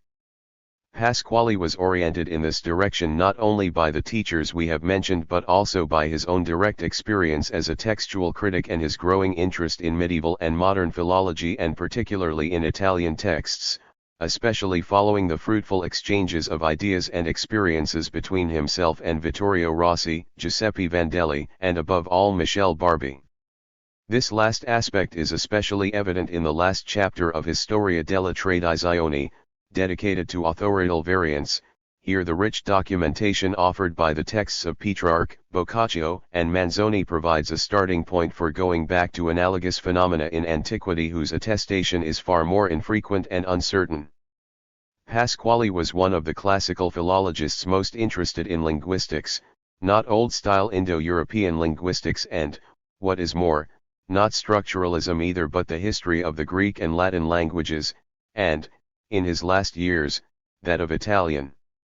That is why the analogy of method between linguistics and textual criticism, to which we pointed earlier, is far more explicit in his book than in the writings of his predecessors. Copyright the very tendency we just spoke of, to apply methodical procedures elaborated in the study of modern texts to the criticism of ancient texts, has its counterpart in the linguistics of the late 19th and 20th centuries, which started out from the study of Neo-Latin origins or even living languages, and modified the earlier conception of the kinship relations among the Indo-European languages on the basis of these data. All this might make one conclude that Pasquale's book merely systematizes Schwartz's ideas, supplies them with many examples, and lends them further emphasis in certain points. Indeed, many felt that it did just this. Above all in Italy, in an atmosphere saturated with idealism, and hence with the indiscriminate polemics against any classification and mechanicism to which I pointed earlier, the work of Pasquale seemed to be an invitation to neglect altogether the greater or lesser authority of the manuscripts, to abandon any effort at genealogical classification, to put recenti auras and vetisti auras on an equal footing, and to constitute the text solely on the basis of internal criteria. Point 4. The hypothesis of authorial variance, which is legitimate only as a last resort, was invoked to explain obvious banalizations or even graphic corruptions. Pasquale himself, in his preface to the reprint of 1952, wrote, "I fear that in this regard my work has done even more harm than good, and I feel the duty to warn beginners, even older beginners, dispavets in that kind of philology, to be cautious." 4. But in reality, even in the first edition, Pasquale had been very far from proclaiming a pure and simple return to subjective eudicium. In this regard, indeed, a difference in mentality and orientation that had existed from the very beginning between Pasquale and one of the teachers he loved most, Girolamo Vitelli, became clearer. It was to Vitelli, next to Schwartz, that Pasquale had dedicated his Storia della Tradizione. But for Vitelli, just as for Gottfried Hermann, Ars Critica was identical with the perfect knowledge of the style. Although Vitelli was an extremely expert paleographer and investigator of manuscripts, nevertheless he did not admit that external considerations based on the authority of the witnesses had a significant weight in the choice of readings, and he felt distrust and even dislike for research into the history of tradition and the genealogy of manuscripts. So one can understand that he did not fully appreciate the value of a book on methodology, even if the methodology was as devoid of precepts as Pasquale's was. Trademark commemorating his deceased teacher a few years later, Pasquale referred with restrained bitterness to that lack of understanding. "In these last years, in which I knew him better, I sometimes even suspected that he condemned systematic disquisitions on the relations among the various manuscripts of an author as useless and found them distasteful." Certainly, even a few months before his death, he claimed the right to constitute the text of a verse of Aeschylus according to his own taste without submitting to canons that he found mechanical. I have not succeeded in convincing myself that he was right, either in that particular case or in general. Even Pasquale's great admiration for Schwartz did not prevent him from noticing the exaggerations in certain methodological pronouncements by the editor of Eusebius to which we have already referred. Reread pages 136-41 of Pasquale's book, and you will see that his agreement with Schwartz is accompanied by reservations. I consider exaggerated only the first of these words, which attack the concept of archetype. It would be mistaken to derive a presumption against the existence of an archetype from the number and quality of the variants. Not even here is everything right. If it is true that errors can be transmitted by collation just as much as genuine readings can, nonetheless it is certain that the transmission of the text, the tradition, occurs on principle in a vertical direction, as is only natural.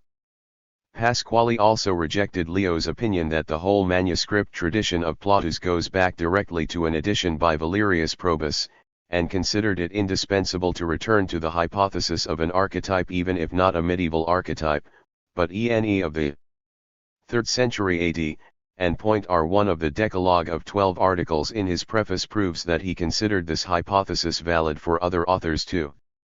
In any case, the polemic against Lachmannism in Pasquale's book is never divorced from a recognition not only of its historical function but also of the value it still maintains in the present when we have to deal with mechanical recensions. Certainly, the criteria of lectio difficilior and usus scribendi acquire primary importance in non-mechanical recensions. But Pasquale's discussion of these two criteria aims precisely to free them from the dominion of pure subjective taste and to demonstrate that knowledge of the history of the tradition is necessary if they are to be applied well. Easy and difficult are not absolute terms, and what is difficult, that is unaccustomed, for us could have been easy for people of other periods. Judgment regarding the ease or difficulty of a reading will be all the more secure, the better the judge knows the customs of language and thought of the periods that transmitted it and that might have coined it. The best critic of a Greek text with a Byzantine tradition will be the one who is not only a perfect Hellenist but also a perfect Byzantinist. The best editor of a Latin author transmitted in medieval or post-medieval manuscripts will be the one who knows the Middle Ages and humanism just as well as he knows his author and his author's language and times and the language of his times.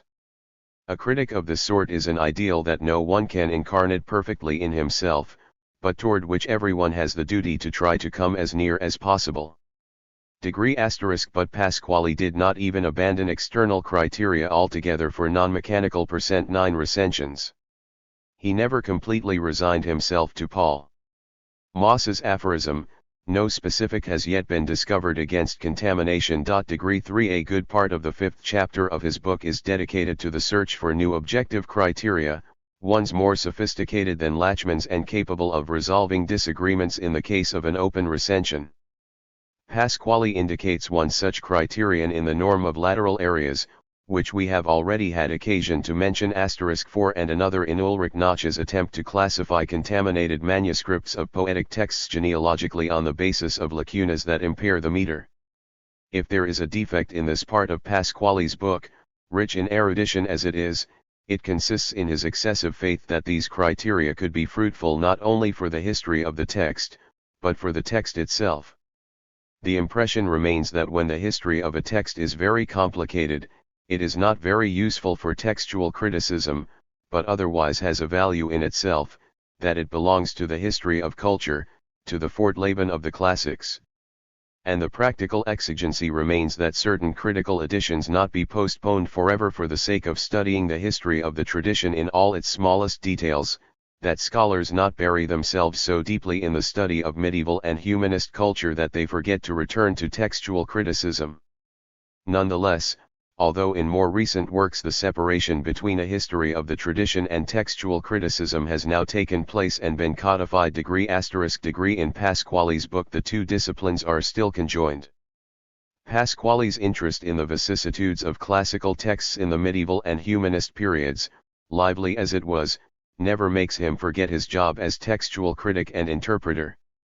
It is in this combination of a broad perspective on cultural history with an acute philological intelligence directed to the individual passage of an ancient author that the unmistakable character of Pasquale's work resides.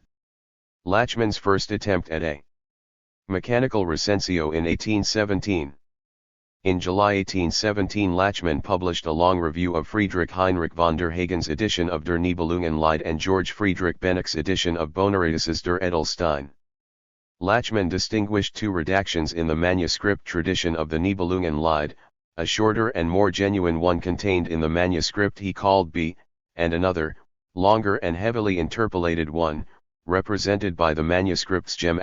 According to Lachmann, both redactions have reached us disfigured by corruptions and secondary interpolations, but while the first one cannot be reconstructed in its original form until another manuscript, a brother of B, is discovered, the second one can be reconstructed by comparing gem.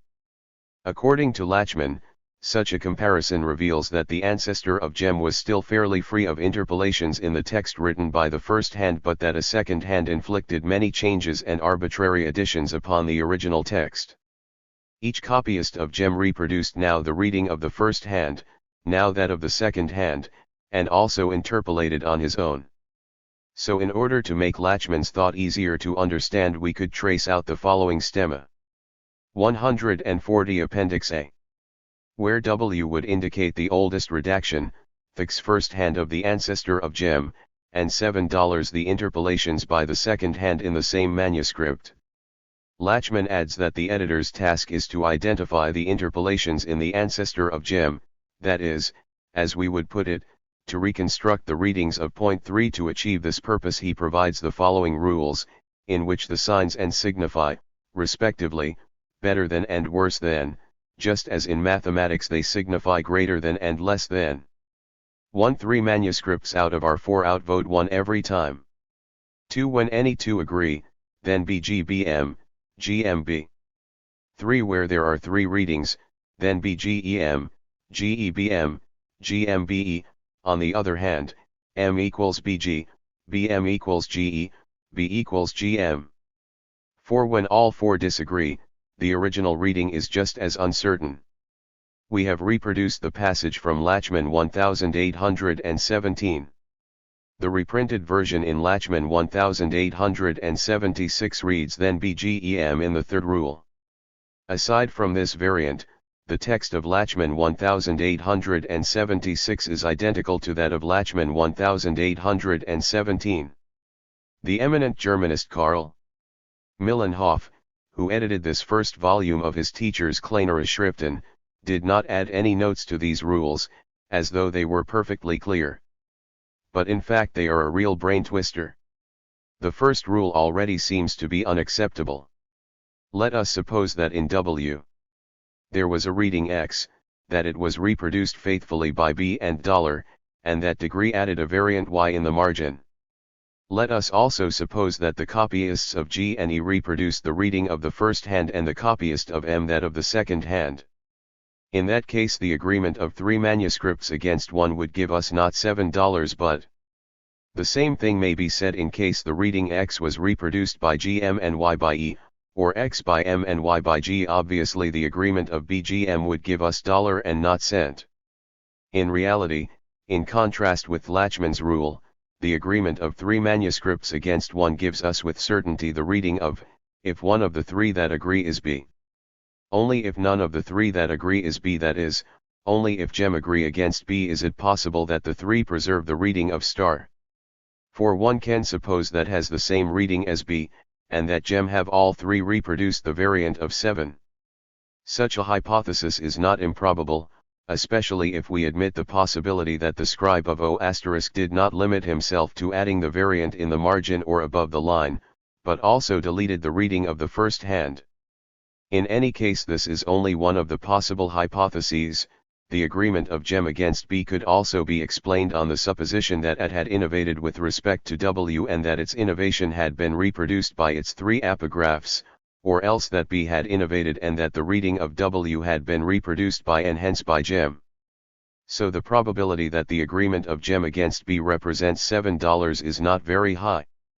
The second rule, on the other hand, is correct. When there are 2 readings, each one attested by 2 manuscripts, it is certain that the reading attested by B and by 1 epigraph of $, was already found in $, and O, while the other 2 epigraphs of reproduce the variant of the second hand.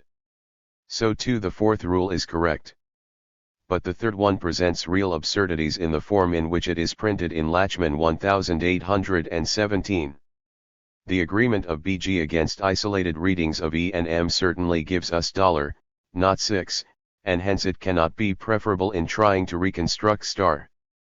The agreement of GE against isolated readings of B and M, or of GM against isolated readings of B and E, can represent asterisk, but can also represent 6. No less erroneous are the formulas BM equals GE and B equals GM in the second part of the same rule. This time too the agreement of B with an epigraph of cent gives us with certainty at and not asterisk. Hence for reconstructing 7 such an agreement is worse and not equivalent compared to the isolated readings of the other 2 epigraphs of. Such serious inconsistencies suggest that the genuine text of the rule has been distorted by typographical errors. Fritz Bornemann has made a very acute and persuasive attempt at correcting it in an article dedicated to this problem registered asterisk, in which he has proposed that the third rule should read as follows. 3. Where there are 3 readings, then BG-BM, GMB, on the other hand, M equals BG, BM equals GE, BE equals GM. In the first formula, Bornemann evidently accepts Millenhoff's correction in Lachmann 1876, already cited. But while Millenhoff had limited himself to this single change, which is not enough to restore sense to the whole passage, Bornemann gives us for the first time a coherent text and obtains this by means of relatively minor corrections. Indeed, his restitution of the text requires changing not the letters but only the mathematical signs, which are often subject to displacement and confusion by typesetters, especially in difficult contexts registered if we accept Bornemann's text, and I believe we must then. Lachmann's third rule can be paraphrased as follows. The agreement of one of the 3 epigraphs of with B gives us the certainty that that is the reading of $, not of asterisk, while the isolated readings of the other 2 epigraphs can both reproduce $7. On the other hand, the agreement of 2 epigraphs of cent against isolated readings of the third epigraph and of B does not give us any guarantee of reproducing the reading of asterisk, which might have been preserved by the third epigraph. Strictly speaking, the formulation of the second part of the rule is not very felicitous, because it might suggest that the readings of B and of the third epigraph might both reproduce, like the shared reading of the other two epigraphs, while for B this is impossible. But in reality, as the parenthetic explanation also makes clear, the rule must be understood to mean that the shared reading of two epigraphs of cent and the different reading of the third epigraph of B have an equal probability of reproducing $7.70. Thus there is perfect agreement between the second and third rules. Both rules mean in substance that a reading attested by one or two epigraphs of can represent $7 as long as such a reading is not found in B2. As Bornemann notes, the two rules are parallel formally. In both cases Lachmann begins with a negative formulation and then goes on to expound the second and third cases in a positive form. All the same, a striking contrast remains between these two rules and the first one, which we discussed above. In this case we cannot hypothesize a typographical error, the incoherence was in Lachmann's mind. Bornemann acutely detects the reason for this incoherence in the superposition of two criteria, one purely recensional, aiming to identify mechanically the interpolated readings of 6, and the other, which I would call editorial, of reconstructing a text as close as possible to the original. An examination of the concrete examples that follow the formulation of the four rules in Lachmann's article seems to confirm Bornemann's hypothesis. In fact, there is something paradoxical about this whole complicated attempt to reconstruct 7 when Lachmann could have even reconstructed the first source of the whole tradition, W, with much less effort and much greater profit. For the agreement of B with one of the epigraphs of cent gives us with certainty the reading of dollar and of W. It is perfectly natural that although Lachmann had set himself the difficult and all in all not very useful goal of reconstructing 7, he then tended more or less unconsciously to reconstruct W. But it must be added that the first rule is erroneous not only from the point of view of reconstructing asterisk but also, and just as much, from the point of view of reconstructing dollar and W. The agreement of gem against B can represent W, but it can just as well reproduce an innovation of dollar or even of. At this point Lachmann seems still to have been a victim of the false criterion of the majority, from which he will free himself only in his edition of the New Testament. 3 years later, in a review of a new edition of the Nibelungenlied by the same von der Hagen, Lachmann reconfirmed the value of his rules, though he admitted the possibility that they could be rendered more precise. Had he therefore not noticed that the rules were almost useless, at least in the form in which he had published them in Lachmann 1817? Finally Lachmann published a critical edition of the Nibelungenlied himself in 1826. But this time he did not try to reconstruct the longer and interpolated redaction and adhered fundamentally to the manuscript that he had called B and for which he now adopted von der Hagen's designation, A. Determining the script of lost manuscripts. We have seen how Scaliger already tried to determine the script of the archetype of Catullus on the basis of some characteristic errors that appear in his manuscripts, and how Lachmann did the same thing for Lucretius. Attempts of this sort have a good chance of hitting the mark if they are performed with a rigorous method, and they are useful both for the history of tradition in itself and for textual criticism. For example, if one succeeds in demonstrating that the archetype was in capital script, conjectures that presuppose a confusion between minuscule letters become less probable, and so forth. But if we wish to avoid getting lost in unfounded hypotheses, we must rely above all on a large number of readings that are certainly erroneous and cannot be explained otherwise than by the similarity between certain letters in a certain script. Errors that can be attributed to other causes to asterisk have no probative value. For example, confusions between C and G, or between E and I, might indeed be due to erroneous reading of a model written in capitals, but, at least in many cases, they might also be phonetic vulgarisms and hence it will certainly be better to neglect them. Matters become even worse if we rely on readings that might be correct, or that could be corrected just as well sent in a different way to registered. Once a large number of really probative errors has been collected, we must bear in mind the following points. If each of the epigraphs of a lost manuscript presents errors of its own due to misunderstanding a given script, then that was the script of manuscript A. If the apographs of a present shared errors due to misunderstanding of a given script, then that was the script not of a but of the model from which a was directly or indirectly copied, for in that case the errors shared by the apographs were already found in A, and hence they were due to misunderstanding the script of a preceding manuscript. Neither of these criteria is immune to objections. Against the former, it can be noted that an error already found in A might have been reproduced by a copyist A and corrected conjecturally by a copyist B. In this case we would be attributing to A the script that was instead that of A's model. Against the latter, it can be noted that various copyists might have misunderstood the same graphic sign of the model A independently of one another. In this case we would be attributing erroneously to the model of A the script which was instead that of A. If the examples on which we base our conclusions are few, these objections doubtless have a considerable weight, but in the face of a large number of examples, it becomes quite improbable that various copyists might independently have made a mistake every time at the same point, or that now one copyist, now another, might have made a felicitous conjecture, especially if there are not only two apographs of A but three or more. Giovan Battista Alberti has called my attention to another possible objection against the former criterion: mistakes due to misunderstanding a given script which are found in the individual apographs of A might indicate the script not of A but of lost apographs intermediate between A and each of the extant manuscripts. This objection is valid above all when our data are few or contradictory, as in the case of Lucretius.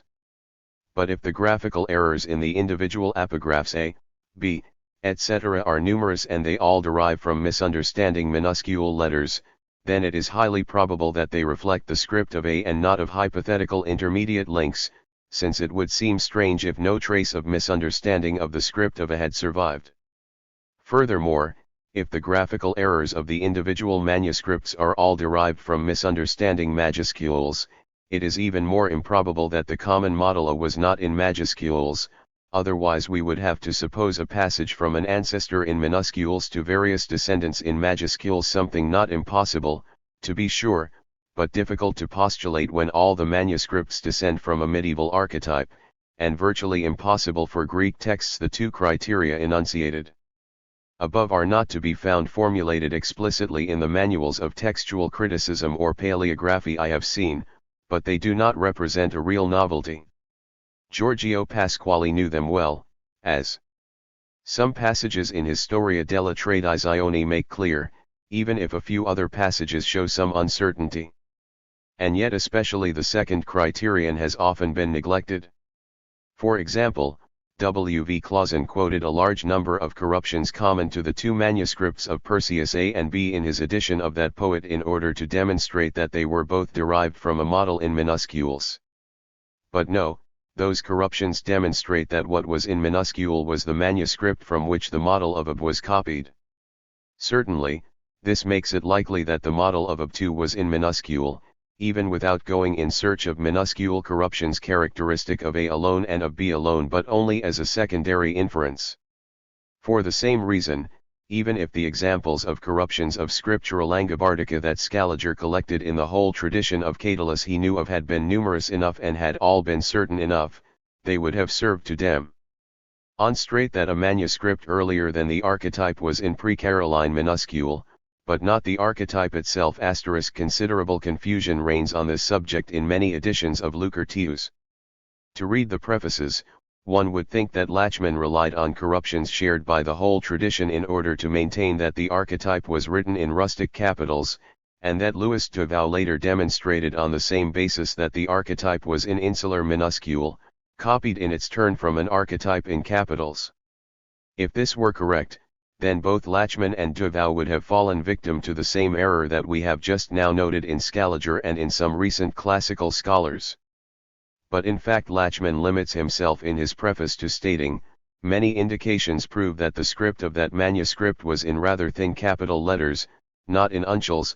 In the commentary, unless I am mistaken, he notes explicitly only one of these indications, the reading homophomerion of the first hand of the oblongus at 1.830, where the quadratus and the scudi have the correct reading homoomerion registered. He would certainly have done well to cite other examples to confirm his thesis, for that single case is not enough, as we shall soon see more clearly. But it cannot be said that in itself it was chosen poorly. Lachmann deduced the script of the archetype not from a corruption shared by the whole tradition but by a corruption in a single epigraph, in conformity with the former of the two criteria we enunciated earlier. Nor can there be any doubt that the confusion between E and F presupposes a model in capital letters. In an article of exemplary clarity and rigor, Louis Duval collected many certain examples of corruptions due to misunderstanding of minuscule script, but in fact, despite the claims of those who cite him without having read him with a minimum of attention, he derived from them the inference not that the archetype was in minuscules, but rather that what was in minuscules was the pre-archetype. If all our manuscripts present shared errors deriving from a resemblance between certain letters that exists in minuscule script, and exists only in this script, then it follows, that since these errors are shared by all our manuscripts, they were found in their archetype, that the origin of these errors, that is, the minuscule script, was found in the manuscript to which this archetype goes back directly or indirectly. His judgment regarding corruptions due to the misunderstanding of abbreviations was just as precise. Since they are found in all our manuscripts, they were made at the latest by the copyist of their archetype, hence their cause, that is, the use of abbreviations, was found in a manuscript earlier than this archetype itself. According to him, the archetype too was in minuscule script. He did not give a positive demonstration of this claim. The fact that the pre-archetype was in minuscule script must have seemed sufficient to him to demonstrate that the same thing was true a fortiori for the archetype. Against the Lachmannian hypothesis of an archetype in capitals he observed, I seek in vain for the reasons Lachmann thought he was obliged to believe that the original of the oblongus was in capital script. The fact that no doubt led him to conceive this idea, the frequent confusion of letters that resemble one another only in capital script, seems to me to prove exactly the opposite. For these errors are not committed separately by each of the copyists of the oblongus, the quadratus, and the scudi. The same words are altered in the same way in all our manuscripts. The conclusion is obvious: these errors existed in the archetype, either because the copyist of this manuscript introduced them himself when he copied an original in capitals, or, and this is the hypothesis that must be accepted, because they already existed in the manuscript that he was copying. Hence this was an archetype in minuscules, copied from a manuscript in minuscules too, that in its turn was derived directly or indirectly from a manuscript in capitals. Now, there is no doubt that Duval was perfectly correct in explaining the capital errors shared by the whole tradition as errors inherited from a very ancient phase. But he was mistaken in supposing that Lachmann relied on these errors for his hypothesis concerning the archetype. We have already seen that Lachmann relied on a corruption in the oblongus alone. Evidently Duval did not notice this passage in the commentary to 1.830, and so he attributed to Lachmann the very same error of method that the editors of Lucretius would later attribute just as unfairly to himself. In fact, although there can be no doubt concerning the existence of one pre-archetype in capitals and another one in minuscules, as we have seen just now, the indications regarding the script of the archetype are not unambiguous. And, as far as I have been able to determine, this is a situation that occurs quite frequently. It is much trademark easier to determine the script of manuscripts earlier than the archetype than the script of the archetype itself. In support of an archetype in capitals, there are other indications besides the homophomerion of the oblongus at 1.830 noted by Lachmann. Only O has iam for tam at 2.1088 and 5.902, veni orum for vent orum at 5.1230, O and the scudi have ant facta for antiacta at 1.233 and tingunk for fingunk at 3.90, only O has eces for facies at 4.733, forum for eorum at 5.1337, degree all degree corruptions that do not seem to be explicable otherwise than by a model in capitals. Less certain is reficit for reichit in O at 1.34, this could be a semiconscious banalization, since reficit seems to yield good sense, and the erroneous prosody could have been influenced by apparently analogous cases like religio. Important indications in favor of an archetype in pre-Caroline minuscule are 1.282, where O and the Skadi have Yajet for Ajet, 413, 506% all confusions between U and open A. So too, Parsis for Partiz in O at 5.354 is quite probably an error of minuscules, certainly not one of capitals if anything, then of uncials, even if the confusion is not between words of generally similar phonic and graphic appearance but instead between individual letters. I would rely with less confidence on 2.685 and 2.839, the first case may be a substitution of the more common third person for the second, while remotu may be the result of attraction from the preceding sinitu. In the parts of the poem where the Skadi are lacking, the quadratus presents some evident errors of pre-Caroline minuscule, 5.374 equari fundis for equaris undis, 482 Gergides osses for Gergide fosses, 1147 lusa for Ira, but since the subarchetype was certainly in pre-Caroline minuscule, these errors may be peculiar to the quadratus, so that we cannot make any inferences from them concerning the script of the archetype. Thus the indications we have are few, and, what is worse, contradictory. Anyone who wishes to keep believing in the hypothesis of an archetype in minuscules will have to suppose that the capital corruptions of the oblongus alone, or of the quadratus plus Skadi alone, were already found in the archetype and were corrected conjecturally by the copyist of one of the two epigraphs.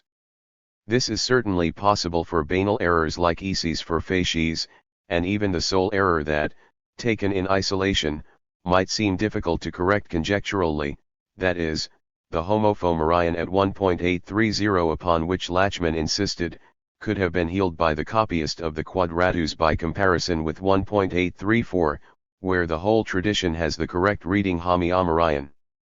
On the other hand, anyone who wanted to exclude the hypothesis of conjectural interventions in both branches of the tradition would have to take recourse to a more complicated stemma, a pre-archetype in ancient minuscules, followed by another pre-archetype in capitals and by the archetype likewise in capitals, an intermediate epigraph in pre-Caroline minuscule between the archetype and the oblongus, and also between the archetype and the model of the quadratus and the Skadi.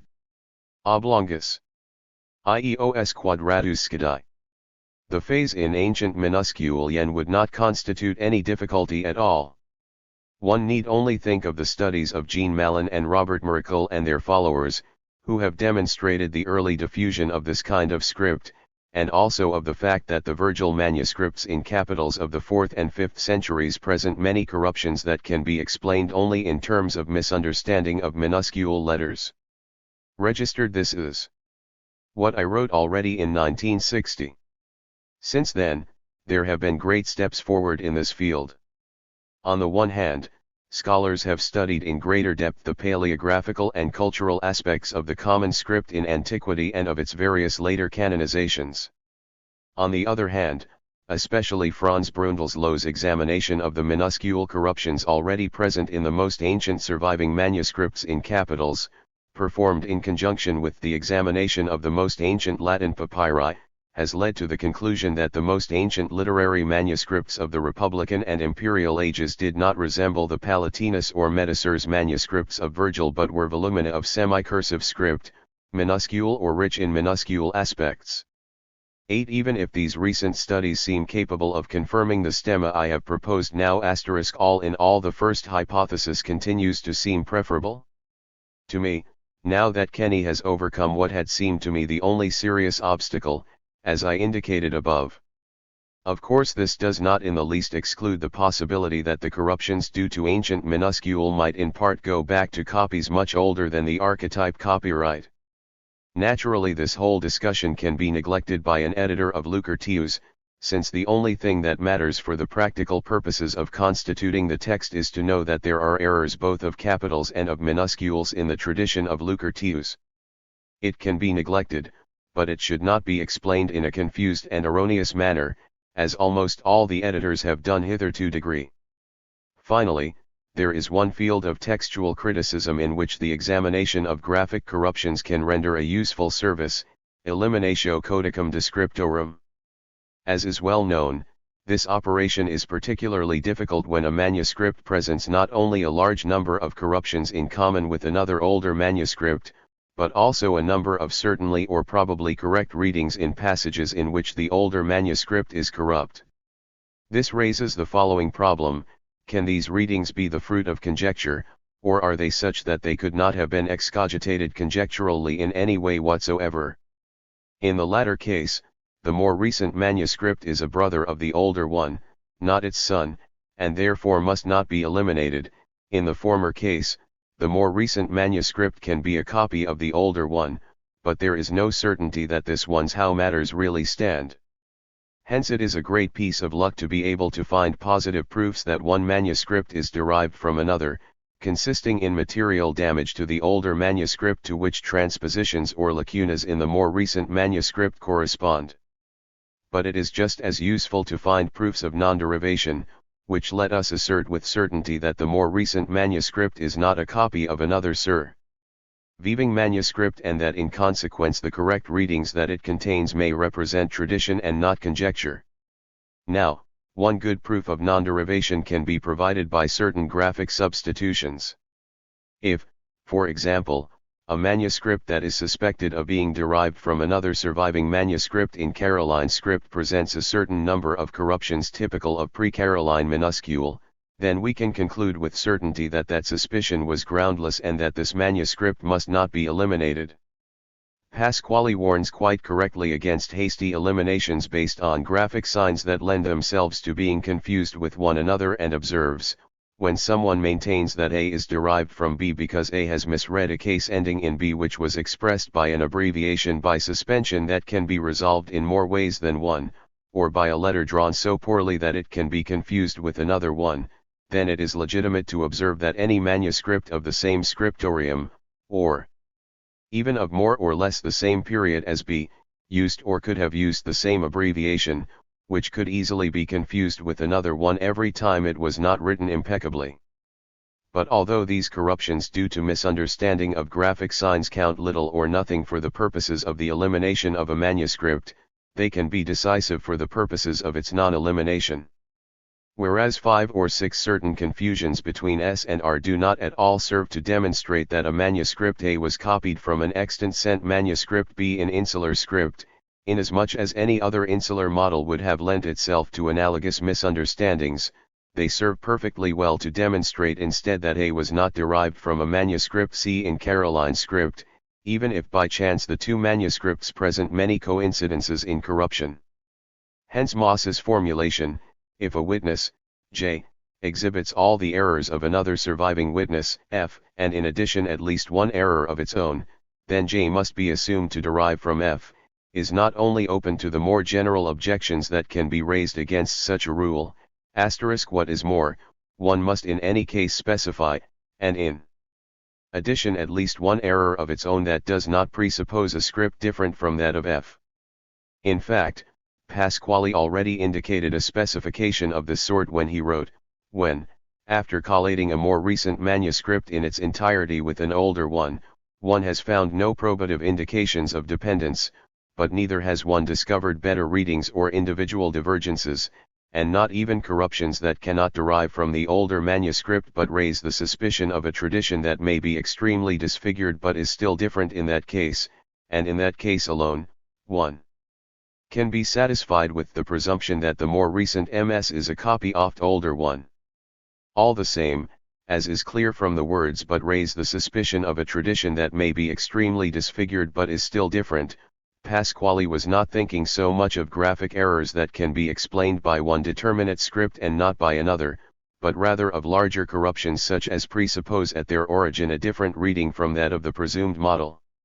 And this too is a possible case, but I believe that the examination of purely graphic corruptions as well will be able to rescue from elimination manuscripts that have been unjustly suspected hitherto, if care is taken to collect a considerable number of certain examples. AEPSPSE int DRXXSNG. Bipartite stemmas and disturbances of the manuscript tradition. In the last 50 years. The scholarly discussion regarding the extraordinary frequency of bipartite stemmas has given rise to the most varied positions and to results of considerable methodological interest. Until about 20 years ago, classical philologists often displayed no knowledge of the contributions of their colleagues in Romance languages. More recently, the field of Greek and Latin studies too has witnessed a reawakening of interest in this problem, which is less marginal and less strictly technical than might be supposed. The first version of this appendix, in the 1963 edition of the present volume, may perhaps have made some contribution to the state of affairs. The second version, which I present here, does not differ substantially from the first one, but without aspiring to what would necessarily be a confusing bibliographic completeness, it does take account of those works that have appeared since then, some of which are very important, and it aims to draw attention more decisively to what, in my opinion, has always been the central point of the whole controversy. In his brilliant and paradoxical article on the manuscript tradition of the Lida el Umber, which we have already had occasion to cite more than once, Joseph Badier observed that in the overwhelming majority of cases the manuscript stemmas traced out by the editors of medieval texts had only two branches. Even if the extant manuscripts were very numerous, they were almost always made to derive not directly from the archetype, but through two and only two subarchetypes, and even when preparatory works on the manuscripts of a given text had hypothesized the existence of three or more families, the scholar who finally set about to do the critical addition had reduced the number of families to two. So, Badier observed, it would appear that by a very singular chance almost all archetypes had possessed a direct progeny consisting of only two epigraphs, or, at least, that it was from only two epigraphs that all the extant copies had been derived. The flora of philology knows only trees of a single kind. The trunk always divides into two dominant branches, and only into two. A bifid tree is not at all strange, but a clump of bifid trees, a grove, a forest. Silva portentosa. Badier observed an analogous frequency of bipartite stemmas in the manuscript traditions of classical texts as well, though he admitted that his research had been less extensive and profound in this field than for French medieval texts. Badier identified the cause of this strange phenomenon not in the objective conditions by which medieval manuscripts were produced but in the philologist's unconscious desire to maintain their freedom of choice when choosing variants. In fact, if the manuscript tradition has three or more branches, the reading of the archetype can almost always be established by a mechanical procedure, as long as the eventuality of contamination is excluded, but if it has only two branches, the mechanical method can only serve to eliminate those innovations that have been produced in descendants of individual subarchetypes. Whereas the decision must be entrusted to internal criteria whenever the one subarchetype's reading is opposed to the others. Thus, according to Badier, Lachmann's method, which had been elaborated precisely so as to expel subjective judgment from textual criticism, had been applied by philologists in such a way as to preserve the widest possible field of application for subjective judgment. If Badier had noticed that Lachmann himself had unconsciously slipped from a tripartite classification of the manuscripts to a bipartite one in his preface to Lucretius, and that Madvig had consciously changed his mind in an analogous way with regard to a group of Cicero's orations, he would have seen in these facts the best possible confirmation of his thesis.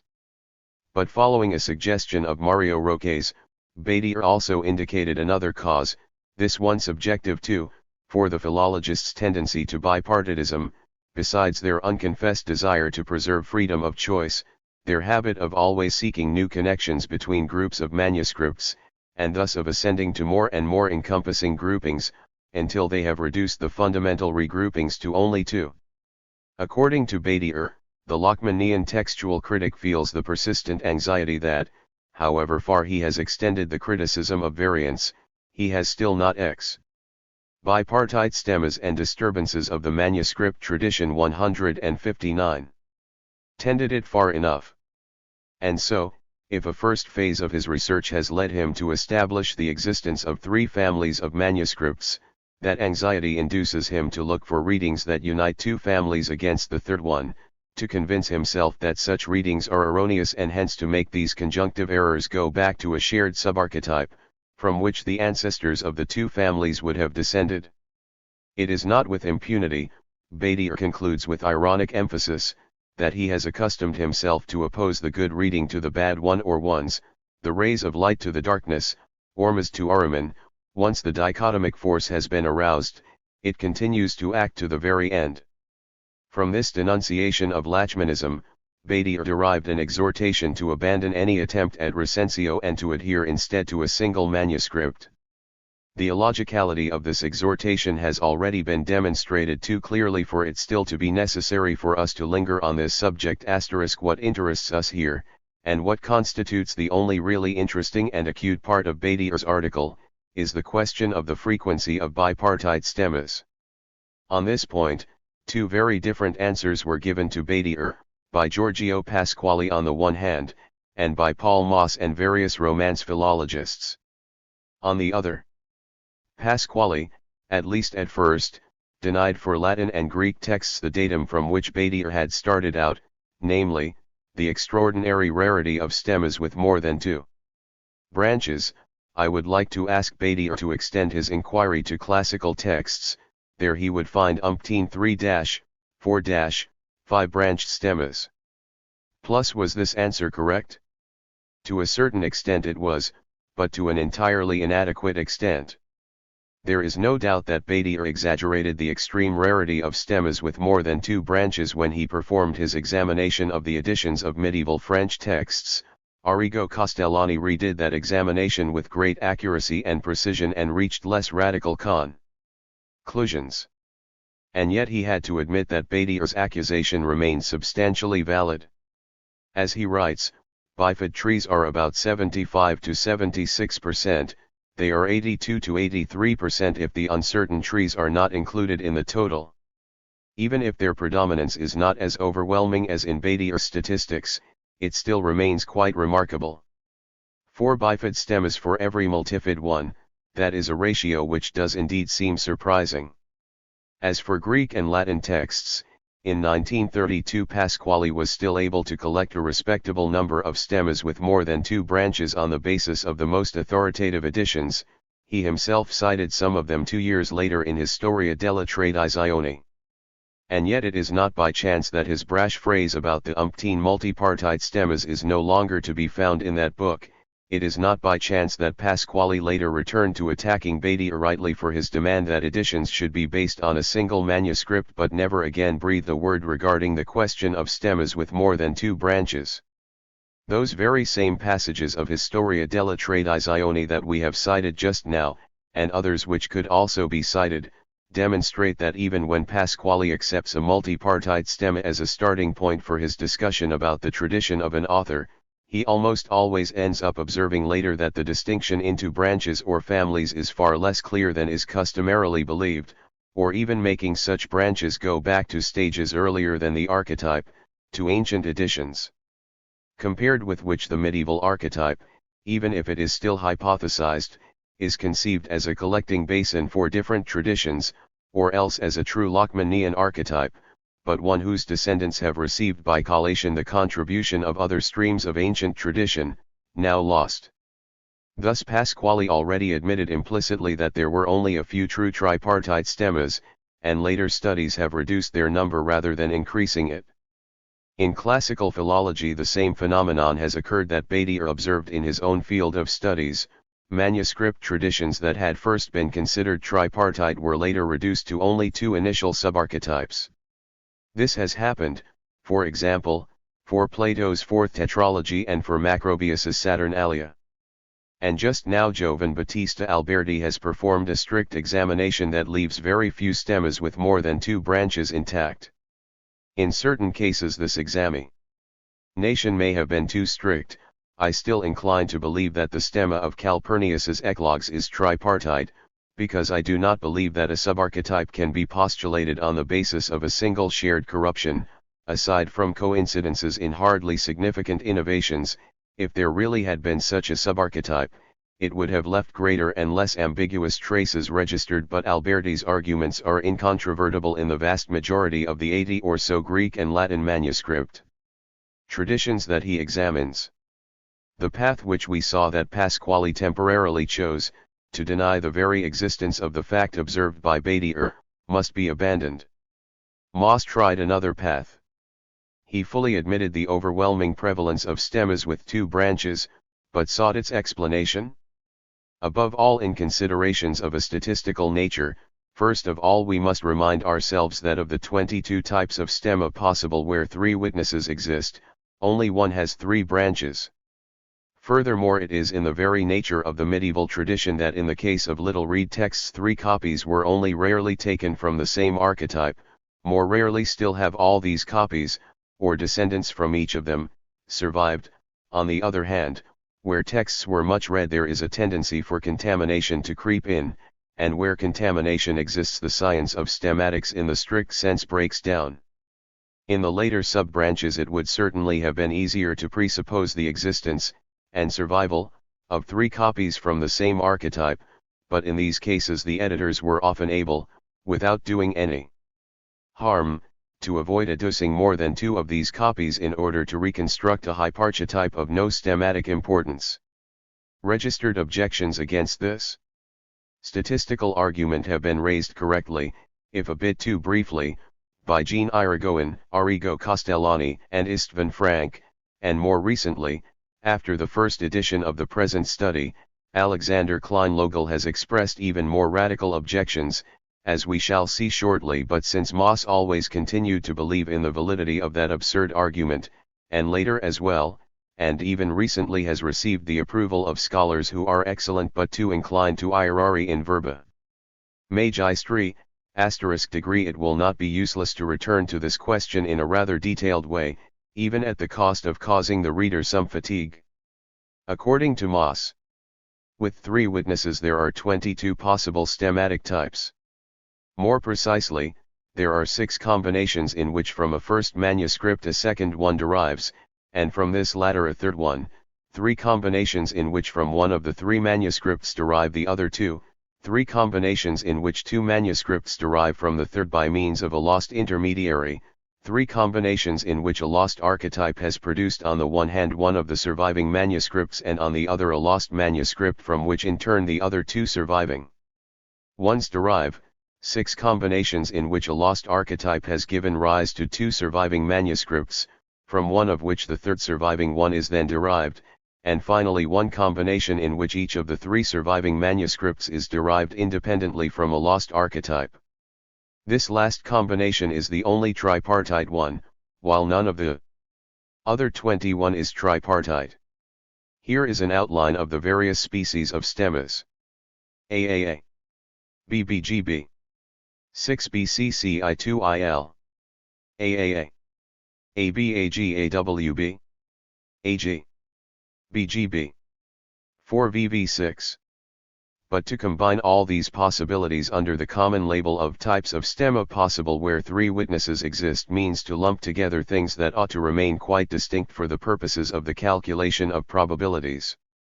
For in the stemmas of the first and second species there was an original total of 3 manuscripts, all 3 preserved. In the stemmas of the third, fifth, and sixth species there was an original total of 4 manuscripts, of which 1 has been lost and 3 are preserved. In the fourth species finally the lost manuscripts are 2, that is, the original total was 5 manuscripts. The only element common to the 22 types listed by Moss is the fact that the surviving manuscripts are always 3. But the number of genealogical combinations of 3 surviving manuscripts out of an undefined number of originally existing manuscripts is not 22 but infinite. Moss's list does not include, for example, stemmas like these. Appendix C. And like all the others that can be traced out by multiplying the number of lost manuscripts at will. It will be objected that from the point of view of Recensio these infinite stemmas can be reduced in every case to one of the 22 listed by Moss. The stemma that the textual critic ends up tracing out on the basis of the indications furnished by the shared corruptions is in fact a greatly simplified one, as has long since been made clear. The method of shared corruptions allows one to establish that two manuscripts of both descend from a lost manuscript A, but except in rare cases it does not allow one to identify possible intermediate copies between A and between A and B. If it were possible to trace out the genealogical tree of all the manuscripts of a given text that really existed, then this would almost always turn out to be much richer than the stemma that we end up reconstructing on the basis of shared corruptions. For the purposes of recensio, this causes no problems. Our simplified stemmas function just as well for reconstructing the reading of the archetype as they would if we were able to trace out the real stemmas. But when the point is to calculate the probability that three manuscripts belong either to a bipartite stemma or to a tripartite one, then it is not legitimate to neglect the real stemmas as Moss does and simply to assign an equal probability to each simplified stemma. Let us consider, for example, these four stemmas. POC equals OE/I/. For the purposes of recensio, the first two have the right to an autonomous existence, but the third and fourth do not, since even if the existence of an intermediate member between W and A or between W and B could be demonstrated, this would in any case be irrelevant for reconstructing the archetype's readings. But when we calculate the probabilities, it falsifies everything if we take account of the first and second type, attributing an equal probability to each one, and then eliminate the third and fourth ones by reducing them to the only tripartite stemma traced out by Moss and attributing only an equal probability to the stemma, which includes within it those others as well. So if we ask ourselves, given three surviving manuscripts out of an undefined number of originally existing manuscripts, what is the probability that those manuscripts belong to a bipartite stemma or to a tripartite one? The answer must be that the problem is insoluble. The probability that three surviving manuscripts belong to two or to three different branches of the manuscript tradition is obviously quite different, depending on whether the original total in that tradition was 4 manuscripts or 50, and depending on whether 3 different branches of tradition originally developed out of the archetype or 10. If, on the other hand, we define not only the number of manuscripts that survive but also the number of the ones that originally existed, then a calculus of the probabilities is indeed possible, but it does not at all indicate the kind of preponderance of bipartitism over multipartitism imagined by Moss and, later, Jean Fourquet. Castellani has demonstrated that if the real stemma is rich enough, the chances are virtually equal that 3 surviving manuscripts will belong to a bipartite stemma or to a tripartite one. Castellani's polemic is directed against Fourquet's arguments, but, as he himself indicates in a note, the same objections are also valid against Moss, for let us add that it cannot even be said, strictly speaking, that when Moss listed those 22 types of stemma possible with 3 witnesses of his, he was restricting himself to types that are significant for the purposes of recensio. In fact, most of these Mossian stemmas present manuscripts that should be eliminated as descripti, in as many as 18 cases out of 22, 1 or even 2 of the 3 manuscripts are copies of a surviving manuscript, and hence either recensio does not take place or else it is reduced to only 2 manuscripts, and then it is evident that even the possibility of a tripartite stemma cannot be conceived. But when Badier noticed to his astonishment the great prevalence of bipartite stemmas over multipartite ones, he was referring to stemmas traced out after eliminatio codicum descriptorum had already been performed. So that while on the one hand Moss excludes from his list the infinite real stemmas to which 3 surviving manuscripts can belong, on the other hand he inflates the list illegitimately by including within it all the cases in which 1 or 2 of the 3 manuscripts ought to be eliminated. In reality, the fundamental defect of all these probabilistic arguments is that they start from the tail instead of from the head. People tend to forget that the real historical process is that a certain number of copies are derived from a model, and then a certain number of subcopies are derived from them, and so on. The inverse process, grouping together a certain number of copies so as to form different stemmatic figures, is purely abstract. Hence we should be trying not to see into how many bipartite or tripartite combinations a given number of manuscripts can be grouped together, but to establish whether it is more probable that only 2 copies were initially derived from an archetype, or 3, or more. Once we put the problem in this way, we immediately see that it cannot be resolved by means of a mere mathematical calculation. Whether a manuscript is copied only once, twice, or 10 times depends on a complex set of cultural and economic conditions, the number of persons who wish to read that text, the number of copyists who are available for copying it, the cost of the writing materials, and so forth. And in the same way, the greater or lesser probability that all the copies of that text have been preserved or that they have been destroyed to a greater or lesser extent is determined by quite variable historical conditions. Registered, the defectiveness of Mauss's reasoning is already clear from what has already been said, but Klein-Logel's arguments make it even more evident. He demonstrates that Mauss presupposes tacitly and unconsciously, and without the least experimental basis, that the different stemmatic types are to be considered as equiprobable events. 7. Quite correctly he objects, in Mauss's typology we neither have statistics which establish that each type is found with the same frequency, nor have we any reason to assign them the same probability a priori. The structural differences that provide the only criterion for classifying the types imply nothing about their probability or frequency. I myself am not capable of following Klein-Logel's argument in all its steps and details, but the conclusion is clear and agrees with what others and I had already observed. It is not possible to solve the problem of the great prevalence of bipartite stemmas by merely deductive means, by an abstract calculation of probabilities unsupported by empirical data.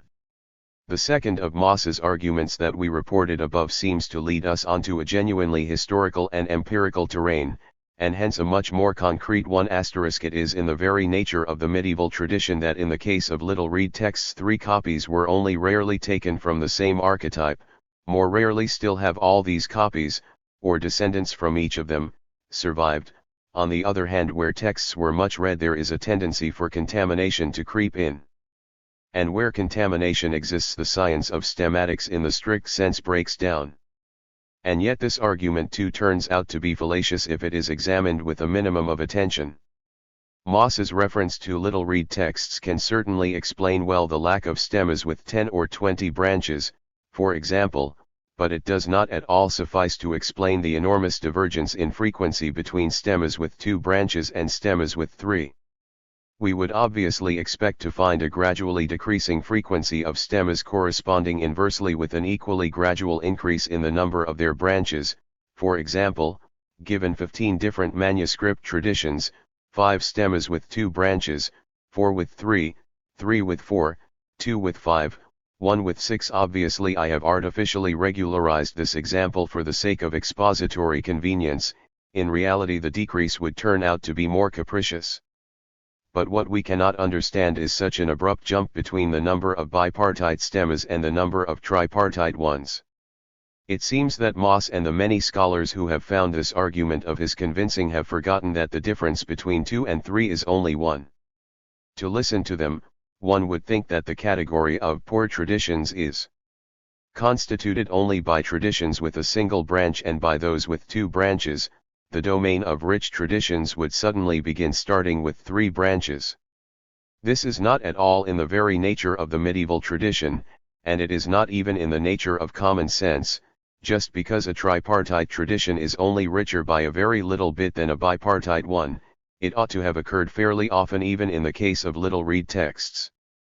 8. Such a jump between bipartite stemmas and tripartite ones could only be explained if some regulation or inveterate habit in the Middle Ages were known that ensured that every ancient manuscript was copied not more than 2 times and was then destroyed.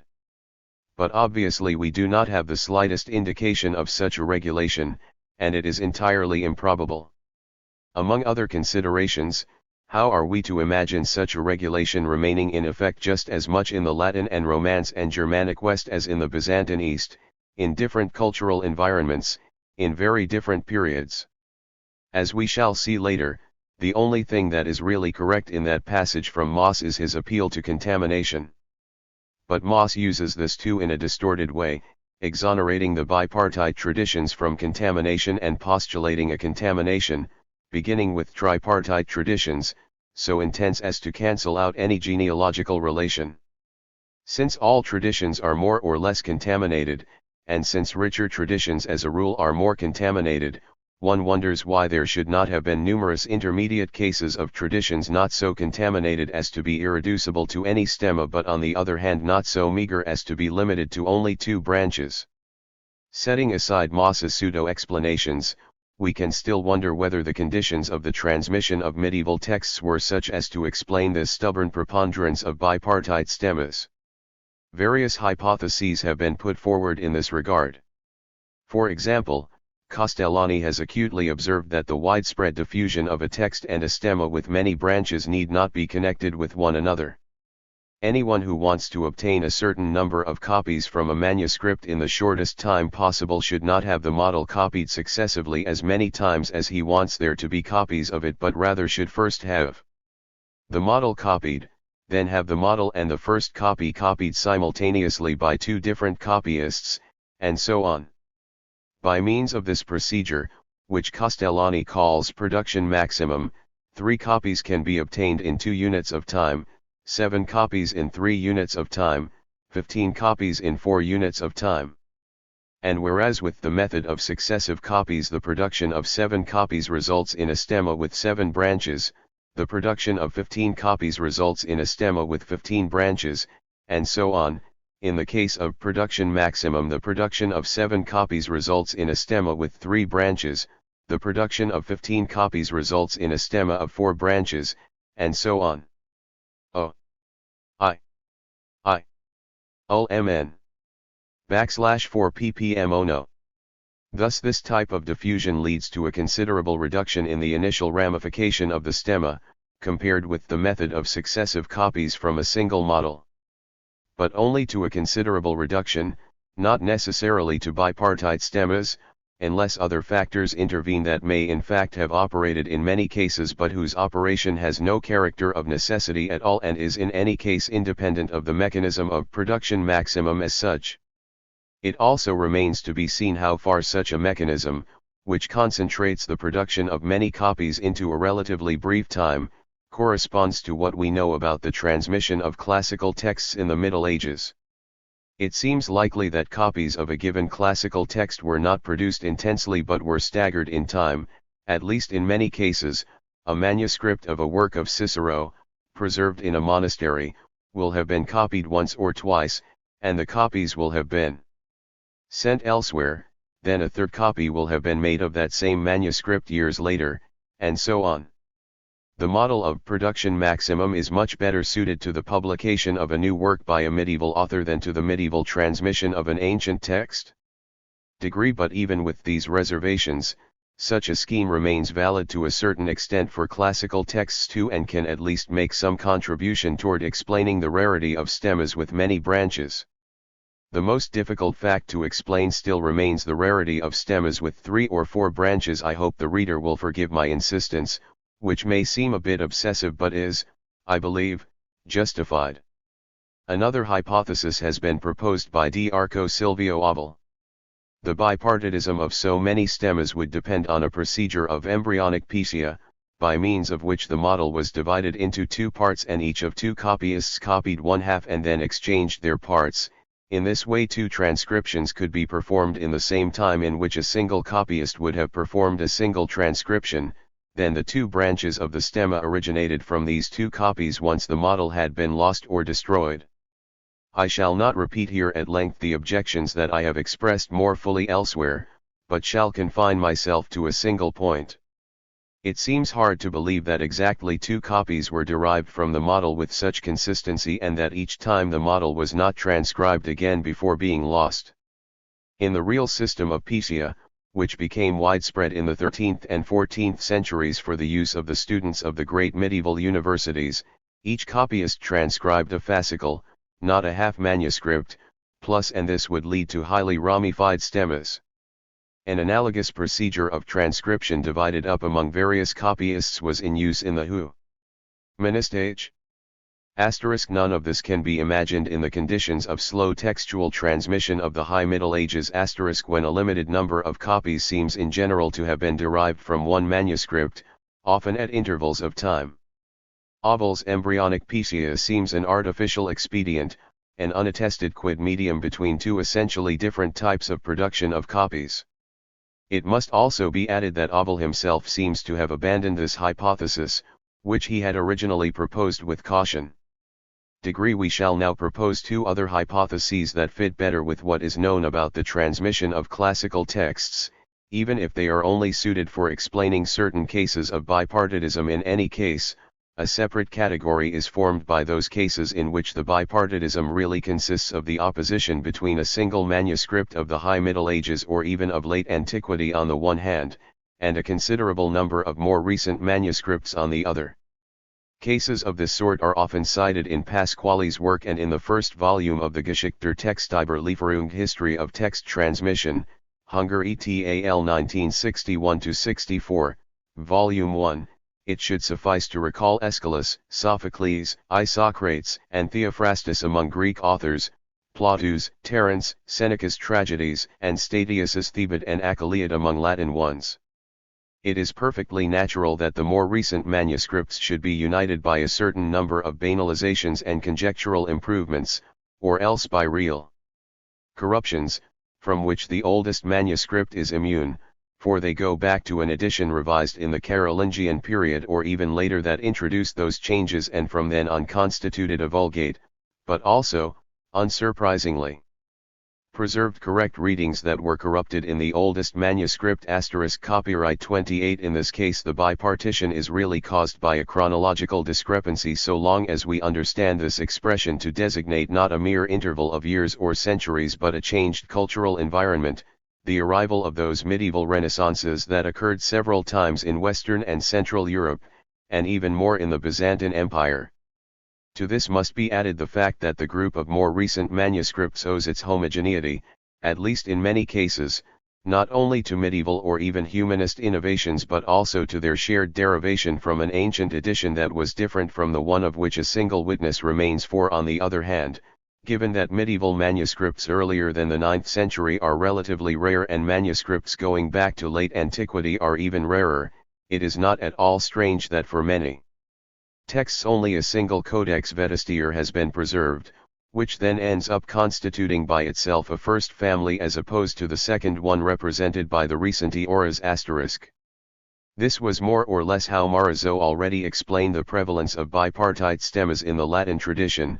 Analogous considerations are applicable to Greek texts as well, but they cannot be applied to all Latin texts.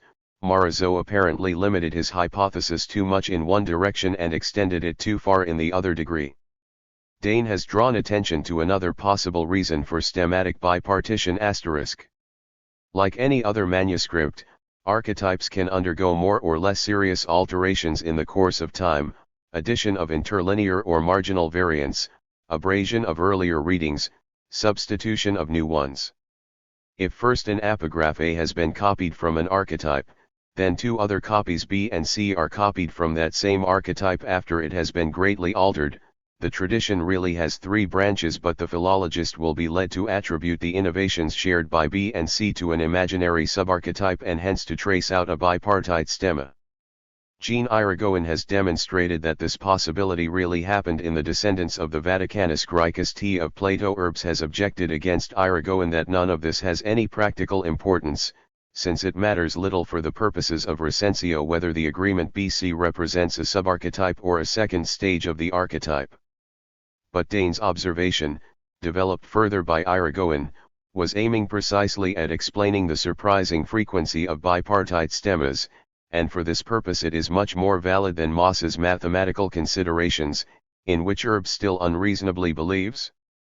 Moreover, the alterations to which an archetype is subject consist not only in corrections but also sometimes in mechanical damage, for example, the loss of leaves or the transposition of fascicles during rebinding asterisk if copy A has been derived from the archetype before the damage and copies BC after the damage, and if the philologist considers the lacuna or transposition to be a conjunctive error and therefore traces out a bipartite stemma instead of a tripartite one, this erroneous genealogical reconstruction can also have adverse consequences for the recensio.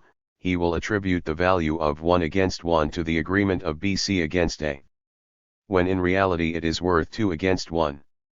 *4 We have already drawn attention to this danger above, and we have explained that major lacunas or transpositions that can be attributed to the loss or displacement of leaves or fascicles are not enough by themselves to define a subgroup. With this hypothesis of the mobile archetype we have entered into the field of those manuscript traditions that have a bipartite appearance, although in reality they were tripartite or had even more than 3 branches. But this hypothesis, like Morozow's discussed just now, only explains a limited number of cases. It is not reasonable to suppose that between the first transcription and subsequent ones almost all archetypes underwent corrections so numerous and so extensive as to produce an apparent subarchetype. Moreover, it is easy to identify the case of later material damage to the archetype, and most manuscript traditions are free of it. There must be other reasons for this deception, which produces errors of classification and makes bipartite stemmas seem much more numerous than would seem probable. We shall go on now to examine them, beginning with the most banal and avoidable ones and finally arriving at the ones that are harder to avoid and all in all more frequent. In my opinion, the old custom of classifying manuscripts not genealogically but axiologically by dividing them into the 2 categories of meliors and deteriores may have contributed toward increasing the number of bipartite stemmas beyond due measure. We have already seen how the young Lachmann still followed this custom, and how some of the first genealogical classifications originated in earlier axiological classifications and inherited their bipartite structure. It is likely that scholars often merely transferred into the genealogical domain the old bipartition based on a judgment of value, and therefore derived from the archetype 2 epigraphs, a good one and a bad one, from which the 2 races of the meliors and the deteriores would have originated. The deteriores in particular will often have been considered too hastily to represent a single class from the genealogical viewpoint as well. It will be remembered that Maurice Haupt, like Lachmann, exhorted scholars not to waste their time classifying humanist manuscripts. His exhortation was largely followed, not only because such manuscripts were distrusted but also precisely because they are more contaminated and therefore harder to classify than medieval ones. Sometimes the old editors added a 3rd group of mixti alongside the 2 families of meliors and deteriores, but tripartite classifications of this sort were destined to be short-lived, since later editors ended up either adding the mixti to the family of the deteriores or else noticing that almost all manuscripts are mixed, that is, contaminated. Another cause of erroneous bipartite classifications is partially connected with the preceding one but is more strictly derived from a logical mistake, the tendency to identify one class of manuscripts on the basis of shared characteristics and then to call everything that in reality is merely non-A. There is a danger of falling into a similar error not only in textual criticism but wherever classifications need to be made. Aristotle already fought against it in zoology. If a certain number of shared corruptions defines a family of manuscripts, the lack of those corruptions does not define another family. So after having identified a family, it will be necessary to see whether the other manuscripts are connected by shared innovations in their turn, or whether instead they constitute different groups, or whether, as is also possible, they are so contaminated that their derivation from one or more subarchetypes cannot be detected. An error of this sort was committed by Heinrich Schinkel when he divided the V class of the manuscripts of Calpurnius's eclogues into 2 subclasses V and W. Cesare Giarratano observed that W was a real family but V was a heap of manuscripts not united by particular affinities. Schinkel replied that he had indeed used the sign V in the sense of V minus W, but even then he refused to recognize the illegitimacy of a stemma traced out according to such criteria. The mistake Mario Casella committed in his attempt to classify the manuscripts of Dante's Commedia was analogous. The family of which he believed he could identify is characterized in exclusively negative terms, as not 8js #degree here. Badier would indeed have been right to point to Schinkel and Casella as 2 victims of the dichotomic aberration. Only, such an aberration is not without remedy. But the most serious and insidious causes of apparent bipartitism are contamination, the copyist's conjectural activity, and, even if to a lesser extent, polygenesis of innovations. For the sake of brevity I use the term disturbances to indicate all three of these phenomena, although I distinguish them whenever it is necessary to do so for my argument. I intend to insist here not on the general difficulties that these phenomena cause the textual critic. I would merely be repeating what is to be found in every good manual of textual criticism, and Pasquale's book can be said to be a full critical examination of disturbed traditions, each with its own particular problems, but rather on the mechanism by which they lead scholars to interpose fictitious subarchetypes between the ancestor and its descendants, and hence to confer a bipartite appearance upon manuscript traditions that in reality had three or more branches. Let there be given a tripartite tradition, from an archetype W let there be independently derived three copies that produced three streams of tradition abide by successive vertical transcriptions. If at a certain time a process of horizontal transmission intervenes, because of which a certain number of errors of 8 are transmitted to Y or vice versa, or else if a copyist of the A branch corrects a good number of errors of the archetype by felicitous conjectures, the shared errors of bi will be attributed to a subarchetype, and the tripartite tradition will assume a deceptive bipartite appearance. The two phenomena can also be associated with one another, and this will certainly have happened in many cases, given 4 branches of tradition. A by 6, a felicitous emendation of an error of the archetype performed by a copyist of the A branch can be transmitted by contamination to B, so that YN seem to be connected by a conjunctive error and therefore to derive from a subarchetype that in reality never existed. Castellani has already drawn attention to these two phenomena but has only assigned them a secondary importance, wrongly in my view. This underestimation derives from 3 causes. Castellani believes that the greatest significance should be assigned to other factors of dichotomy, at least for medieval lyrical texts. He asserts that from the point of view of textual constitution, a scheme in which 2 contaminated families form only one functions just as well as the genetically correct scheme in which the 2 families go back to the original. Castellani considers it relatively easy to identify the corruptions that can be healed conjecturally, so that for these one must deny the possibility that the same errors, uncorrected in other manuscripts, might falsely appear to be conjunctive errors, trademark, and although he does not fail to recognize the deceptiveness of contamination, he recalls the well-known principle that some errors cannot be attributed to horizontal transmission. We shall return to this point shortly. More recently, Romance philologists and Germanists among others have excogitated more subtle remedies against contamination, for the most part of a statistical character. I have already expressed my position with regard to such methods. I acknowledge their acuity and, more importantly, their usefulness for disentangling to some extent, even if only approximately, the genealogy of those manuscript traditions in which genuine corruptions or mechanical lacunas are lacking or are too infrequent. But I have also discovered that such methods are obliged to ignore completely or most completely the distinction between coincidence in conservation and coincidence in innovation, trademark, and I have already indicated the reasons why I think that clinging to Dom Quentin's method is a bad way of escaping the difficulties of Lachmann's method.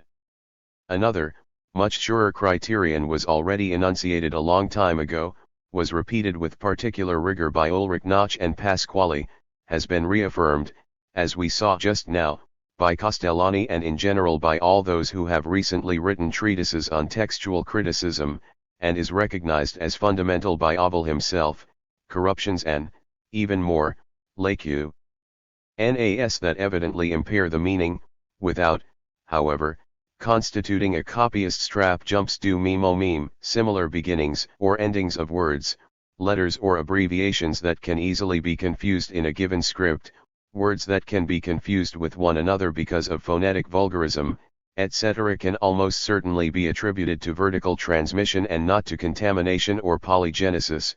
So too, the copyist's emendatory activity can be excluded when an error found in the rest of the tradition is greater than the conjectural capabilities of the copyists of a given period. Nonetheless, these principles themselves are not always easy to apply. With regard to the second point, it is often difficult to set precise limits to the conjectural acumen of medieval copyists and editors, especially if they lived in one of those periods of partial cultural renaissance that, as has been well known for a long time, interrupted the long depression of the Middle Ages. And all the same, this is still the lesser danger. There are correct readings at which no medieval copyist philologist could arrive conjecturally. A more serious danger consists in the possibility that a copyist, for example, of the branch might have healed errors or filled lacunas not by conjecture and not even by checking one of the other witnesses that have survived to our day, but by collating a manuscript of a completely different branch or tradition which was later lost. In his book Pasquale cites many cases in which one must have recourse to this hypothesis registered even if he seems to have forgotten them when he discusses Notch's criteria. At Timpanaro 1965, 397 I suggested designating this phenomenon by the term extrastemmatic contamination and to distinguish it from intrastemmatic contamination. Point 4 Now, even extrastemmatic contamination will have the effect of increasing the number of apparent bipartite stemmas since the damage that goes back to the archetype has been corrected in A. Such damage will be attributed to a subarchetype, and the stemma will once again take on the false appearance of figure 2 on page 176, and what is worse, if the error remaining in bi is of the sort that cannot be healed conjecturally, it will all the more have the appearance of an unquestionably genuine conjunctive error. And yet the difficulties we have reminded the reader of, serious as they are, do not always prevent the construction of a plausible stemma based on rigorous criteria, that is, solely on significant errors, excluding all coincidences not only in correct readings but also in banalizations, in errors with the semblance of truth that can easily be transmitted by collation, and in errors that can be polygenetic, and taking account also of the possibility of conjectural activity on the part of the copyists. The possibility of extrastemmatic contamination will always remain, alongside less frequent risks like those indicated in Note 44, but if this is limited to a few cases it will not completely alter the fundamental outlines of the stemma, whereas if it is systematic it will be recognized as another source of tradition that can be indicated with figures like this. But it is here that the most insidious dangers begin. Let us suppose that a stemma with 3 branches has been produced on the basis of significant errors alone. What is to be done now with the coincidences in insignificant errors? We cannot either attribute them with certainty to vertical transmission or exclude the possibility that they might be the residue of errors already present in the archetype and corrected conjecturally in one branch of the stemma. This is precisely what their insignificance consists in. But we cannot even exclude the possibility that such coincidences derive from vertical transmission, that is, that they go back to a subarchetype. To put this point better, we can exclude this possibility only if it happens to contradict a stemma that has already been constructed on the basis of significant errors alone. If, for example, a manuscript A shares lacunas and other gross errors with B but only a few banalizations or prettifications or unimportant alterations with C, we will certainly attribute these latter to disturbances. But if A does not visibly share significant errors with B and shares only insignificant errors with C, or else if it shares more insignificant errors with C and fewer ones with B, we can neither affirm nor deny that AC are derived from a subarchetype*. These are the cases in which the philologist who wishes to reduce the disturbances to a minimum and to present in a stemma as systematic as possible an image of the manuscript tradition will verticalize the insignificant errors too and will postulate a new subarchetype, which can but need not ever have existed. This is the criterion of the most economical hypothesis theorized by Oval but already broadly followed in practice by classical and Romance philologists. Recently Irigoyen too has reaffirmed the importance of reconstructing the skeleton of the vertical transmission as far as possible, in an important article that was inspired by the legitimate desire to react against Dawes' exasperatedly and exaggeratedly antistemmatic tendency. In itself, the criterion of the most economical hypothesis is probabilistic and entirely reasonable. Since, as Pasquale reminded Schwartz, vertical transmission is a constant fact, while disturbances are extremely frequent phenomena that exist in all or almost all manuscript traditions but are nonetheless always desultory and accidental, Every single coincidence in innovations has a greater chance of deriving from a lost shared model than of being due to contamination or polygenesis or a copyist's corrective activity. But if we prefer the hypothesis of vertical transmission every time, the total picture of manuscript traditions will certainly be distorted, because we have thereby reduced to zero an event that will have happened in a minority of cases but will nonetheless almost certainly have happened, and in a rather large minority of cases. For example, instead of 60% of coincidences due to vertical transmission and 40% due to disturbances, we shall obtain 2% of coincidences of the former sort with an evident error. The main reason for the improbable prevalence of bipartite stemmas consists precisely in this paradox. If in every case of coincidence in innovation one prefers the more economical hypothesis, the majority becomes a totality, while the minority is cancelled out. Naturally, the paradox only persists because in textual criticism, unlike other situations in which a statistical prediction can be tested empirically post-eventum, no similar verification is possible. No one can tell us whether certain presumed lost subarchetypes really existed or not 5°. And if we studied this question in greater depth, we would discover that this serious limit to the application of statistical methods is found in many other diachronic disciplines as well, in which it is not possible to perform repeatable experiments and test their outcome. These considerations of ours are substantially corroborated by the book of Alberti's I have already mentioned, even if, as I have indicated, Alberti dissents more than once from my earlier statements regarding stemmas that at the time I presumed to be multipartite. To a hasty reader, Alberti's treatment might seem to confirm the thesis of extreme bipartitism. Certainly, as we have seen, he demonstrates the fragility or improbability of most of the few multipartite stemmas that scholars of Greek and Latin manuscript traditions have hitherto hypothesized. But, as he himself takes care to emphasize, only very rarely does he replace them with bipartite stemmas. Instead he speaks for the most part of probable contamination, which has rendered the relations among the various branches uncertain but without eliminating them. In other cases he concludes that contamination has completely obscured the genealogical relations. In still others, summarizing or developing further the conclusions of earlier scholars, he questions the very hypothesis that our witnesses are derived from a medieval archetype, a hypothesis that is a priori extremely improbable for texts that continued to be very widespread throughout the Middle Ages, and even in those cases in which such an archetype must have existed, its descendants must have been enriched very early with contributions deriving from extrastemmatic contamination, so that we are very far indeed from a Lachmannian model degree. Alberti adds that an examination of the stemmas that were hitherto considered bipartite would lead one to doubt many stemmas. Not in the sense of making them become tripartite or multipartite, but rather in the sense of introducing elements of doubt, due above all to contamination. So must we abandon altogether the attempt to trace out stemmas? No, except when the tradition is totally disturbed. Instead, above all, we must continue Alberti's work by examining many stemmas that are asserted to be certainly bipartite. I do not exclude the possibility that such an examination might sometimes correct earlier errors of classification and lead to the construction of multipartite stemmas still sufficiently solid despite some inevitable traces of disturbance. In this regard I would be a bit more confident than Alberti. All the same, I too believe that results of this sort will be quite rare.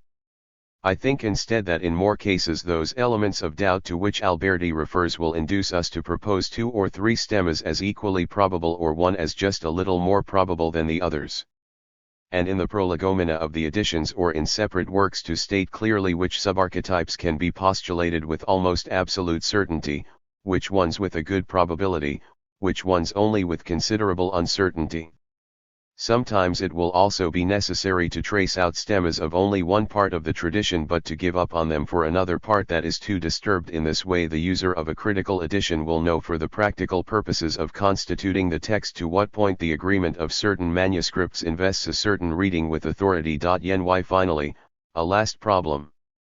In his notorious treatment of stemmas with 2 or more branches, at the end of the passage we cited on page 161, Moss wrote, in the later sub-branches it would certainly have been easier to presuppose the existence, and survival, of 3 copies from the same archetype, degree, but in these cases the editors were often able, without doing any harm, to avoid adducing more than 2 of these copies in order to reconstruct a hyparchetype of no stemmatic importance. 2 objections come to mind upon reading these words.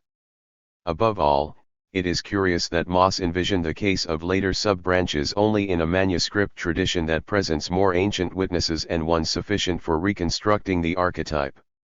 It did not occur to him that many traditions of classical texts consist entirely of later sub-branches, which scholars must of necessity not avoid adducing, at least if they do not wish to give up reading those texts.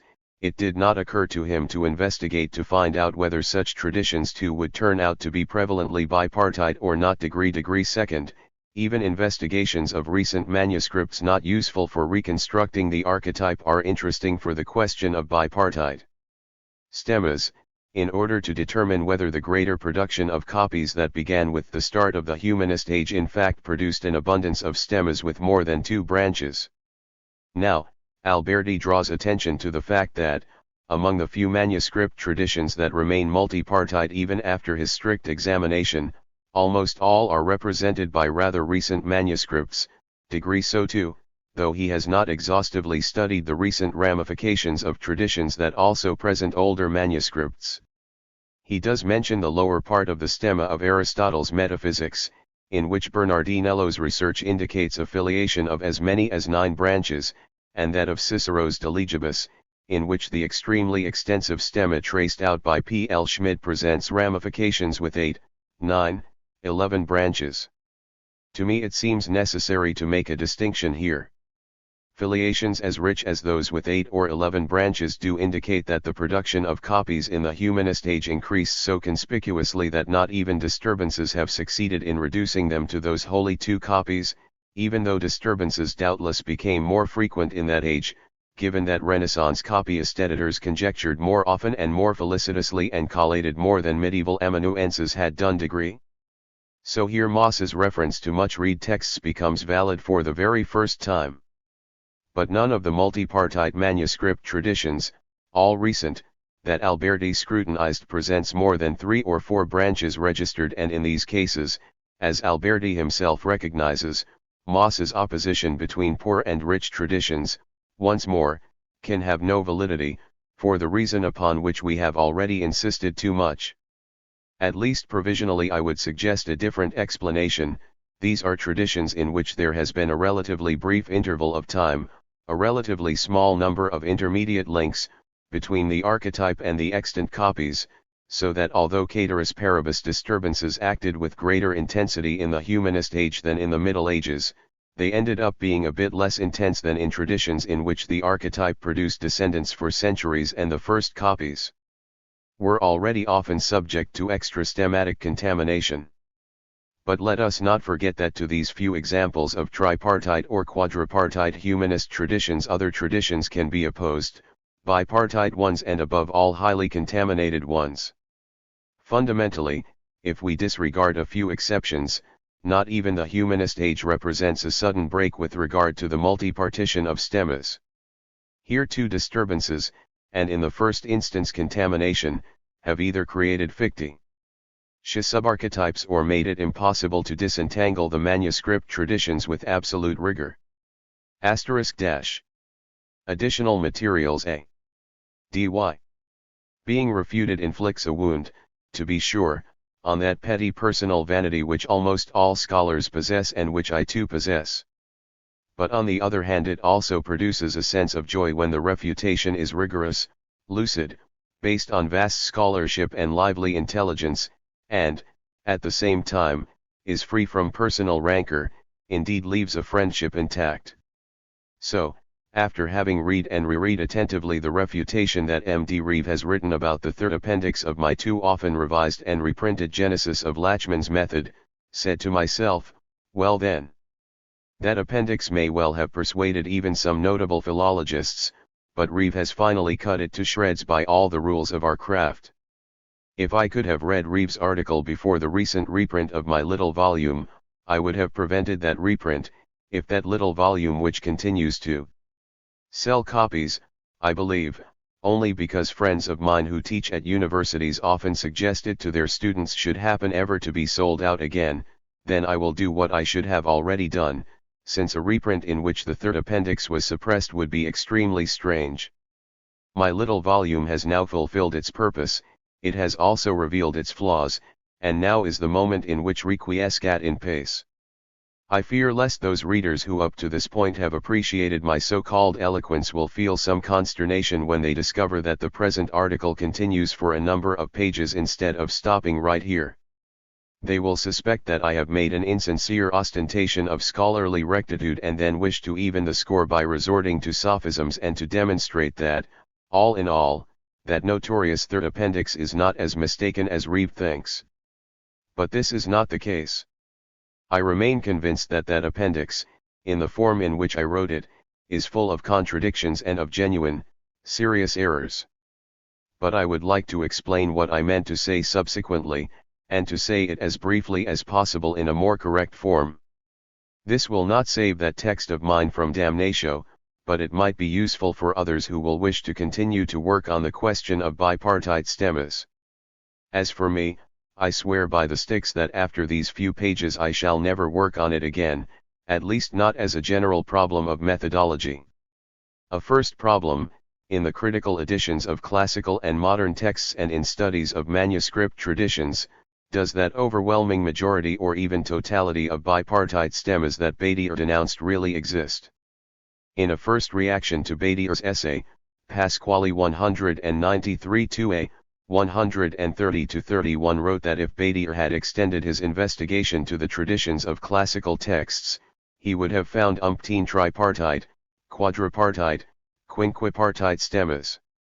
Reeve writes that in 1963 Timpanaro had declared that Pasquale's assertion was exaggerated, but now, under the influence of Giovan Battista Alberti's book Problemi di critica testuale, published at Florence in 1979, he has convinced himself that pluripartite stemmata are even rarer than he believed in 1963. He has not noticed that Alberti's principal purpose was to determine the number of archetypes that can be reconstructed mechanically, and hence that from his own viewpoint Alberti was justified in neglecting those cases in which the archetype is preserved. Reeve has also explored traditions in which the ancestor is preserved, making use of a book on which he collaborated himself, Reynolds 1983. He has discovered that out of 18 traditions in which a preserved ancestor has produced copies that are preserved as well, 6 have a multipartite stemma, while for the time being the other 12 cannot be reduced to a precise stemma. Reeve also writes that Alberti ignores, and consequently Timpanaro ignores, a number of lost archetypes that gave rise to pluripartite stemmas, Cornelius Nepos, Valerius Maximus, the Notitia Dignitatum, and finally Cicero's De Optimo Genera Oratorum, in the tradition of which Reeve has recognized 3 independent groups, which might also be 6. Reeve expects that further research will uncover other stemmas with more than 2 branches. All the same, he admits, I still incline to agree with Timpanaro that Pasquale exaggerated. Now, I was fully aware that because of his principal goal Alberti had limited his investigation to traditions with a lost ancestor. But since Alberti has demonstrated that various traditions that I mentioned in 1963 as being multipartite are in fact bipartite, it seems to me that I had every right to make use of Alberti's results in order to reach the conclusion that there are fewer multipartite stemmas than I had believed. Indeed, Alberti asserts what his theme is and repeats it in many passages too. Moreover, I took account of the fact that Pasquale himself, before Alberti and Reeve and myself, had implicitly considered that that energetically anti-Baderian statement of his was exaggerated. In fact, in Pasquale 1952a and in other writings of his later than Pasquale 193-2 in which he polemicizes against Badier, the umpteen multipartite stemmas of up to even 5 branches have vanished. I myself wrote this, and perhaps Reeve should have recalled it. From my friend Alberti I have learned an enormous amount. Pasquale 1952 examines many traditions that can be reduced to stemmas, only very few indeed have more than 2 branches. Besides, Already in 1963, before Alberti, I had observed that tripartite stemmas have been transformed into bipartite ones. If Reynolds 1983 indicates the existence of multipartite traditions with a preserved stemma, I am very pleased, but I could not know this in 1980, nor had I received from Mar. 210 additional materials a. Shall the information about Cornelius Nepos and Valerius Maximus which Reeve has received. On the other hand, the fact I too am sure that multipartite stemmas can be recognized in cases in which scholars hitherto believed they saw bipartite stemmas is demonstrated by my continuing even in the last edition of my text to issue warnings against the dangers of apparently bipartite stemmas caused by erroneous classification on the part of philologists. And so, if Reeve, who cites 3 examples of bipartite stemmas in which considerations deriving solely from the examination of conjunctive errors are reinforced by historical and geographical data, declares that he is curious to know whether I will refuse to agree that these are bipartite stemmas, I can answer that his curiosity is a bit curious. Not only have I never denied the existence of bipartite stemmas, but I have always maintained that it is likely that bipartite stemmas are the majority in what Moss called poor traditions. On the other hand, what I considered unlikely was that the majority was so strong, that what separated bipartite stemmas and tripartite ones was not a slight discrepancy but rather a very steep step, given that the latter two are typical of a poor tradition. And this step continues to be very large even after the many examples of tripartite or multipartite stemmas Reeve mentions, and the same applies for decimation, except for Castellani 1980. I find no answer to this observation in Reeve's article. Weitzman 1982 considers the observation to be unfounded for statistical reasons. But Reeve himself admits, together with Whitehead-Pickford 1951, even if in a form that is not entirely clear-cut, that the purely mathematical method does not resolve the question of the predominance of bipartite stemmas, and that Weitzman has inserted into his computer historical information, some of which is open to question. So it is better, he says, to leave the computers aside and to deal directly with Nestichorica. Observations. With regard to historical and geographical observations, Reeve observes, strangely for a pupil of Pasquale, Timparano says little about history and even less about geography, which nowhere appears in his appendix. I recognize that this criticism is fundamentally justified, not only with regard to the third appendix, but also with regard to all my activity as a classical philologist. I have concerned myself very little, too little, with manuscript tradition in the 211. Empirical sense of cultural history that goes from Traub to Pasquale and on to codicology, a branch of scholarship that Pasquale lived just long enough to see institutionalized but that has made extraordinary progress since the Second World War. What is more, I have concerned myself too little with something else that is more basic, namely, with studies on individual manuscript traditions performed with the old method as well. My philological production consists almost entirely of adversaria, of textual and exegetical discussions of individual passages. This is also because very often classical philology has become for me a second matrix of study in comparison with the cultural and political history of the 19th century, with excursions toward the 18th and 20th centuries, but this obviously provides no excuse for my ignorance. It is symptomatic that I have never prepared a full critical edition of a text, and that even without the stimulus of a critical edition I have concerned myself with genealogies of manuscript traditions only 2 or 3 times. In comparison with me, Reeve has an incontrovertible superiority in this field, since it is precisely to this field that he has dedicated what is perhaps the best part of his activity. But it is not true that I have failed to recognize the importance of historical and geographical investigations directed toward the genealogy of manuscripts. I myself have indicated, and I believe that Reeve agrees, that one essential reason for the inadequacy of the mathematical criterion resides precisely in the great variety of historical and geographical conditions. Let us go on to what Reeve calls a methodological argument. 1. Do not repudiate the phrase which I wrote to Reeve in a private letter, and I assure my friend Reeve that he has in no way infringed scholarly courtesies by citing it without asking my permission. I believe that courtesy among scholars does not consist in such formalities.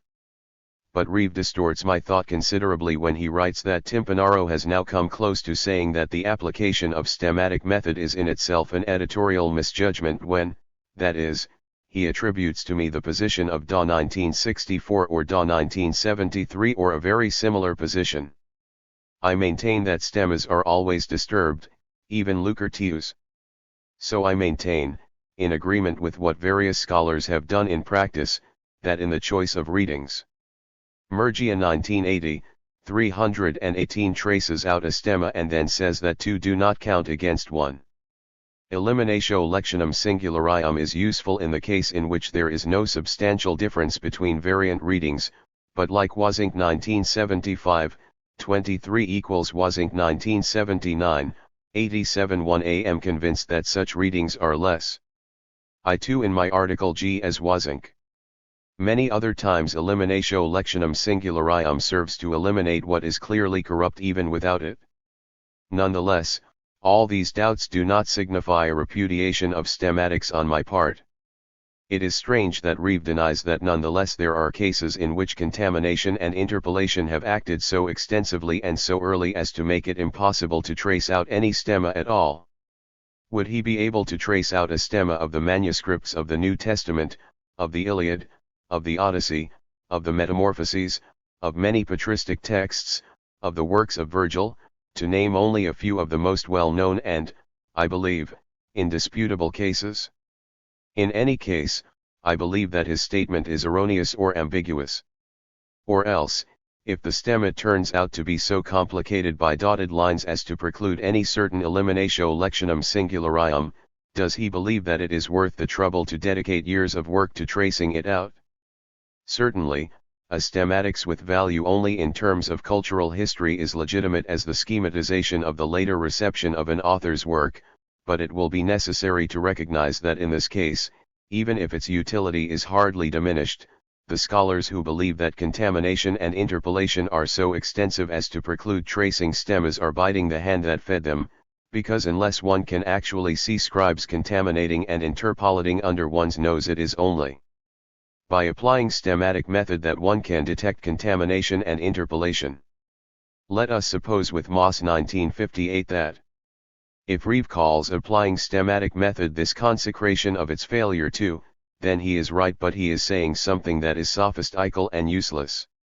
If, on the other hand, he believes that it is only possible to recognize the violations of the stemma after the vertical tradition has been represented in a stemma, and if he refers indifferently to interpolation and contamination, then he is mistaken, for he does not consider the aforementioned case, in which contamination and interpolation are revealed precisely by the impossibility of tracing any stemma at all. Irigoyen's observation is correct in its first part as an admonition not to abandon the field too early, not to refuse to recognize that agreements, for example, in lacunas or in highly significant errors, should be attributed with high probability to the vertical tradition. But it is no longer correct in its second part, for the reasons that we have already indicated. On the other hand, Reeve himself, a little later, writes, "My general impression of contamination, and I believe Alberti's too, is that it has the effect not of falsifying stemmata but of frustrating attempts at drawing them up, and where it does falsify stemmata, as in Timpanaro's example, it falsifies them in a way that may mislead editors but will not alter the total of bipartite stemmata." So according to him too there exist cases in which contamination reveals itself not as a secondary fact after the stemma has been traced out, but as a fact that precludes any attempt to trace out the stemma. Since Reeve is a powerful reasoner and only with difficulty contradicts himself, there is quite probably something in his argument that I have not understood well, and I would be grateful to him if he would explain it to me. Let us return to bipartite stemmas. Here the level of Reeve's polemic rises again after the observations that we have discussed just now, and that frankly seem to me erroneous, and I must recognize the incisiveness and correctness of his distinction between contamination and interpolation with regard to stemmas that are probably bipartite.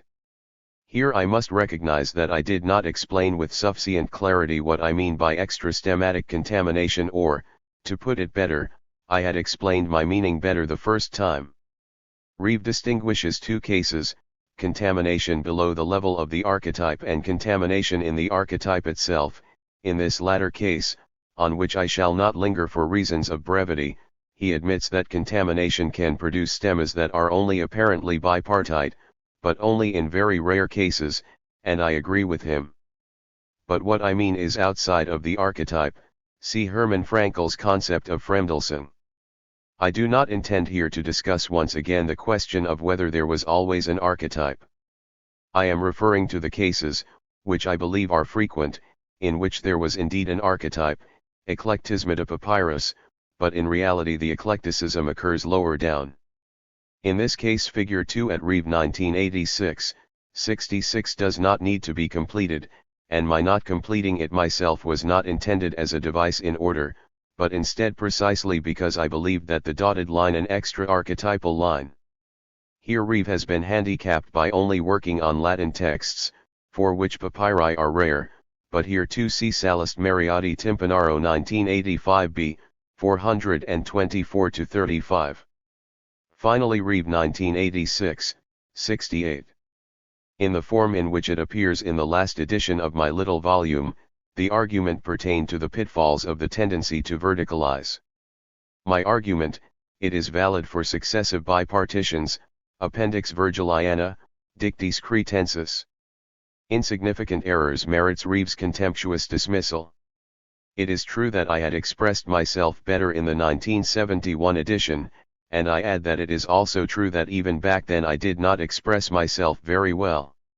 Here too it would be useful, for my partial exculpation, to go read the first formulation of that argument, which is found in Timpanaro 190 SIXS. It is clear from there that what I wanted to warn against was not so much initial bipartitions of the stemma as rather infinite bipartitions, to use a jocular phrase. In my view, stemmas that have the Rollo wine configuration are very suspect, and unfortunately very frequent. Now, the multiplication of subarchetypes very often, by the work of excellent philologists too, on the basis of variants of little significance or of none whatsoever. As Reeve notes, I never did write that article criticizing the stemmas of the Oxford edition of the Appendix Virgiliana, which I had once promised. I did not write it because of the appearance in the meantime of Courtney 1968, which, even if it does not satisfy me in every detail, says in substance a large part of what I would have wished to say and other things that did not occur to me. But let me cite a single example, Dictis. Toward the end of his article, before summarizing his objections, Reeve writes courteously, "The new version. I too believe that, for the present, a more detailed treatment of the pitfalls etc. is lacking, but that appendix has revealed itself to be too full of ambiguities and errors, and hence after having responded to certain objections of Reeve's that seemed to me rather strained, I feel the duty to warn anyone who will make use of this third appendix even more than Reeve does. And I hope that someday, after a further enlargement of studies on manuscript traditions, and not only on Latin ones, my discussion will be replaced by another one, more rigorous and more reliable.